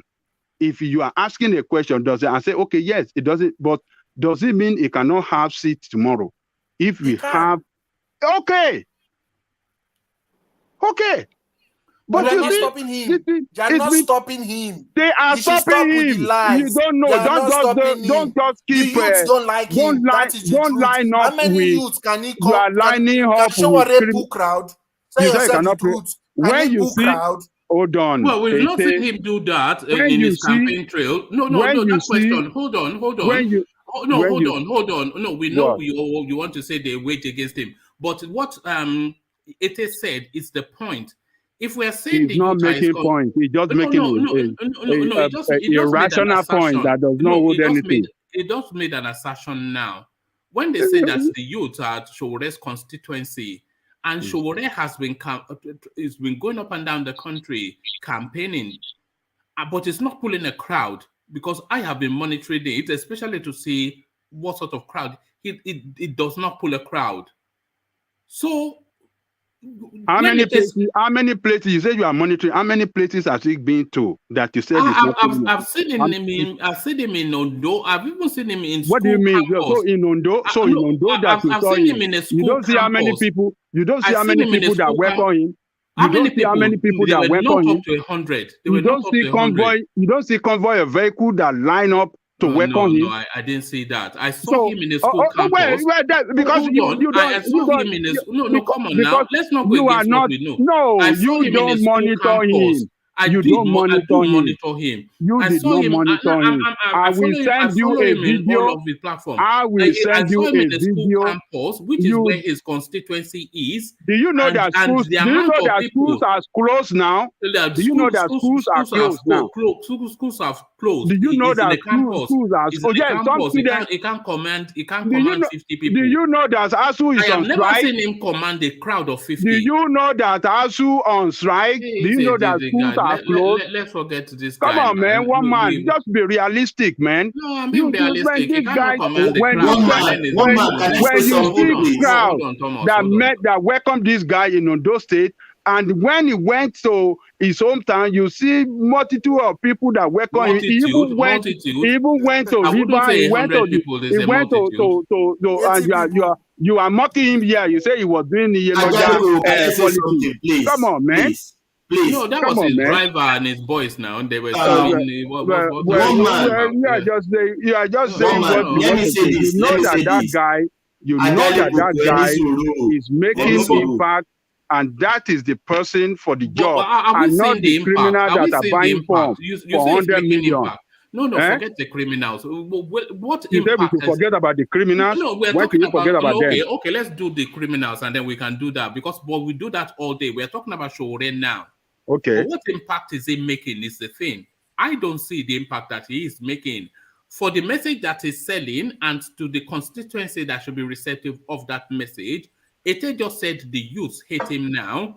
And in all of his canvassing around the country, hold on. In all of his canvassing around the country, we're not seeing that he commands the attention of that constituency that should be receptive to his message, but are not following his lead. So you believe that the youth hate him? Hold on, Thomas. Yeah. Do you believe that the youth hate him yourself, one man? No, I don't think they necessarily hate him, but I don't think they rhyme with him. They don't rhyme with him. Look, they rhyme if you have a system that creates a level playing field for democratic process, for campaign, and no disruption, because this guy, they've been disrupting this guy from carrying out what we know for they disrupted him from carrying out his political campaign for the past 3 years that they restricted him in Abuja. So you don't want to consider that. And he just came out, he just started doing his campaign. And then you want to say, oh, he's not doing anything. Why was it restricted in Abuja? Why was it restricted? Why was it restricted in Abuja? Why you know why it was restricted? He flouted the law. That's why he flouted the law. Let me reply one man. Let me reply one man. One man, you were saying the youth. His message does not rhyme with it does not chime with the youth. Yes. Is it not the same youth that protested during NSAS that were raking and saying that they want heaven to come down? Buhari must go. NSAS, everything. I didn't. It's not the same use you saw behind Odiobo Tinubu in Lagos canvassing for him. What are we talking about here, one man? We're talking about people. You are making the point that I am making, because what I am saying is the point. I'm not making your point. Maybe I'm making your point, maybe to you, but the point I'm making here is this: Nigerian youths, they don't know. They are confused. You're talking about confused youths, whereby you're fighting for their rights. You are fighting for them, for their own future, but they don't see it that way, that you're fighting for your future. But the people that will kill their future, then Shore's message is not getting through. I'm saying, in a sense, like what you're saying, maybe supporting it in a sense, but I'm saying that don't blame Shore, blame the youths that are confused. No, you can't blame the youths that are confused. Yeah. He's the one bringing a solution. Okay, hold on, rational mind. Are the youths the largest? Because they estimate them to be about 70%. So that's the popularly held belief that 70% youth. So if you're saying the youth, they are 70% of the population, but they bear the brunt of the dark end of administration. They're the ones being killed by the police. They're the ones being killed by the army. They're the one being starved of opportunity, being raped, pillaged, and devastated completely. So if Sowore is bringing a message that alerts to that space, to all of this vesting upon that is being vested upon the youth, if he's bringing a message to alert to it and to bring a solution to it, why does it then not have a mass youth following? There you go. You have your answer. I've given you the answer. That these youths are confused. They are psychologically because they don't buy his message. They're not illiterate. They don't one man. message. On your platform here, The youth are one man. with Peter You Obi, said, listen. Rational Oh Man. God, you were doing so well. You were doing The so youth well. are with Peter Obi. What about Peter Obi? I beg what you're saying. Not the youth are with Peter Obi, obviously. You see them on Twitter every day. I beg, what Twitter? Is it Twitter that Don't mind Is it not that. Twitter?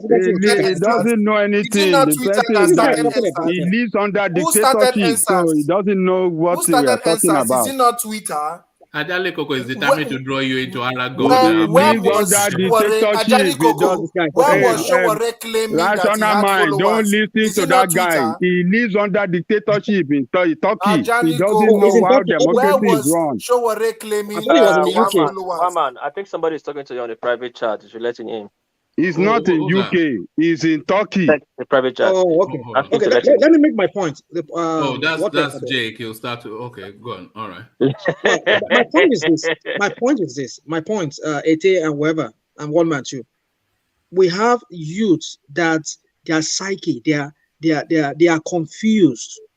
We think maybe they are educated in a sense. They're not educated. I mean, pinging on tweeting or whatever. Nigerians are educated. Nigerians are educated. Where in your dream, eh? Rational mind, please. Our youth are hungry. Our youth are hungry. Rational mind. Do you think the Nigerian youth? Do you think they are aware that they are in a dark and a bad place? Do you think they are aware that they are suffering and thinking I don't think they are. where they are? They don't know they are suffering. I don't think they are. They don't know that the country is. I don't think they are. Do you think they know the country is being badly run? I don't think they know. They don't know. I don't think they know. So they think Because it is normal for the police to stop them and flog them. If they know, hold on. I understand what you're saying. We might say they know, maybe because if they know or not will determine what you're saying next. So do they know that their circumstances are dire? Do they know? One man. I just gave you an example of NSAS. No. That seems like heaven's going to come down. Let's start from that baseline. Let's establish do they know that their circumstances are dire, the Nigerian youth? They don't. I answer that question that way. They don't. Yeah, they don't. Okay, all right. They don't. Rational mind. You are not answering the question right. Listen. If they know, if they appreciate their dire situation, I tell you, nobody will tell them to go on a mass protest. Look at the way the country is. They don't have. Have they not done that? Have they not done that? Have they not gone on a mass protest? You see, watch your mind. The use of the palm is the old people that I don't want to argue this anymore. For me, I'm just trying to make you understand is that the parallel you're trying to draw between why the Showore's message does not rhyme with the youth is because they don't know what they want. No, you can't say that now because you've not been able to hold the base. No, hold on. Every time on Twitter, is that what it is? It's more what Ete just said. What Ete just said. They need money. They need money. How does money come? You have to be money. strategic. That's what I'm saying. They don't know what they want. It's about delivery. What? It's not putting across. It's not passing across to the youth. It's not. What is not passing Let's across? say the truth. Because he doesn't share money. It's not about sharing money. That's not it. I tell you, shared money during NSAS. You don't get it, but Ete gets it. Hold on. If Showore starts sharing money, starts sharing money, I tell you, he will put crowd. Yeah, but then if he starts to share money, then he stops presenting as an alternative. That is it. But because he doesn't share money. It's not like those crooks. Rational mind. Listen to Ete because I think Ete is making a point to you. Listen to what Ete has to say. Rational mind. Peter Obi is not sharing money, but a lot of people are campaigning for him free of charge. Now, this is. I'll give you Peter Obi. If Showore does not pull any crowd in this election, it's because of Peter Obi. Because of the Igbo narrative. Hold on. Hold on. You can laugh. I will tell you. The The narrative don't has changed. identify with him is the thing now. Hold on. The narrative has changed now. The narrative of a Southeast presidency is what is in vogue now. No, but that is what is in play right now. It didn't pull a crowd pre Peter Obi now, before the Peter Obi phenomenon. He still apart from that, what I'm trying to make you understand is not necessarily that Peter Obi. support for Peter Obi is a tribal support to use from the east. It's not a tribal support. You will not listen now. It's not. You won't listen. It's a tribal distinct youth from the east. It's not national. That is a propaganda. Okay. You know everything. You are the Mr. Knowers.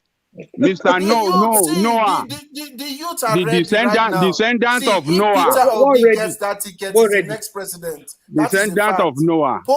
Different polls have been done, and he's leading.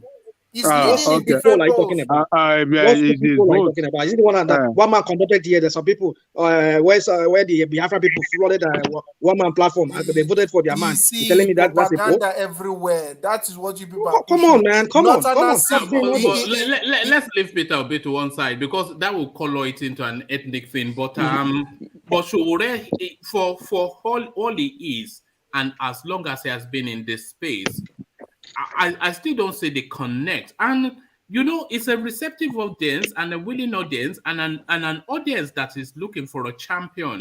So I don't agree with I don't agree with rational mind that the youth don't know what they want. They don't know what they want. But they don't. They are confused people. No, well, that's your thought, but not mine. I see them more as people who know what they want, but they don't know how to get it. They don't have a portal, because we saw them demonstrate at NSAS. We see them trying to escape the country because the circumstances are so dire. So all of the narrative of the Nigerian youth is a state that is weighing heavily upon them in every single way. So they know that, and they know that is not right.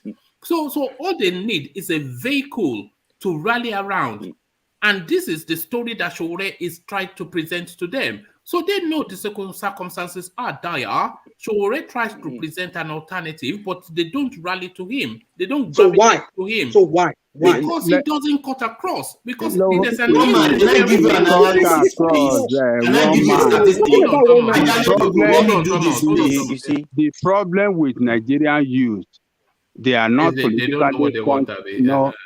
They rhyme with what rational mind is saying. They are not politically conscious of what is going on around them, and they are not politically, and they are not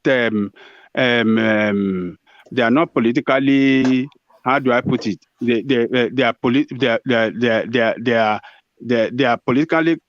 not politically conscious. So they don't really know what is good for them politically. They are not politically conscious. So that is what Sowore is trying to do. Does Sowore know what is good for him politically? He's not even able to hang his message together. Is half his problem. Hold on, Charles. Those of you that are anti-Sowore, that does not hold on now, one man. You can't keep saying that now. Those of you that are you guys are anti-Sowore now. That because is a we fact. don't jump on board because you don't want to see anything good in the effort this guy is making. No, we do. And you don't want to, we say that severally. And you don't want to know, you don't want to look at it that the people, the status quo, hold on. Echo, you have to mute yourself because we can hear feedback from you. Echo, Echo, hold on. Echo, can you mute yourself, please? Because I've muted you. Okay. All right. Okay, sorry. Carry on. So the status quo that this guy is trying to fight, they have weaponized poverty, and they are in charge of everything in Nigeria, and they are using it against Sowore, against voices of dissent, and against even the people of the country. So that is the problem. So the youth are confused. The youth are not politically conscious enough, and the youth are you know. So it's the youth's fault that they don't understand Showore's message. It's their fault, Abi. You see, look, the country they live in. Yes. That oath to develop them, their consciousness. The country has devalued them.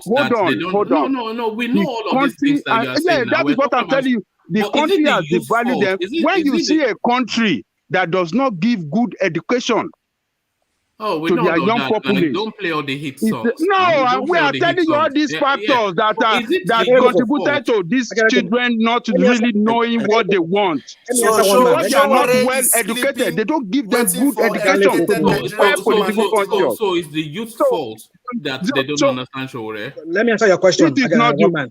Let me answer one man. Let's assume like now there is a political thing going on in Nigeria, and there is BB Niger. Give a Nigerian you hold on. Give a Nigerian youth that access to data. Hold on. Rational mind. Echo, unless you are speaking, then mute yourself because you are listening and we can hear you back. So can you mute yourself unless you want to say something? Echo, you are listening and we can hear you back. So can you mute yourself unless you want to say Maybe you take him off. No, I'm not taking him off. Don't tell me to do that now. Yeah, I want to say something. Yes, but can you use a headphone or something because we can hear you listening. I can hear you, but can you use a headphone? Hello? I can hear you. Can you hear me? Yeah, I can hear you. Right. Can you use a headphone because we can hear ourselves back via your system? So if you use a headphone, then we won't hear the feedback, and then we can hear your contribution even better. So if you use a headphone, then we won't hear the feedback, and then we can hear your contribution even better. Can you hear me now? We can hear you, but you need to use a headphone. Can you hear me now? All right. All right. Carry on. Let's hear your contribution. All right. I don't think it's coming from my end. No, it is. I think you are watching us with two devices, so we can hear you from the other device. So you have to mute one. Can you hear me? We can hear you. I'm sure you can hear me say we can hear you. I only have one device on. We can hear you. I'm sure you can hear me say we can hear you. Okay, yeah. So I only have one device on. My contribution is this, okay? Okay, yeah. So I only have one device on. My contribution is this, okay? Okay, yeah. Do we like the situation of our country? My contribution is the answer is no. Okay, yeah. Do we like the situation of our country? My contribution is the answer is no. Can you hear yourself back as you are speaking? I'm hearing myself back, and I don't know that's from you. That's from you. So you put a headphone on your system. I'm hearing myself back, and I don't know what. One man. The problem is he has YouTube. He has YouTube running at the same time. Okay, I think all right. Take off your YouTube. Okay. It's okay. Can you hear me now? I think so. That was awesome. Okay, yeah, that's better. Yeah, better now. Carry on. Yeah. The truth is, the situation of our country is bad, okay? And we can't continue like this. And this is not the time for us to go for the lesser level. Because we keep on saying, okay, if this one is not good, let's go for the lesser evil. This is the time we have to make up our mind to take the bull by the horn. And if we don't, then we are doomed for life. So for us who have traveled out that are seeing things in a better perspective, instead of condemning ourselves that has come here and decided to say, you know what, let's go back home and make these changes we've seen here in our country. Instead of us try to see what we can do and work together to achieve that, we are here still doing what we have done in 2018, 2019. None of those political parties we are talking of better evil and lesser evil today that woke up overnight and become successful. If all of us wake up today to say, you know what, enough is enough. We need this change in our country so that those who want to go back home can go back home and make up our mind to say, you know what, let us support one of us here that have seen the light. Let us support both local government and all so that we can make this change, we can achieve it. Sowore may not be Mr. Perfect, and he never presented himself as Mr. Perfect. But when you compare his ideology and what he believes and what he stands for to what we'll be dealing with for over 60 years now, we know if all of us put our heads together and work in the same perspective, we'll get this change we are looking for. So let us stop. Okay, Echo, you said we shouldn't just settle for lesser evil, but a lot of people will argue that Sowore exactly is that lesser evil. It's because we define him to be so. It's because we have not even given him a chance. It's because we just think he cannot do it. Like somebody said, let him start from local government. Did Donald Trump started from local government? Was Donald Trump ever a politician? No. But when he was given 4 years, 4 years they gave to him, he did the one they can do. Until today in 2024, if he contests, he may likely come back. Was Donald Trump in a minority party? Or was Donald Trump was never. He just came in. Was he in a dominant party? Is a Republican a dominant party? We just have only two parties here. Speaking facts. I like this lady. Speaking facts. We just have only two parties here. Is it not two parties too you're running in US? Yes, two parties we are running in US, but the question is the two parties we have been running in Nigeria, what has it given to us? I want to know. Ete, can you just let this lady, this madam we have here, can you just let her talk and don't interrupt her? Our opinion can be interrogated. No, let's don't interrupt that lady. Hold on, Ajanle Koko. No, her opinion can be challenged if in a civil manner. No, I'm not saying you shouldn't challenge my opinion, but let us answer sincerely. Let us not continue to dwell in the thing that has not asking irrational questions. Hold on, Ajanle Koko, please. Yeah. The two parties we have been enjoying, we have in Nigeria that we are talking about. What has it given to us? Nothing. The two parties we have today have given room to the best of Nigeria, the best of Africa to leave Africa and begin to come here to develop their country. We are all here. We are just here to develop their country. Whatever country you are today, we are all working to develop their country, whether you like it or not. If our country is what it is and we take all this brain over here back home, do you know what Nigeria will become? Do you? No, we are all on board with that. If you don't feel the pain, I feel it every day. No, we all feel the pain. That's why we come here every day. That is the more reason we should make up our mind to decide what we want. Those two parties has not helped us, and it will not help us as long as we continue to do it. The kind of politics we even play at home, is that how they play politics? No. If we have to, let us give everybody a fair grant. No bribing with rice and groundnut oil. Do you even realize that they've looted the brain of Nigeria? Yes, they have, if you don't know. They have weaponized us with poverty. And all they know is that, in every 4 years, all we just need to do is to give them groundnut, pepper. Now they have even added bread. Is that what we want? You see, Echo. That is not can what I ask we you a want. question? Can I ask a question? Ask me a question. Okay. Madam, please, can you drink a glass of water for your throat? Yeah, hold on. Let Ete put that question. Yeah, carry on, Ete. No, ask me a question. Yeah. Yeah. We understand all this. Nobody is defending the status quo. Nobody likes the status quo. We are looking for how a third force will come. And the third force was seeing they are not looking serious. They are waiting for us to come and beg them from their parlor and say, "Oh, you are the right person. Let's give you." Who but have you ever seen? Have you seen? Showore is presenting himself. Have So you we are seen here any saying party? he cannot do Wait, have you seen any party anywhere in the world that rose to prominence with one man talking? Hello. It's Have you not seen like any party? Just give me an No, example hold on. of any. Let Echo address what you. Yeah. So Echo, let's say from The truth France is president, let me tell I'm trying to help my sister. You The are truth asking a is this. question. The France If you president came never- from nowhere to be Hold on, president of France. Yeah. So sorry, Echo. Yeah. The Carry on. truth is this. If you do not give any man a chance, he cannot become that you are looking for.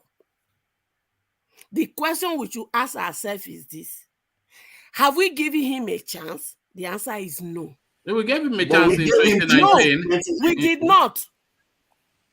We did not.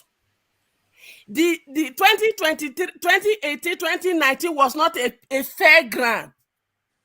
You cannot tell me when we buy vote with 1,000, 2,000 gari, groundnut oil, and pepper. That is a fair ground. No. It can only be a fair ground. Hold on, Charles. Yeah. It can only be a fair ground if everybody play that same game. As long that we did not play that same game of bribing with 1,000, 4,000 and pepper and gari, it is not a fair ground. But Echo, what you are saying essentially is, hold on, Echo. What you are saying essentially is that Shore stands no chance. Because hold on. Let me tell you why I said that. Nigerian politics is not likely to change for Shore. We were just criticizing Yemi Osinbajo. No, we were just criticizing Yemi Osinbajo for handing out money and whatnot. And is that good? So all things perfect, Shore stands a chance, but things are not perfect. So he cannot play perfect politics in an imperfect political space. Get trader money that cannot be accounted for. Trader money that cannot be evaluated whether it really elevated people from poverty. Is that what we want to talk? Is that what we are enjoying over here? If people at home is talking like this, I was okay. But what about all that have seen the truth? What is each one of us doing to help, since we cannot vote? Do you know if they allow vote from the Western world in this election, Showore will win that election? Well, I don't think so. He's not as popular as you think. Really? No. I don't think it's as popular as you think. But Echo, hold on, Echo.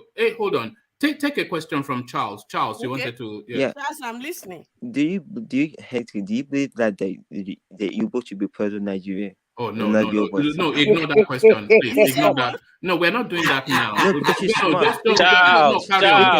on. Okay, I have a question. The real question. Is it to do with what we're talking about, Tony? Yes. Is it to do with what we're talking about? All the fact you speak, you are I listening. like what you're saying. Yeah.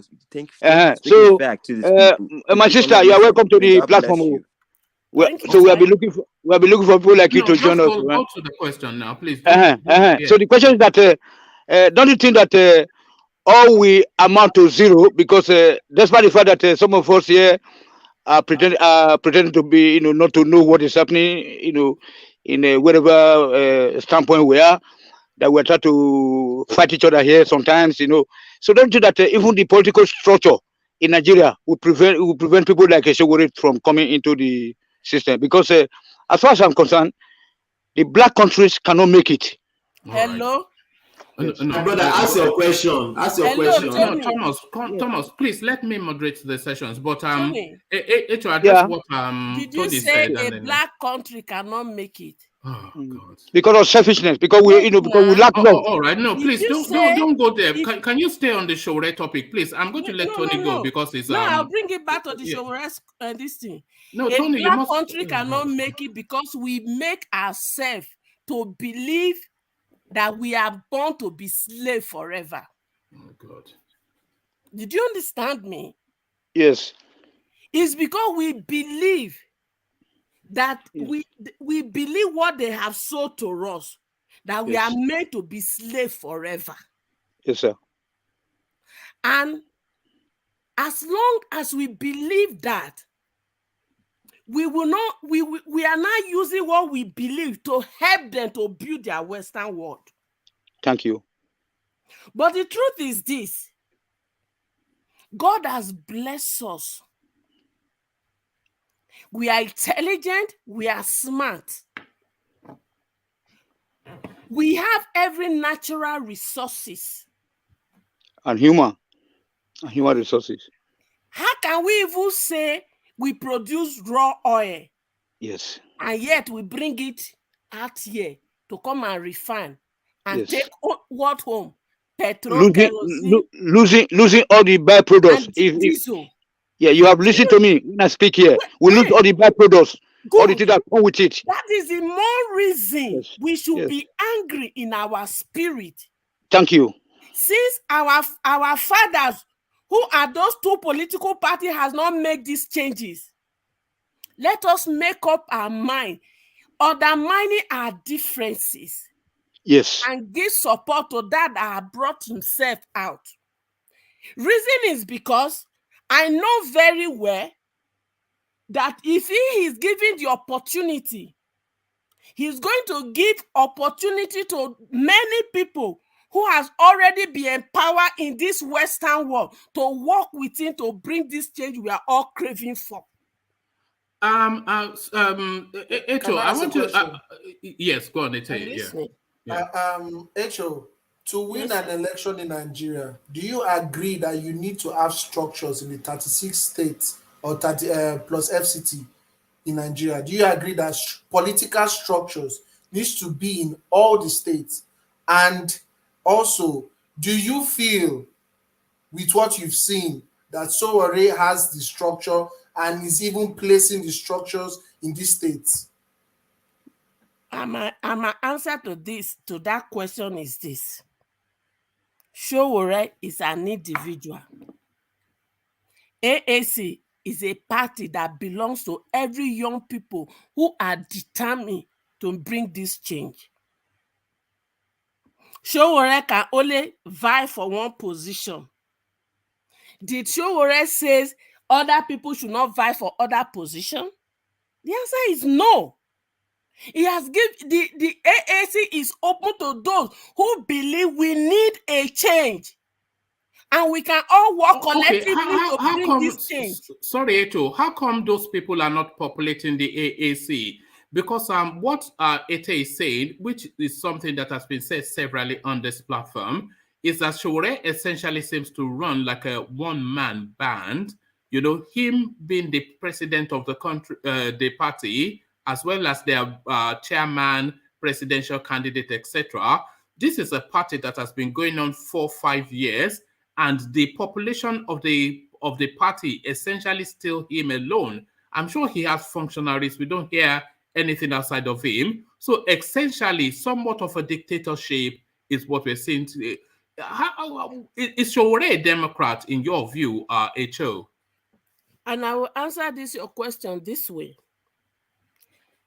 A home.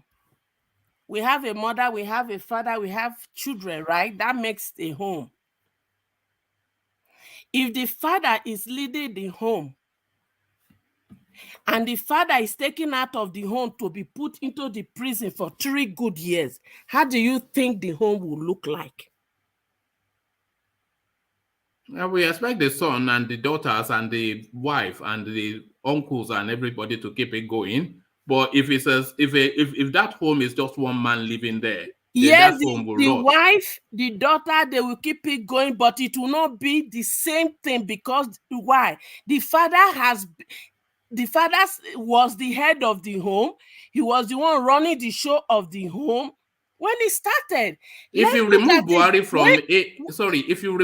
from APC, will it collapse? If you remove Atiku from PDP, will it collapse? When was AAC established? August. When was APC established? 2014. Wait. August 2018. That was when AAC was registered. When you talk of one man, can I say something? Wait, when you talk of APC, let's land. Yeah. APC, they are congregation of other parties that has been existing that collapsed together. You can't compare that to AAC that just why not? Why not? Why can't you compare it? Sowore is not alone in that left of center space. Wait, so why have the left of center politicians not congregated to form a juggernaut with Sowore? Did you wait? AAC is not the only new political party that existed in 2018, right? Mm-hmm. So why did the government decided to bring disunity using Leonard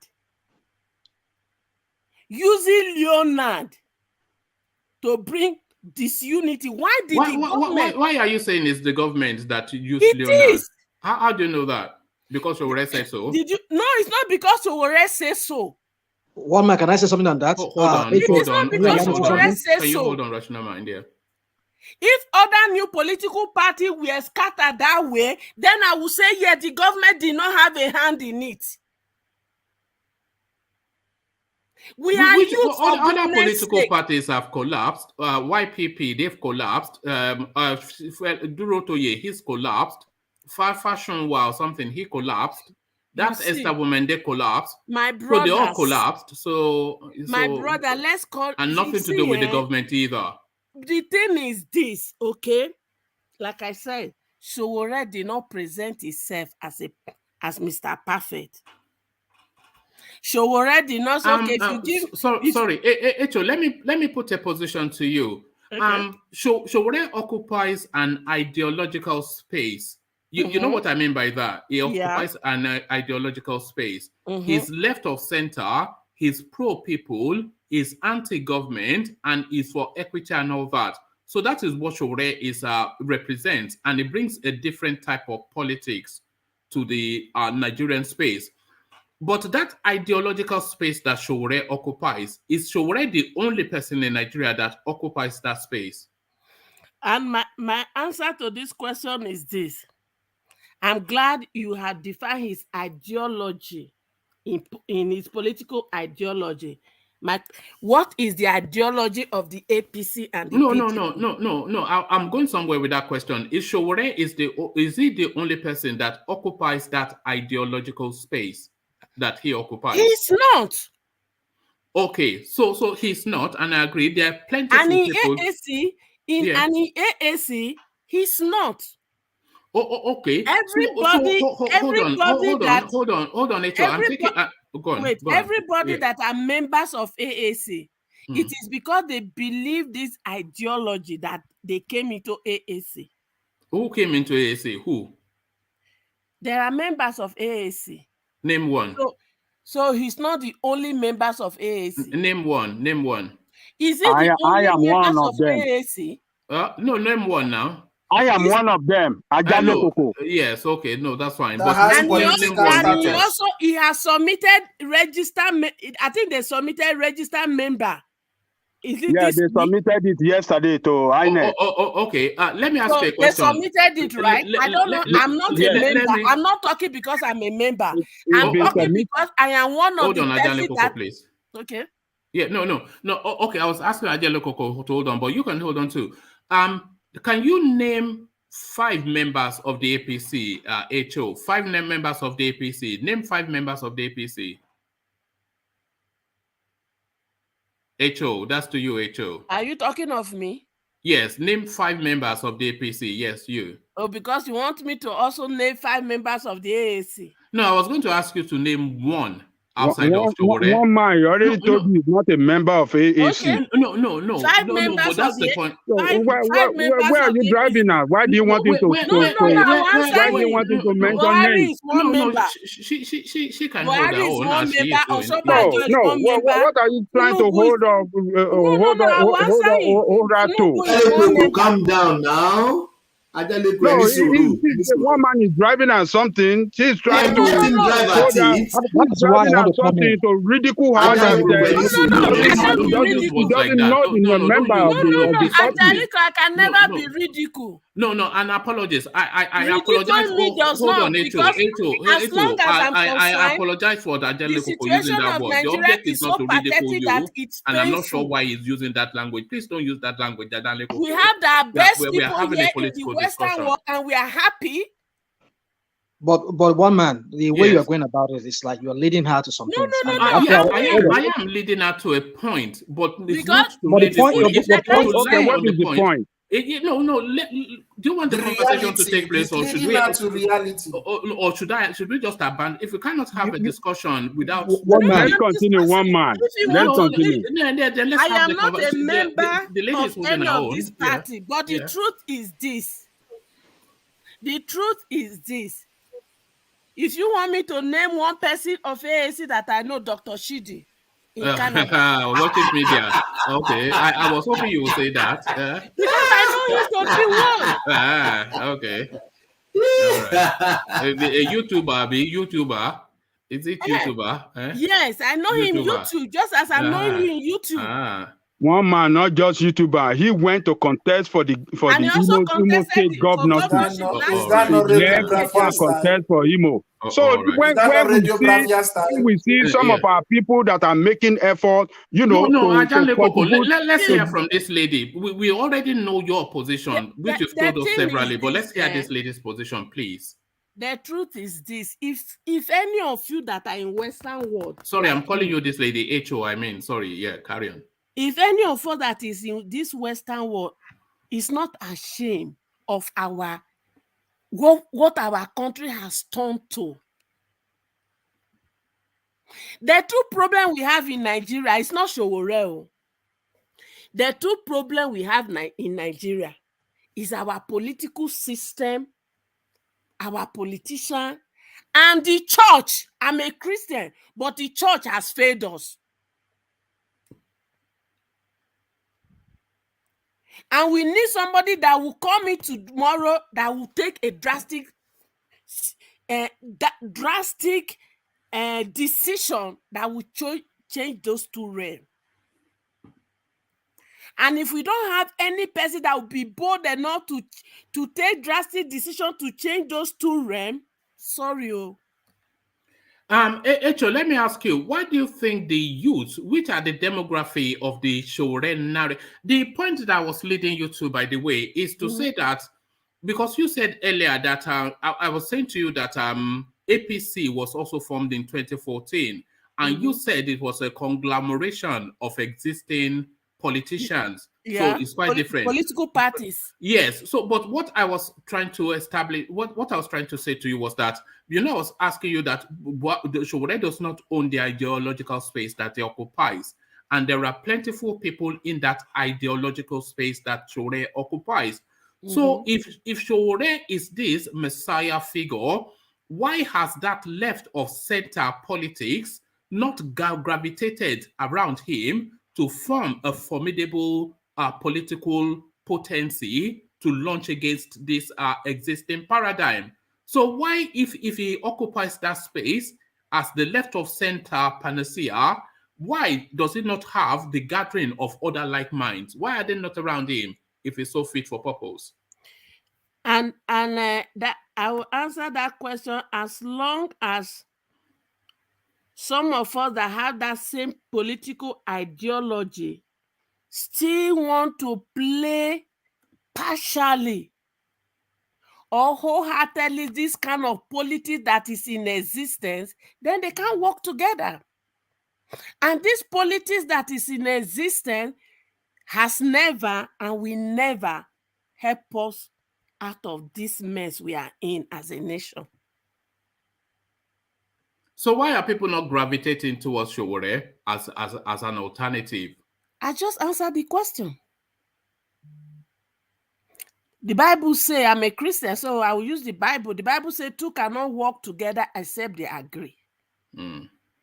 So if we have the same, if we feel the same pain as we are, and we have the same political ideology, but I now believe it's okay, I need to play partially the way they are playing the current political race in Nigeria, you will know that I will not fit into Showore space. Because Showore believe that if we use money to buy ourselves into power, we have to first of all pay that money back and make some profit before we can think of the people. And that is the politics we are playing. Look at Yaya Bello coming out. He has not paid pensioner for 3 good years. He saved the money to come and campaign. Our university also is on strike. And yet people who were in those states are bringing 100 million to buy one form. And our youth are on strike.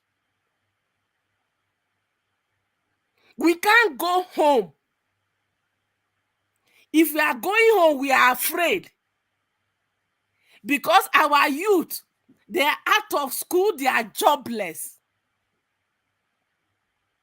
Some of them have joined bandit. In fact, 2019 till date, kidnapping has become business.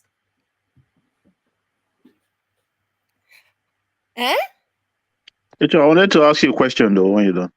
Oh, yeah, no, put the question to Echo now. I'm listening. Yeah. Okay, Echo, so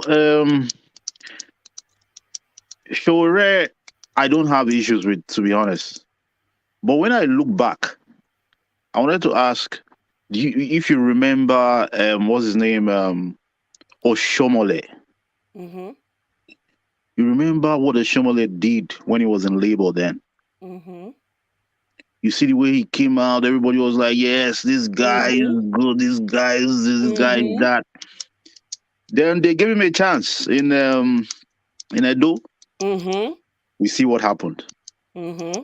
So for me, I would say Showore, I don't know if giving him the presidency straight away, I don't know how that is going to be. If maybe we should test the waters first. Maybe he should start from his state and let's see how he performs. We are still back to this. I have answered this your question before. Donald Trump did not start from local government or council.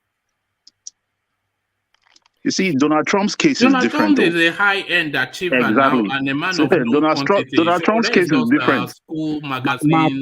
Macron did not start from local government. No, but where you guys are going to countries that are developed. These are developed countries. I want to ask you a question. Mm-hmm. Are you satisfied with our current situation? I'm not. You are not. Good. And we have used PDP, we have used APC, and we are here where we are. How do you feel? Did you know? Do you realize that right now they sell children just to pay house rent? And do you know what it means? You see, I am not surprised when some of us talk like this. Because we just think that we can't. We are not yet ready. Richard, a lot of people. Can I ask a question? Yeah, but hold the on. truth is this. Yeah, go on, land that point, Echo. The truth is this. Until we make up our mind to say enough is enough and take the bull by the horn, we will not have a headway. Rachel, a lot of us actually do feel that the country is ready for that change, and it was ready. In fact, over ready. But maybe people don't actually see that change in Showore is really where the question is. But I'll take a question from Ete. Ete, you wanted to put a position to Yes. Echo. Yeah. Echo, do you feel that Obasanjo was a failed president, or 100%. So Nigeria was bad under his rule. There was bandits. There was all these things. Which security issues were we having under Obasanjo? Which one? Number one, with his level of knowledge, with his level of law, and he's the VP, and he carry a title of redeemed pastor. No, I'm not talking about Osinbajo. I'm talking about Obasanjo. Oh my Olusegun Obasanjo. That's who I'm talking about. Was he a terrible president? Yes. The truth is this. Obasanjo was given barely, miraculously escaped death. He miraculously escaped death. One would have expected him that in his time, the privatization of property of Nigeria they did would have made a meaning. But what happened? What happened? Was it a failure? Yes or no? Was Obasanjo a failure? It was partially a failure. It was partially a failure. That is, it was not as bad as the modern day APC and PDP, right? Yes, because at least during his time, he was able to write off our debt. So do you believe and that was a success? Okay, do you believe that Nigeria politics is based on personality, not on party? See, personality. When most of all these our cagoos that are there cannot even use iPhone. And we are in the era of technology. And they are not even looking into those areas. Yeah. We have raw, for goodness sake, all this party, this two main party, they be promising us good road. Have we have good road? They be promising us electricity. Have we have electricity? They be promising us education. Do we have? They be promising us health. Do we have good hospitals? They be promising us all these basic amenity. And the worst aspect is that they come to this Western world to borrow our future. If I'm not mistaken, we are currently 30-something trillion in debt. And we still want to Nigeria is under-borrowed, by the way, according to international experts. And what did they use the money they borrowed to do? Show me the project. If they have even used it to solve light, at least we will say, okay, they use the whole money to solve light. If they've even used the whole money to do road, we'll say that is what they use the money for. Just to bring 1,500 and something people from Ukraine. How much did they say they spent? 8.3 million dollars. Abba.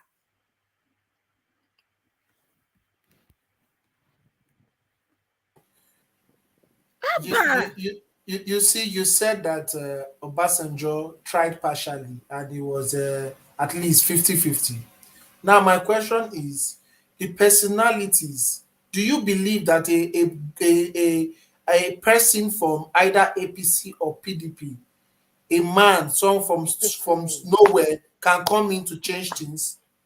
Do you believe, or you just believe that nothing good can come out from there? That is, nobody good As can come out from that long person. as their political ideology is how to use rice, pepper, granite, 1,000, 2,000 to win themselves into the political power, they can do nothing. Well, all right, Echo. It is leading you to Peter Obi narrative, but Echo, let's hear from Grant. Let's bring him into the conversation. So, Grant, are you there? Yes. Yeah. So, what are you making then of the conversation, especially Echo's position?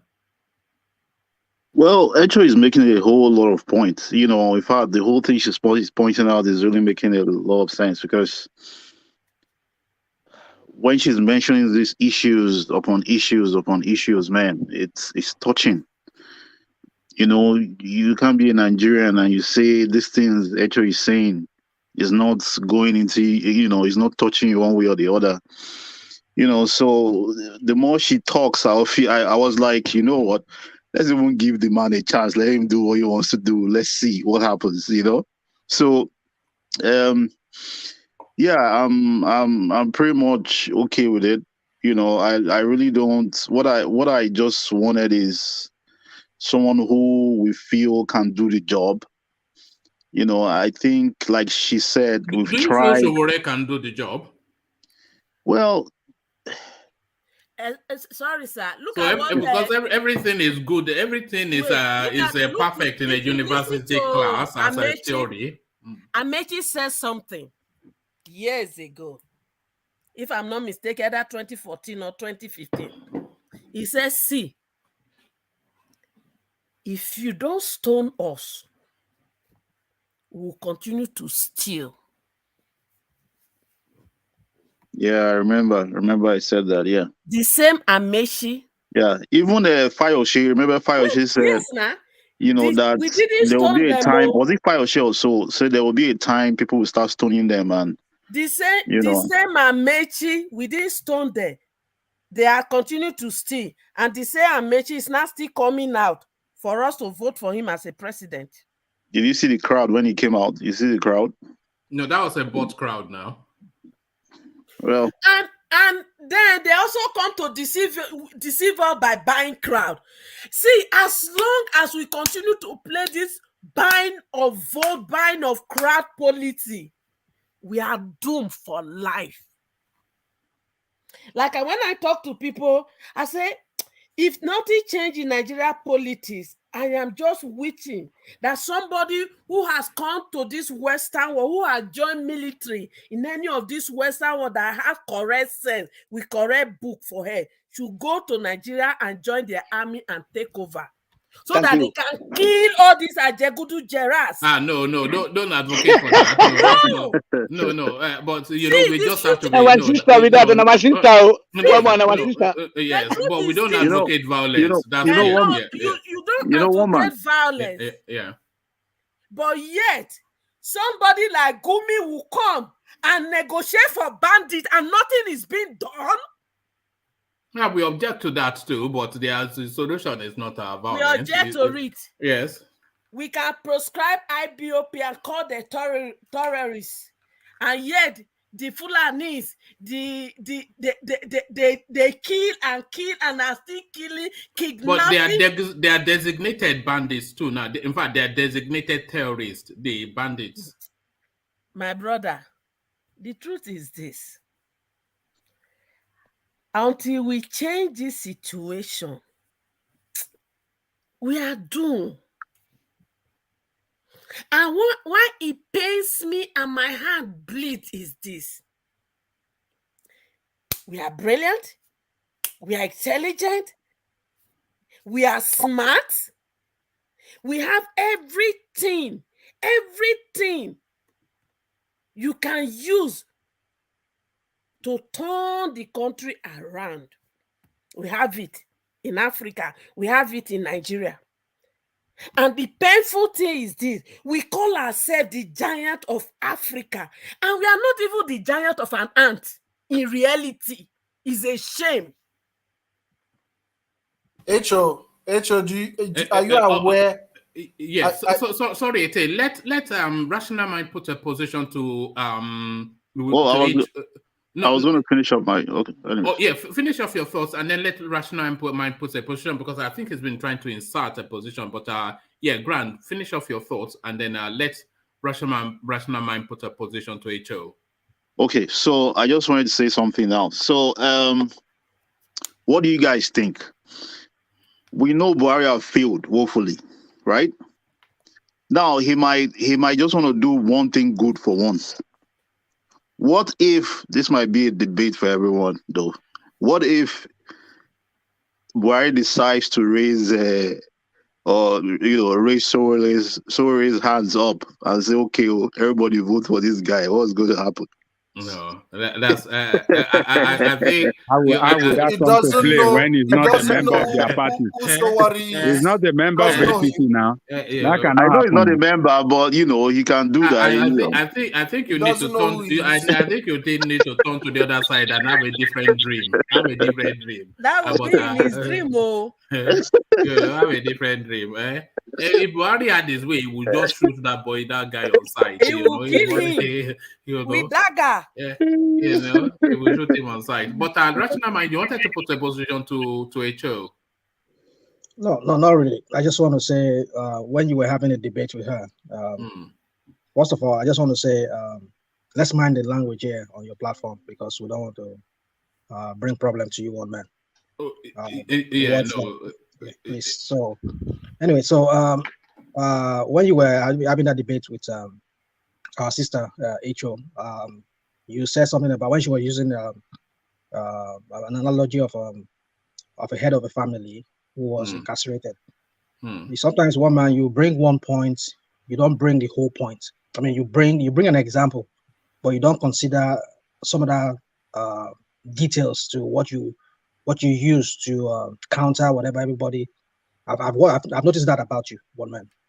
But then let me just be specific about one example of that head. Look at that. This guy comes here to attack me all the time. Oh yeah, carry on. Let's hear it. And you said the kids and the wife and the uncle or whatever brothers can continue the family. Well, if that's the situation with AAC, that would have been something. Do you know that Leonard Ezenwa, he removed not just only Showore, he removed so many people. He removed a lot of people who were in the executives in that party. Like whom? Not only Showore, Malcolm Fabi, he was removed. Other people were removed. And he took everything to himself. So if my sister really had this information with her, probably she would have said, in the family whereby the head of the family is gone, the wife is gone, and maybe some of the kids are gone. So what's going to happen to the rest of the kids? So what I'm trying to say is this: we need to consider some aspect of something when we try to counter it. I mean, the other ones you said, but I can't really remember. But that was the one that really. But what you're saying is out of context, or the context of the conversation was not. It was just an analogy to make a wider point. The wider point was that because I think what HO was saying was that Showore being out of the somewhat out of action incapacitated the party somewhat. But and because the point I'd made pre that was that he was a one-man band and there was no functioning within that space. So her saying that he was taken out, incapacitated the party, using that analogy, and then I then pivoted off the back of that analogy to say that there's no robustness within the party. So which essentially speaks to a one-man band. No, but the thing is, if you look at what happened, AAC was formed in August 2018. An election was supposed to be, I think, November, if I'm not mistaken. Then they extended it into February, January 2019. Then, when did they pick him up? Is it around June, July? He was picked up when they barely come out of the election. So he was the one who has the ideology of AAC. No, not really, my sister. Hold on. Let me make this point. Let me make this point. The points you want. One thing you should have understood is that, of course, where is the mistake? It seems to be like the Igile Yoruba, as they will say in Yoruba, as in the backbone of that party. But the thing is, Ezenwa was very crafty. Mm-hmm. That guy and Showore brought him in. Showore brought him into the party when he was forming that party. But what I'm saying is that other people that could have acted, he took them out. He took them, all of them out. He took them out. Yeah, so that was why the party. Does that not still speak to a lack of robustness? No. The guy, it was a plot. He took them out, and they went to court. And you know, Nigeria judiciary system. Come today, come tomorrow. Hold on. No, they lost in court. They lost in court. They lost in court. The case. But they appeal it. Yeah, but the appeal is still ongoing. So that's my point, that Showore cannot parade as the AAC candidate because he has been expelled from the party. I don't think. Hold on. At least they submitted something to Anne. Let's see the outcome of it. Well, Echo, we have been on INEC's website before to check the AAC registration, and AAC under INEC in INEC's records is registered under Leonard Ezinwa, and Showore's name is completely absent. Okay. So him campaigning under AAC is an illegal act. It's committing a crime. Wait, let's assume Showore is out, and Leonard is the one in charge of AAC. What has Leonard achieved since he started this battle? Well, they've not had their convention at their primaries, so we don't know what they are going to achieve yet. So as soon as Leonard organizes the primaries of his party. Why has he not been having meetings? Oh, we don't know that they have not. Maybe it's not widely publicized. And why has he not formed structure? Why has he not used the past 4 years to form structure? If it's not a sabotage. Echo, let me help you out with something. Another thing you need to consider again is, when the River State AAC guy versus Wike, which would have probably even nullified Wike's win of that election. You know that Ezewa was the one who sold them out, who sold that guy out. Okay. So that's to tell you that this guy is working for some. That's according to Showore. What is according? Is it only Showore that is it Nigeria? You see, we like to. Well, we might say according to Showore, but that is the news. That's the narrative that Showore put out. He has not debunked it. Has he debunked it? How many people bought that to debunk what Is Wike Buhari's friend now? Is Wike Buhari's friend now? Is Wike Buhari's friend now? My brother, what are you talking about? We're talking about because everything Showore says he blame it on Buhari. So is Wike Buhari? Who blame Buhari now? Who blame Buhari now? Did you hear me say Buhari now? Did you hear me mention Buhari name? If you want to counter people, hold on. If you want to counter people, try and listen very well before you interject. Don't just bring up something that I just Showore has been saying Buhari is responsible for everything in his party. He said Buhari put But did I mention Buhari? It's speaking beyond what you are saying to the greater narrative. Is what Wike doing currently in River State, is it good? They call him Mr. Project now. Taking a River State money to donate to the North in order for them to buy favor. Is it good? How many of the northern government that donate their money to the start of the East? Southerners are so stupid. I mean, the leaders are so stupid. The Southerners, yes. Speaking of that, I think a building fell in Lagos. Not only the leaders, even the people. You can see the way a lot of our people even talk. Some people are even jostling for Wike among us. The truth is this. When it is clear, it is so clear that Wike is looting the state fund to fund his own presidential ambition, which he cannot get. But the truth is 200 this. million. Esho, I want to ask what you do a you question. expect of people whose brain has been looted and they have used poverty as a weapon to make That is them what I was to saying to become one man boy here. life. I was telling one man here that our youths, when he was saying the youths, the message of Shuwari does not chime with them. And I was giving an example that give them data. Just say, okay, this is 1,000 naira worth of MTN data here. Go and watch, either give them the option of either watching BB Ninja or watching any But of the that's a political global stuff going on in malaise. Nigeria. That's a global malaise. Or, The youth or apathy ask them, to politics is a global or malaise. even It's ask not them to come and peculiar. watch one-man show and spend that data on your one-man show.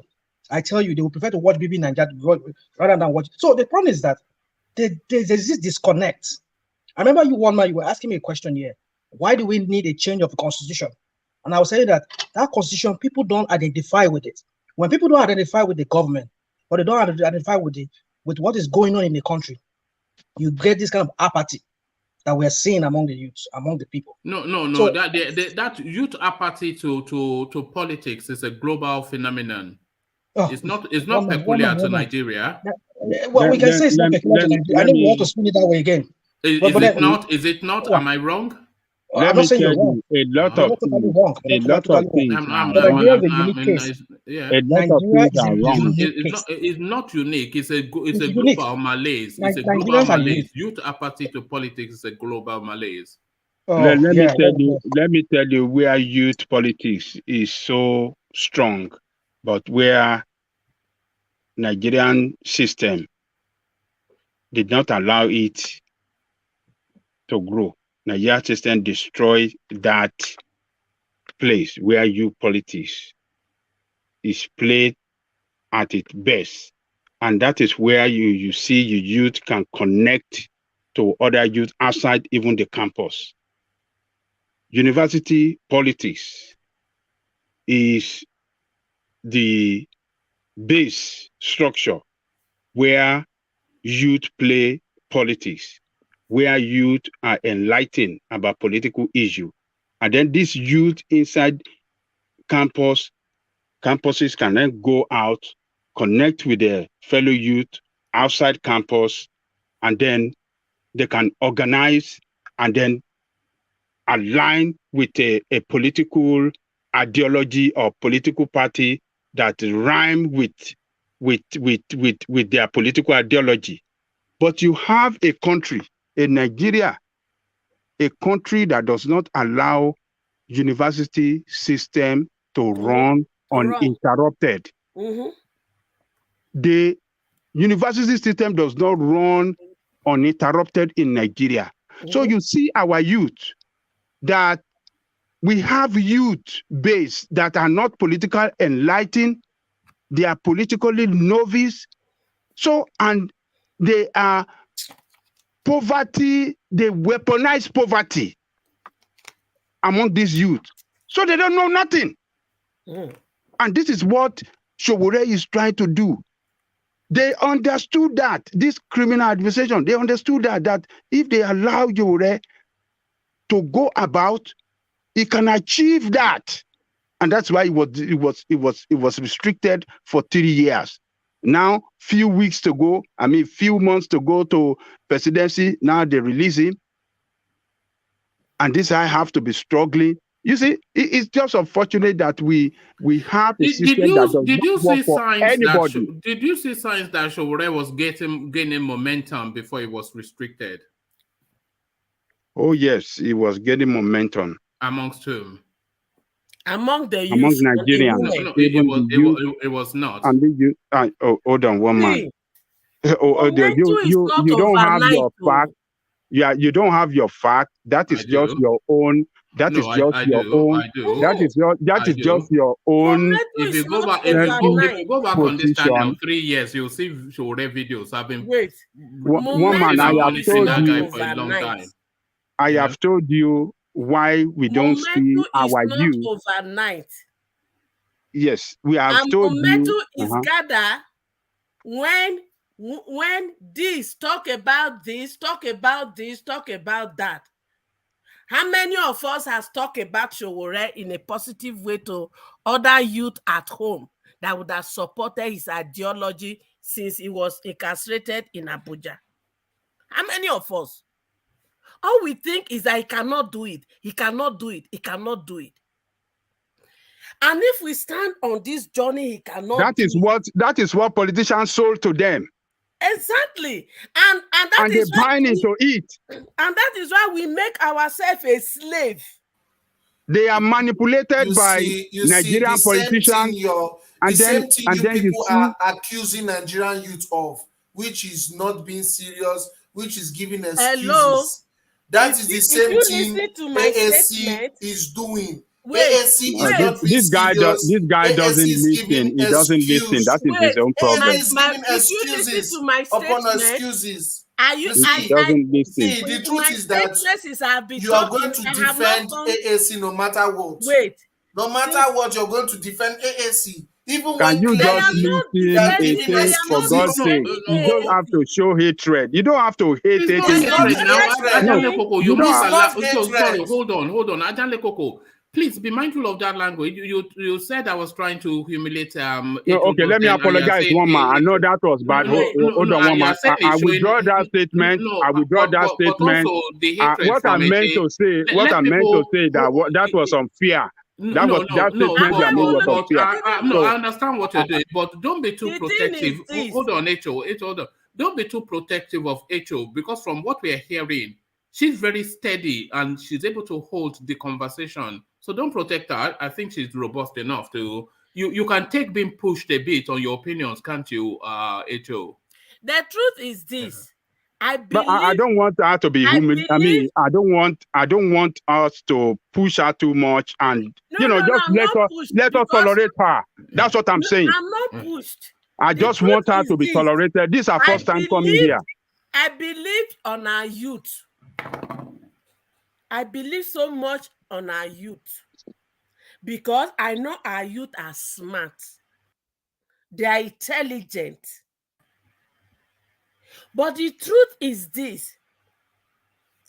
Their Jegudu Gerard has not given them to bring forth that is in them to develop their country.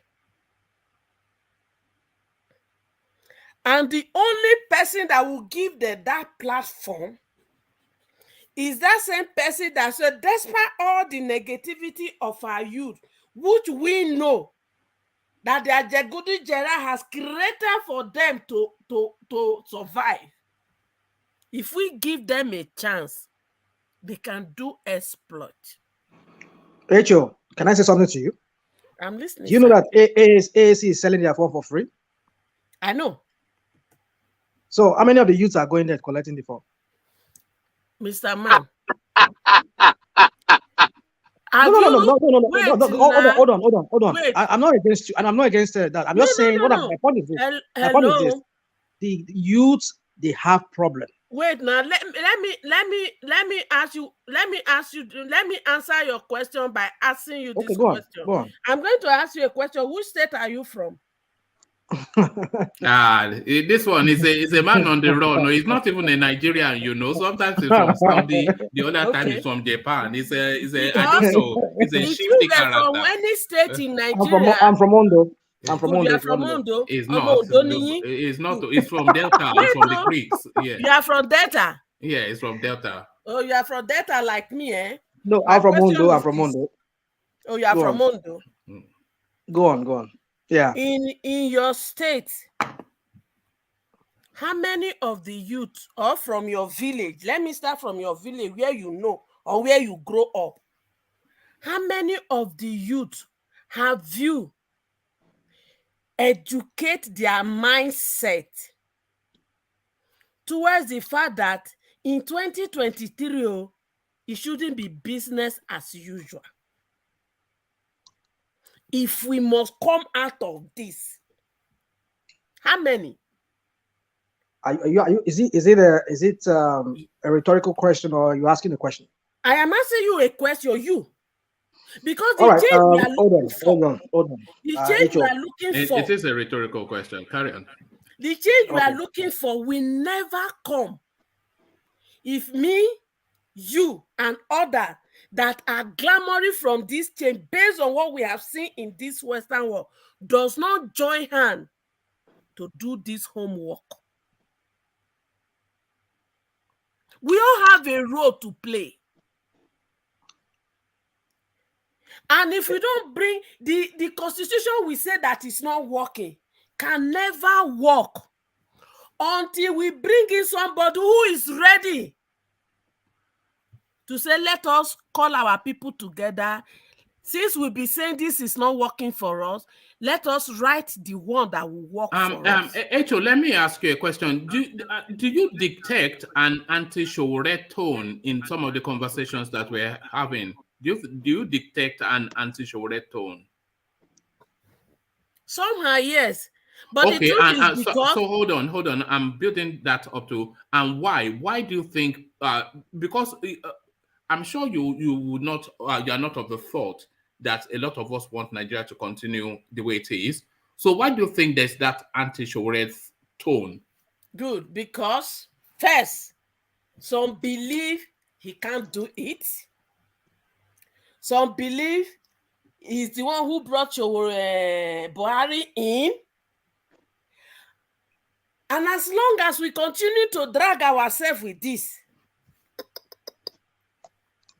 it is only when we come out with a mindset. Why do you think some people believe that he can't do it? And I believe that a lot of people believe that he cannot do it. But why do you think they have that belief? The truth is this. Because we believe, some of us believe that because he has not just start from local government or councillor, he cannot do it. But me, when I came to the state, and I discovered one thing: the respect we give to them as expatriates, they don't give it to us here. Then you are a woman and you are disabled. How can you fit into their system? Though I have bachelor degree from home, I decided to go into their system because I wanted to know the system. And I told myself, in order for me to know the system, I want to go in for a second bachelor degree. And when I went in for my second bachelor degree in social work, and I realized a lot of things about the system, and that makes me to hate ourselves, the black. Why? I discovered that the system here will say to us over there in Africa that there is no poverty here. There is no homelessness here. Everything is good. Then us in Africa, and why did they do that? So that they show all the fancy things. And our people look at the fancy thing over here and they see that, oh, this place, if I can only go in, I will change my story. And our people start rushing in here. Then back home, what did they show to them in the Western world? The children that are not eating in their village, the Kwashoko people. Why do we do that? So that they can donate to us. Then you now even look at it. I remember meeting my lawyer presently. The first time I met him, he asked me, where are you from? I told him I'm from Nigeria. He said, I learned that Nigeria are corrupt. I said, yes, sir, we are very, very corrupt. I said, but you people, you are the father and the mother, us, the children of corruption. He said, what do you mean? I said, our politicians, they steal our money and you open your border so wide and allow them to bring it in.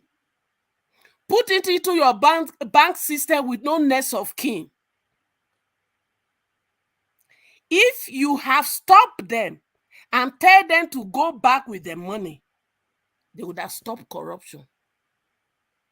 But you allow them to bring it in with no next of kin, and when anything happens to them, the money belongs to you people. I said, here, for you to have a house here, is mortgage for 30 years. But they still steal our money, bring it here, buy cash, and you people sell to them. So this is why you people are the father and the mother of the children who we are at corruption. So if we are corrupt, you people are most corrupt. I say some of us work so hard to, when you talk of education, some of us come here, you say our degree does not meet your standard. I say, but the truth is this, most of the politicians bring their children here and they pay as international student.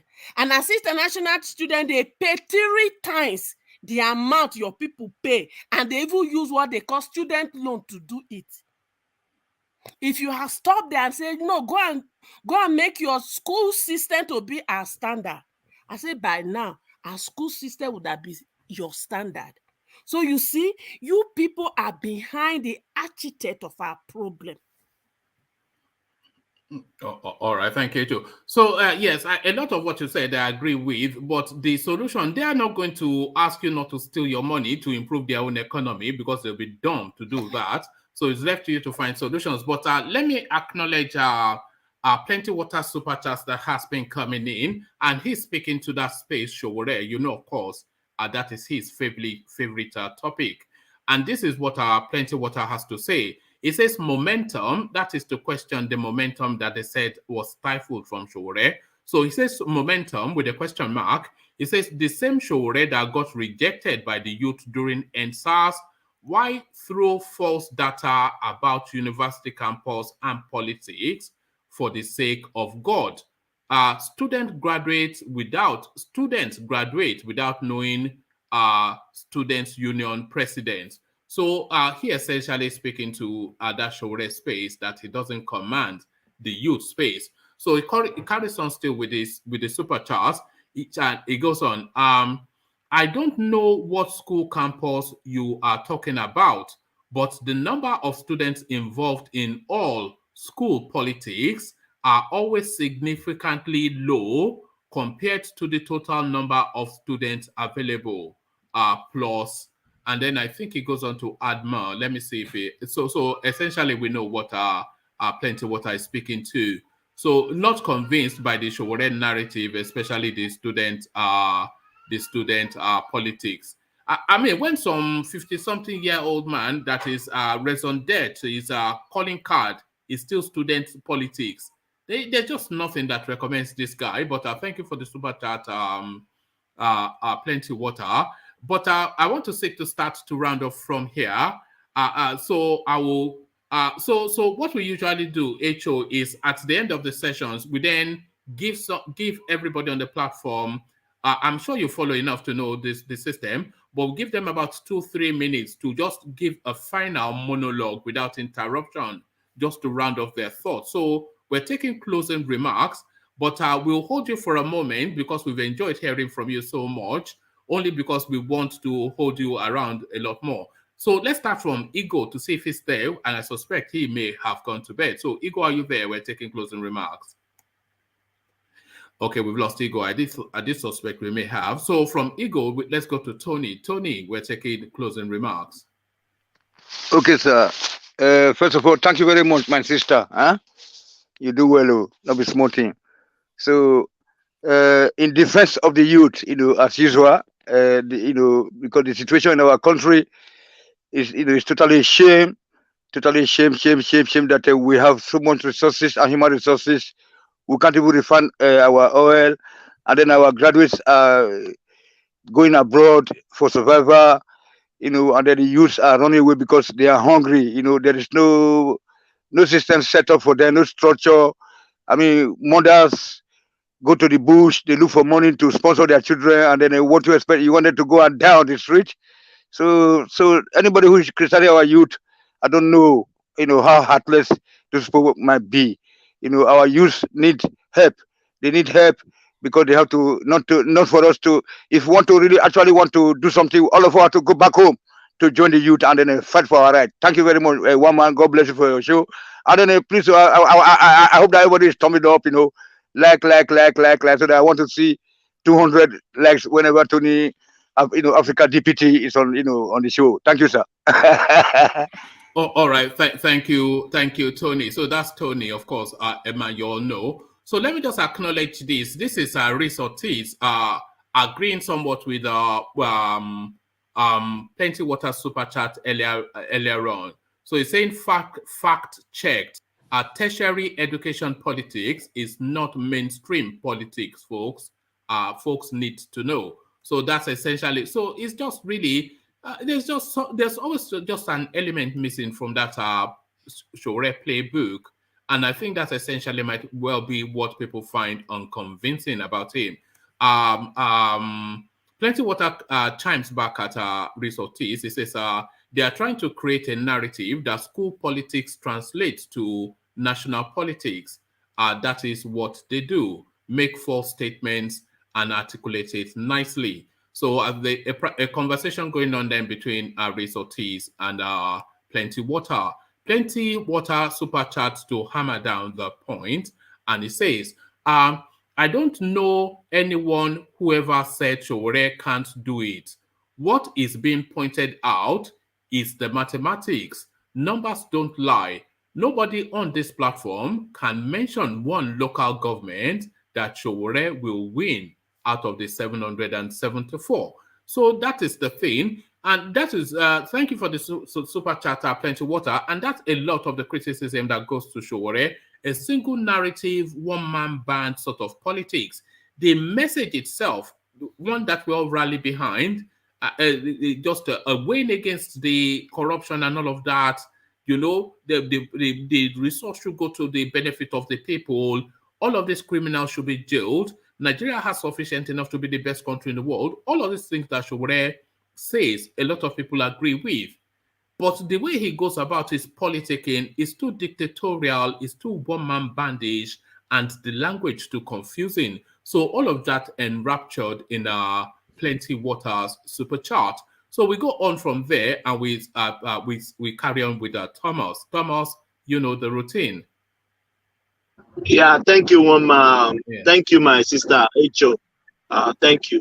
2019, the top 5 party that lead in that election: APC, PDP, PCP came third. They got 100,000 votes. ADC came fourth. And ABGA came 5th. If I ask you, one man, do you know any party PCC? You will say, I said, I've never heard that party before. But they can pull 100,000 votes. If Sowore, as is his shout, his campaign, cannot pull 100,000 votes, that means that man is not ready. People are not ready for his party. So, if he should just go and rest somewhere, that is just my opinion. If PCC can raise 100,000 votes, and I don't even know that party. If ADC can came third, fourth, and ABGA can came 5th, and even I don't know ADC. I heard ADC before, but PCC came third in that election with 100,000 votes. And Sowore cannot even pull 100,000 votes. So I don't think people resonate with his ideology. That is just my submission. May God bless everyone. May God bless Nigeria. Thumbs up, like the station, subscribe if you can. Thank you, one man. Thank you, Thomas. So that's Thomas. It sounds as though he's on his way to work. So thank you, Thomas. From Thomas, we go on to World Peace. World Peace, you know, the routine. Okay, I think we may well have lost World Peace. So thank you, World Peace. So from World Peace, we go on to let's go to HO. So HO, we're taking closing remarks, as I said. So just a couple of minutes for you to round off your thoughts uninterrupted. So HO, your words. The solution to our country lies on our hands. And as long as it lies on our hands, we must trend the path of enough is enough. Our youth are smart, they are intelligent, and they can fit into this technological world if only we give ourselves the chance. But as long as we continue to work with the Ajegudi Geras, who has no ideology, who are not ready to make Nigeria what it's supposed to be, then we are not ready. And the worst has not happened. We still have room to make those work right now. Let's give Sowore a chance. Thank you.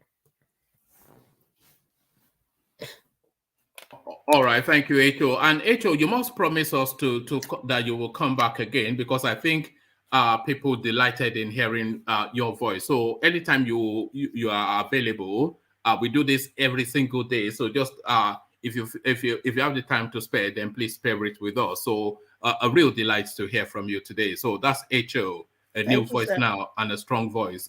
So thank you, Echo. So that was Echo. Let's bring World Peace back, who tells me that he's now ready for his closing remarks. So World Peace, are your words.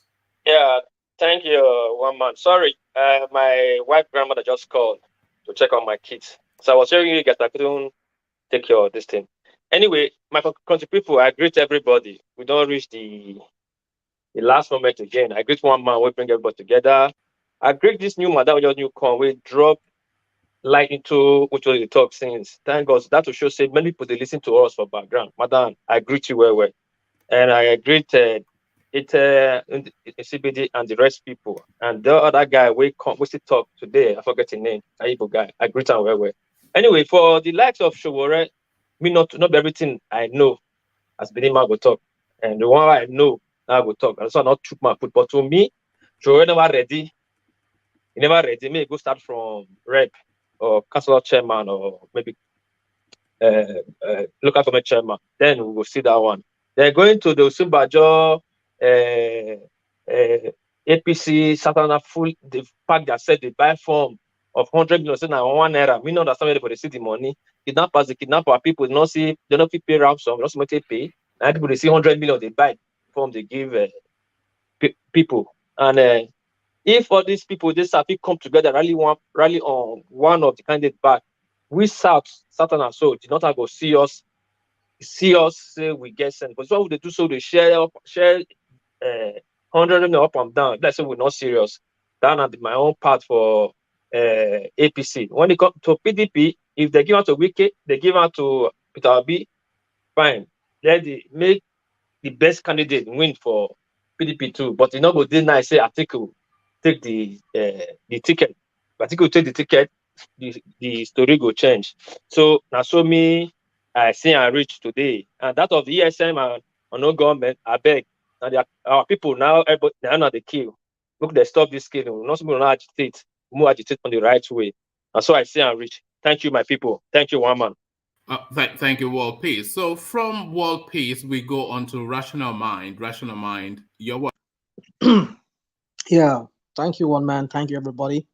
And we want to thank our sister that joined us today. Also, we want to thank those people in the chat for making comments and all of that. We appreciate you all, and we would like other people who are yet to subscribe to the platform and as well like the button. Well, for me, in conclusion, I just want to say the controversy or whatever challenge that Plenty Water and is it Ritz or Ritz? I mean, whatever. I don't know what the name was. Talking about university. Yeah, university was that platform that even the colonial fathers. Sorry, colonial fathers. I mean, the founding fathers of Nigeria, like of Azikiwe, Awolowo, they started their political activism from university. Yeah, even in Europe, most political enlightened people in Europe back then, even in the Dark Ages, in the Middle Ages, whatever, they all had their roots. Even during the Nazi time, it all started in a university. So I don't know what these people are trying to talk about. If Showa is using university people or students to propel himself, what's the big deal about that? I don't know why we all always have to find fault with everything and anything. To me, it makes no sense. I mean, if the guy is trying, of course, we know, I've also said on this platform, I don't really support some of his method, but while the guy is trying, let's support him if we can. And if we can, just keep quiet and then stop this fault finding. So for me, trying to say university of these days, well, maybe the university of these days, they no longer are no longer as politically active like those of the times of the founding fathers, even before the founding fathers. University politics usually start from university. Maybe not these days anymore in Nigeria with the bastardized university we are now in Nigeria. Look at them; they are all on strike. I mean, the country's in a mess, total mess. You expect somebody to go to university these days and say he wants to become politically savvy when he has to find money to take care of his parents, even while he's in university. So all of that, you need to understand that these are the reasons why things are not the way they used to be. So trying to find, use that excuse that university these days is no longer what, no, for me, no, it used to be, it was, because of the Nigerian context, the way they've ruined the education in that country. Well, for me, I think that's just what I have to say. There's much to say, but I just don't want to go, because I know one man has to go, and I'm sure it's past your bedtime, one man. Anyway, we hope to see in the next session. Have a good night, everybody.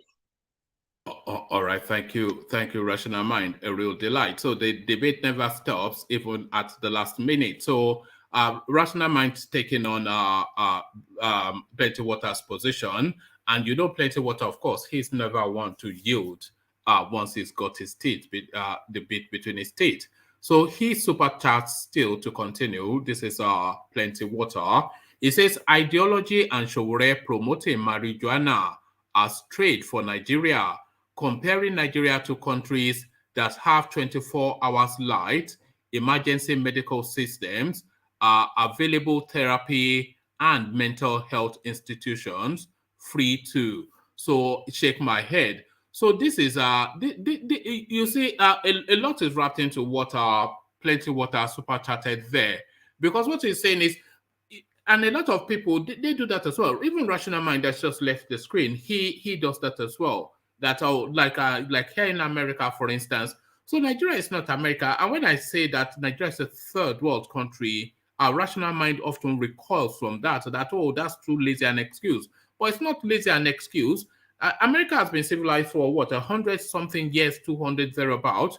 Nigeria, a very largely uncivilized space, and then you use something that you learned in New York because you run some school magazine there, and then you come to America and you are doing paper politics. So the totality of what Plenty Water super chatted essentially just to dismiss out of hand Showore's politics as paper politics.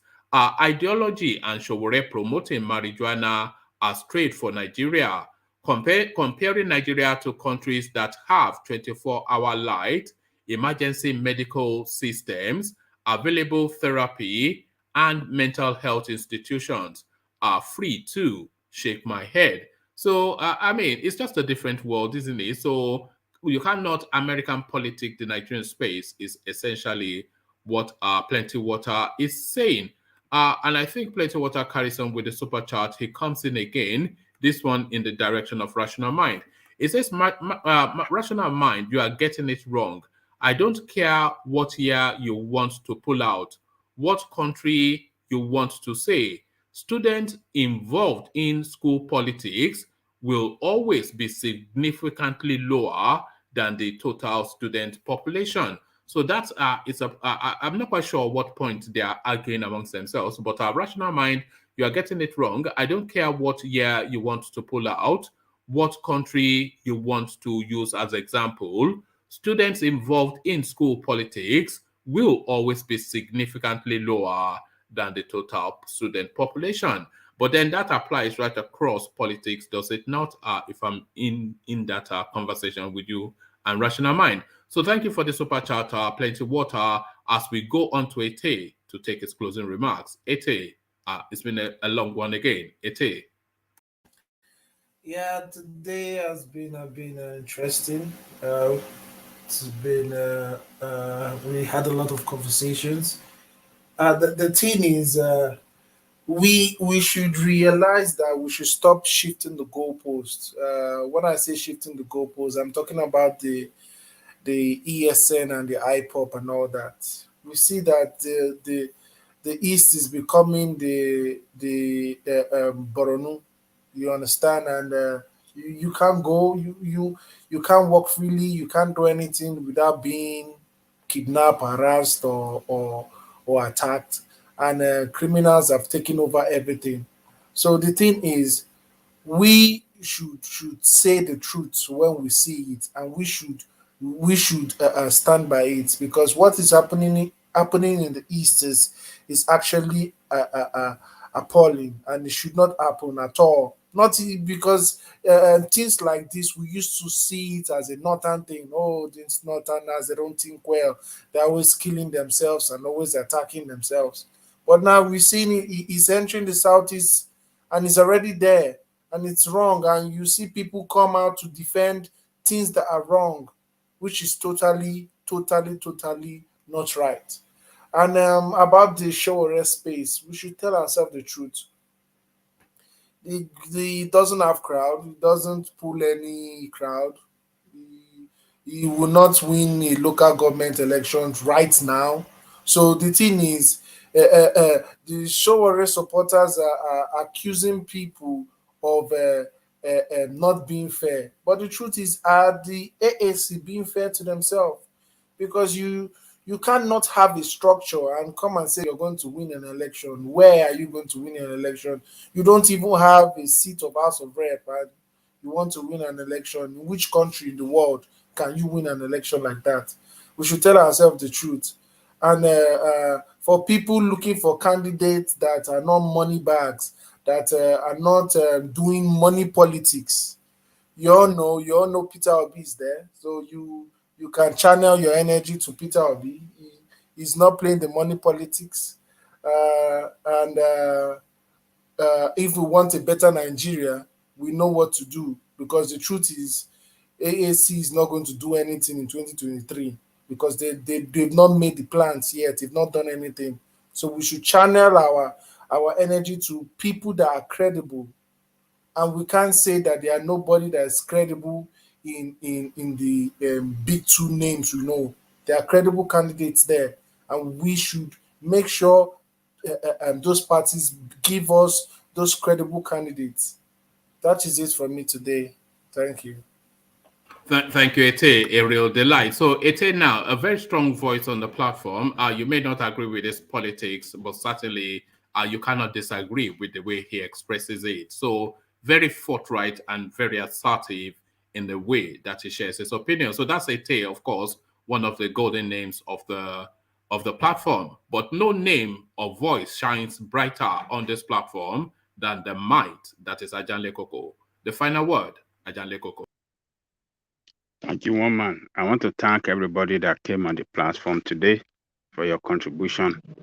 It was quite thoughtful and meaningful. And I want to thank particularly our sister that came on board for the first time today, HO. I really salute you for all your contribution today. I believe a lot of people listening to you around the world, some that have some anti-Shores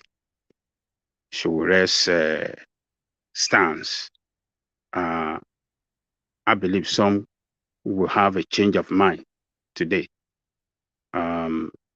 Yes, we know there are so many reasons why some people doesn't want to see Shore as a person that can do the job, because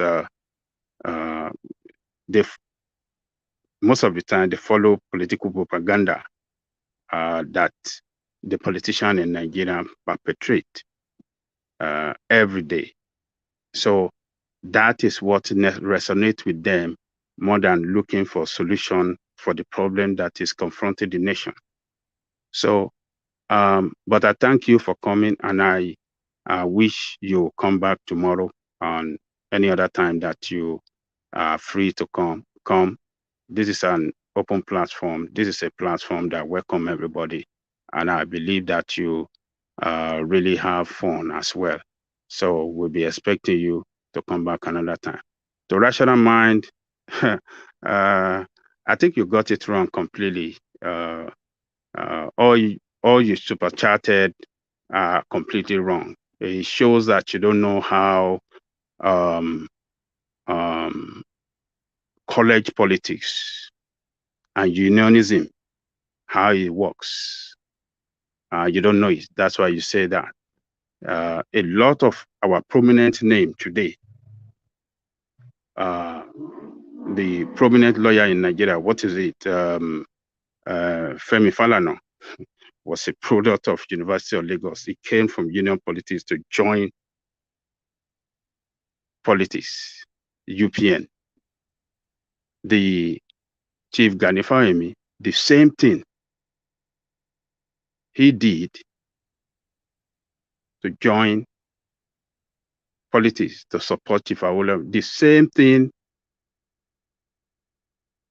Professor Wole Soyinka, it was union politics that they did that attracted them with Chief Awolowo and joined Chief Obafemi Awolowo.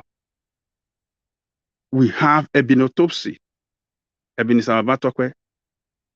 The same thing he did, that he joined. He was the youngest during the Second Republic that among the leadership of UPN, that he was the publicity secretary of UPN right from the campus. So student politics, if you know the way it works, if you guys know the way it works, you'll not be chatting like that. It was the student politics. The way it works is that few lead and others follow. That is the way it works. Few lead and others follow. I don't know if some of you were around during the Ali Must Go in 1978. It was the student unionism that organized protests across the country against, what do you call him? Obasanjo's administration, Minister of Education. His name was Ali. They came up with a policy of putting military officers in the campus to maintain discipline. And the students said no, as well as in secondary school. And the students rose up against it across the country. And everybody, they came out, strong demonstration that Ali must go. And what happened? Ali have to leave because the whole nation, there was protests across the whole nation. That is the way that is how student politics influence the societal politics.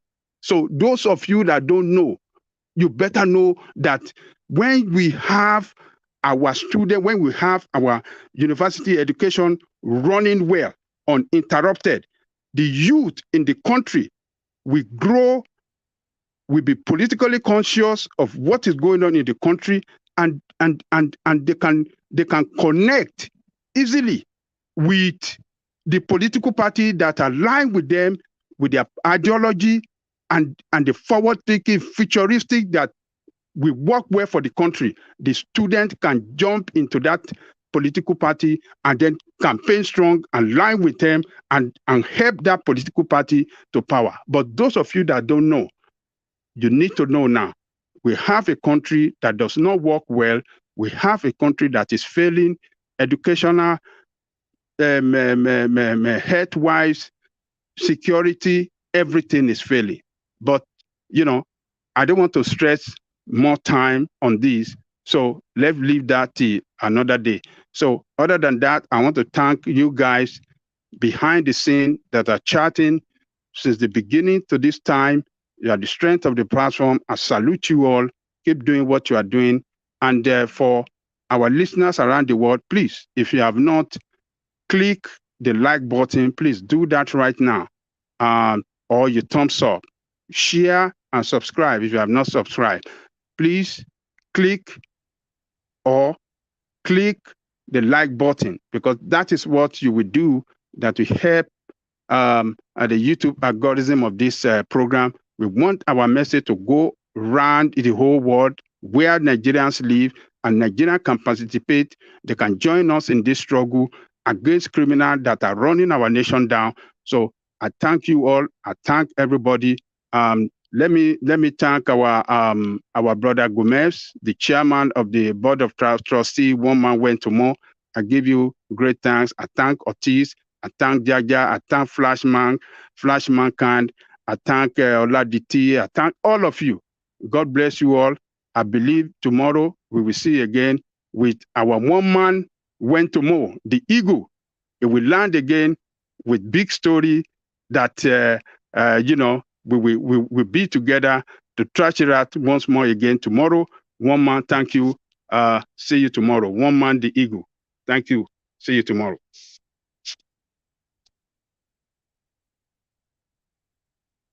So sorry, I muted myself. But thank you, Ajale Coco. So this your pal, Plenty Water, is one of those kind of people that you want to know from a distance, but you don't want to know in close quarters. Do you believe that for every word you are saying, he has been super chatting and super chatting to counter you? If we go back and forth, I think tomorrow morning we'll still be here and you'll still be fighting it that but you'll be The guy never tired, man. it never gives it up. But let me acknowledge the super chats and then I round out. So that's Ajande of course, the might and the elegance that is the man. Ajande Koko are the final word. Thank you. So let's wrap up the final word now goes to Plenty Water, by the way, by virtue of his super chat. So the final word then to Plenty Water, who super chats to his conversation with Ajanle Koko. He says, politics does not start in schools. It starts by organizing the people that actually move the nation, people that work, minimum wage earners, unions in work, companies, etc. So that is the real politics. But what Ajanle Koko is hinting at, which I somewhat agree with, is that the birthing of political ideology, political artistry, and then, of course, the golden politicians that takes the center stage is usually within the halls of university, where they debate ideology and then test it within student unionism, and then that transmutes into whichever society's political space. Often instances, the lead politicians in most societies always start in students' activism and student unionism. But Plenty Water super task to counter that. Politics does not start in schools. It starts by organizing the people that actually move the nation, people that work, minimum wage earners, unions in work, companies, etc. So that's his super chat, Plenty Water. But does it stop there? No, he doesn't. You know how stubborn Plenty Water is. He says, all this listed, majority of students don't participate. All this listed, majority of students don't participate in until they graduate and enter the system. I am still amazed about the false facts put out there. So there's no the two spaces can coexist. Your narrative and what Ajanle Koko is putting forth, because your narrative is what births Ajanle Koko's narrative, essentially the point. But Plenty Water, does he ever give it up? Even with Ajanle Koko's closing remarks, he continues to super chat. Ajanle Koko, please just stop agitation. Ajanle Koko, please just stop. Agitation isn't same as counting ballots. Stop deceiving people. A word translates to neighborhood. You can't name 3 councillors under AAC. So for all of our Showore's politicking of speaking the language that seems to chime with people like H.O., Ajan Lekoko, etc. What Plenty Water, and I think this is the distinction that Plenty Water is drawing. He's saying student politicking, this sort of like left of center politicking, this alliteral tonality is all very well and good as a theorizing platform, but it has not actually actualized into any deliverables that we can measure to Showore, which I think is the overarching point that Plenty Water is making. But does it stop there? If you think it stops there, then you don't know the guy. He continues with the super chart, and on it goes. It says, if we want to turn this platform to campaigning platform, everyone is then welcome. Ajan Lekoko can't keep deceiving listeners who are looking to get information on this platform. It is unfair. So I'm not quite sure if deceive is the word that I'll use, but Ajan Lekoko presents as he finds, and you counter as you know. So that is the back and forth of it, and that has been the session. So Plenty Water and Ajan Lekoko in conversation at the end, with Plenty Water having the final word via his super chat. Do you think it ends there? It doesn't, because next time Plenty Water is around again and Ajan Lekoko is having an opinion, then you can be sure that Plenty. I think it does it for sports. He just likes to counter Ajan Lekoko for the sport of it. This is what I suspect he's doing. So thank you, Plenty Water, for that intermission. That's our contretemps between you and Ajan Lekoko. So that was if you've ever heard the term contretemps, that is what that means. That's a contretemps right there. So the contretemps between Ajan Lekoko and Plenty Water, and now we start to sweep up by acknowledging some of the names in the comment sections to marry them up with the names that are the voices you've heard on the screen, so that we can all depart as one happy family. It's a tradition that Ajan Lekoko birthed, of course, but one that the platform has now adopted. Mozid Adetayo is the person that comes up first. So Mozid Adetayo. So that's that Oduta, sorry, not Adetayo, but Odutayo. So Mozid Odutayo. So that Mozid, I mean, that's a name and a half right there. I've never in all of my life come across a name like that, but plenty names that I've never come across, of course, that I come across on this platform. Plenty Water, of course, who has been entertaining us with this back and forth with Ajan Lekoko, who he has been expressing himself via Super Chat. So that's Plenty Water right there. You've heard him in conversation with Ajan Lekoko. Coin, also known as Rational Mind, he keeps it honest on both sides, on the screen and in the comment section. So he appears as Rational Mind he appears as Rational Mind on the screens, but as Coin in the comment section. And that is the totality of that man. You can never nail him down on anything. No even consistency on names both on screen and in the charts. But that's Rational Mind right there, also known as Coin. So Oga is also with us. So to attention then, the boss is in, let's pretend as though we're busy and we know what we're doing since Oga is here. From Oga, we go on to Moonlight Son of the Moon. So just, I mean, where do you even go with a name like Moonlight Son of the Moon?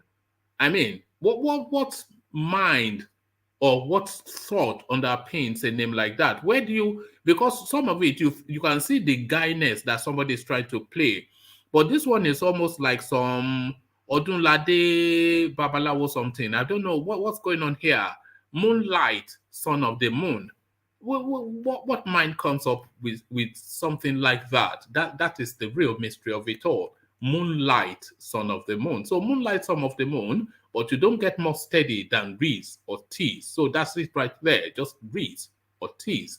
So no mistaking. So there it is right there. So from Reese or Tease, we go on to, who do we come across next? We come across David Tunde Abe. So David Tunde Abe, or DTA to his pals. You know, people like to do acronyms now. This seems now to be the fashion, the regard amongst the chattering classes. Kana Niger, we see you. and Goluwaga Laditi, of course. As I often say, you don't get more Yoruba than that name, Goluwaga Laditi, Boluwaga Raditi. That's a good, honest, wholesome Yoruba name right there.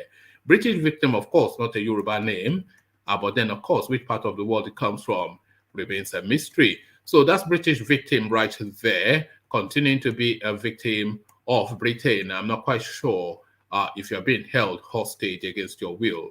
Is what I'm not clear on.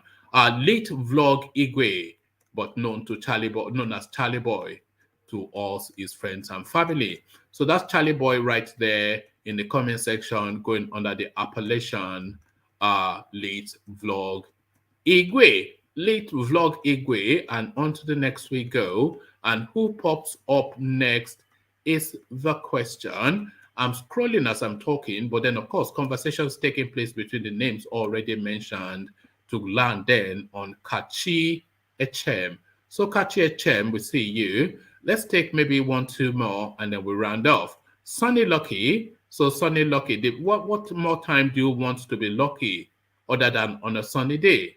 Then that enhances that luck even more, doesn't it? As you don't get more Yoruba than Golowa Galaditi, you don't get more Igbo than Emeka Obi. So Emeka Obi, we see you. That seems to be a fairly new name to the space. So Emeka, good to have you on board. So that's Emeka Obi right there. From Emeka Obi to Truth Hurts, as he or she continues to feel the pain of the truth that they continue to insist on. Jaja, he calls himself, but is he from Opobo? We continue to ask.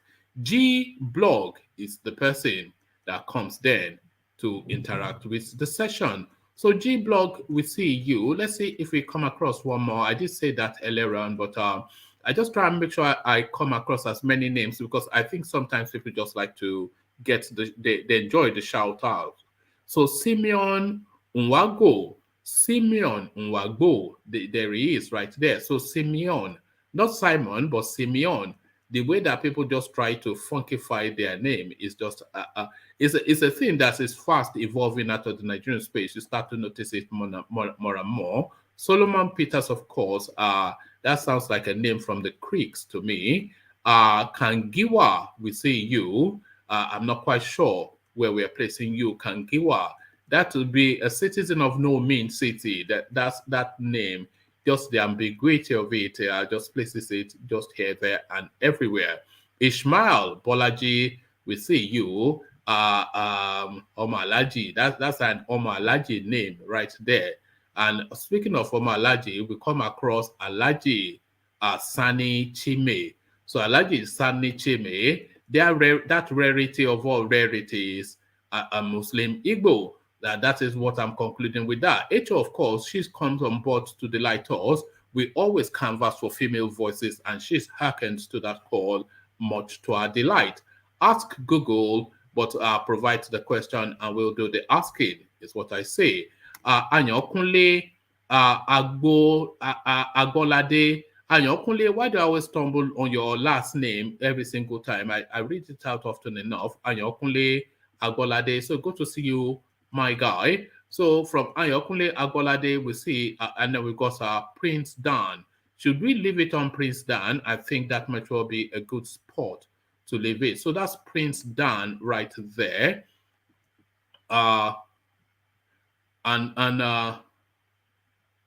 Wouldn't you know it? Plenty Water still continues to roll in with this super chat. So we must acknowledge, of course, the super chat. So let's now see how Plenty Water hammers Ajanle Koko down. It says, please, if Ajanle Koko can't mention 3 councillors under AAC or mention 1 local government Showore is championing, please, it should stop bringing Showore up here. Yes, Showore, a busted flush, of course. I see him as a poser, as you all know. So I'm not far in distance from you. But I agree with this messaging. It's just the presentation that he falters on somewhat. It says it's a distraction, honestly. We should have a level person So let me actually read it through because I think he breaks up the super chat. So these are two different super chats, by the way. So let me read it through so that so it flows in the way that he probably intended it. So please, if Ajan Lekoko can't mention 3 councillors under AAC or mention 1 local government Showore is championing, please, he should stop bringing Showore up here. It is a distraction, honestly. We should have a level a person must have reached to even be brought up for presidential conversation. Showore is yet to pass a neighborhood politics. Name 1 councillor. So that's plenty water there with the final word. So let's and then he rounds it off. Free speech does not include falsifying facts. So free speech does not include falsifying facts is the final word from Plenty Water. So Plenty Water, by virtue of super chatting, has the final word of the day. So Plenty Water with the final word, and we will round it off there. So as Ajale Koko hacking, I echo. If you haven't already thumbs up the streaming, then please do. So to thumbs up means to click on the like button. If you're not already subscribed, then please do that as well, because that helps to push that helps to push the platform up the YouTube space. So we want to be top of the league, and the only way to be top of the league is via your support, which is 2 clicks of the button. One on like and the other on subscribe. So having done all that clicking, then come join me in the comment section where the conversation never stops. So I'll leave it here. Carry the conversation on within the comment section, but here I say, peace.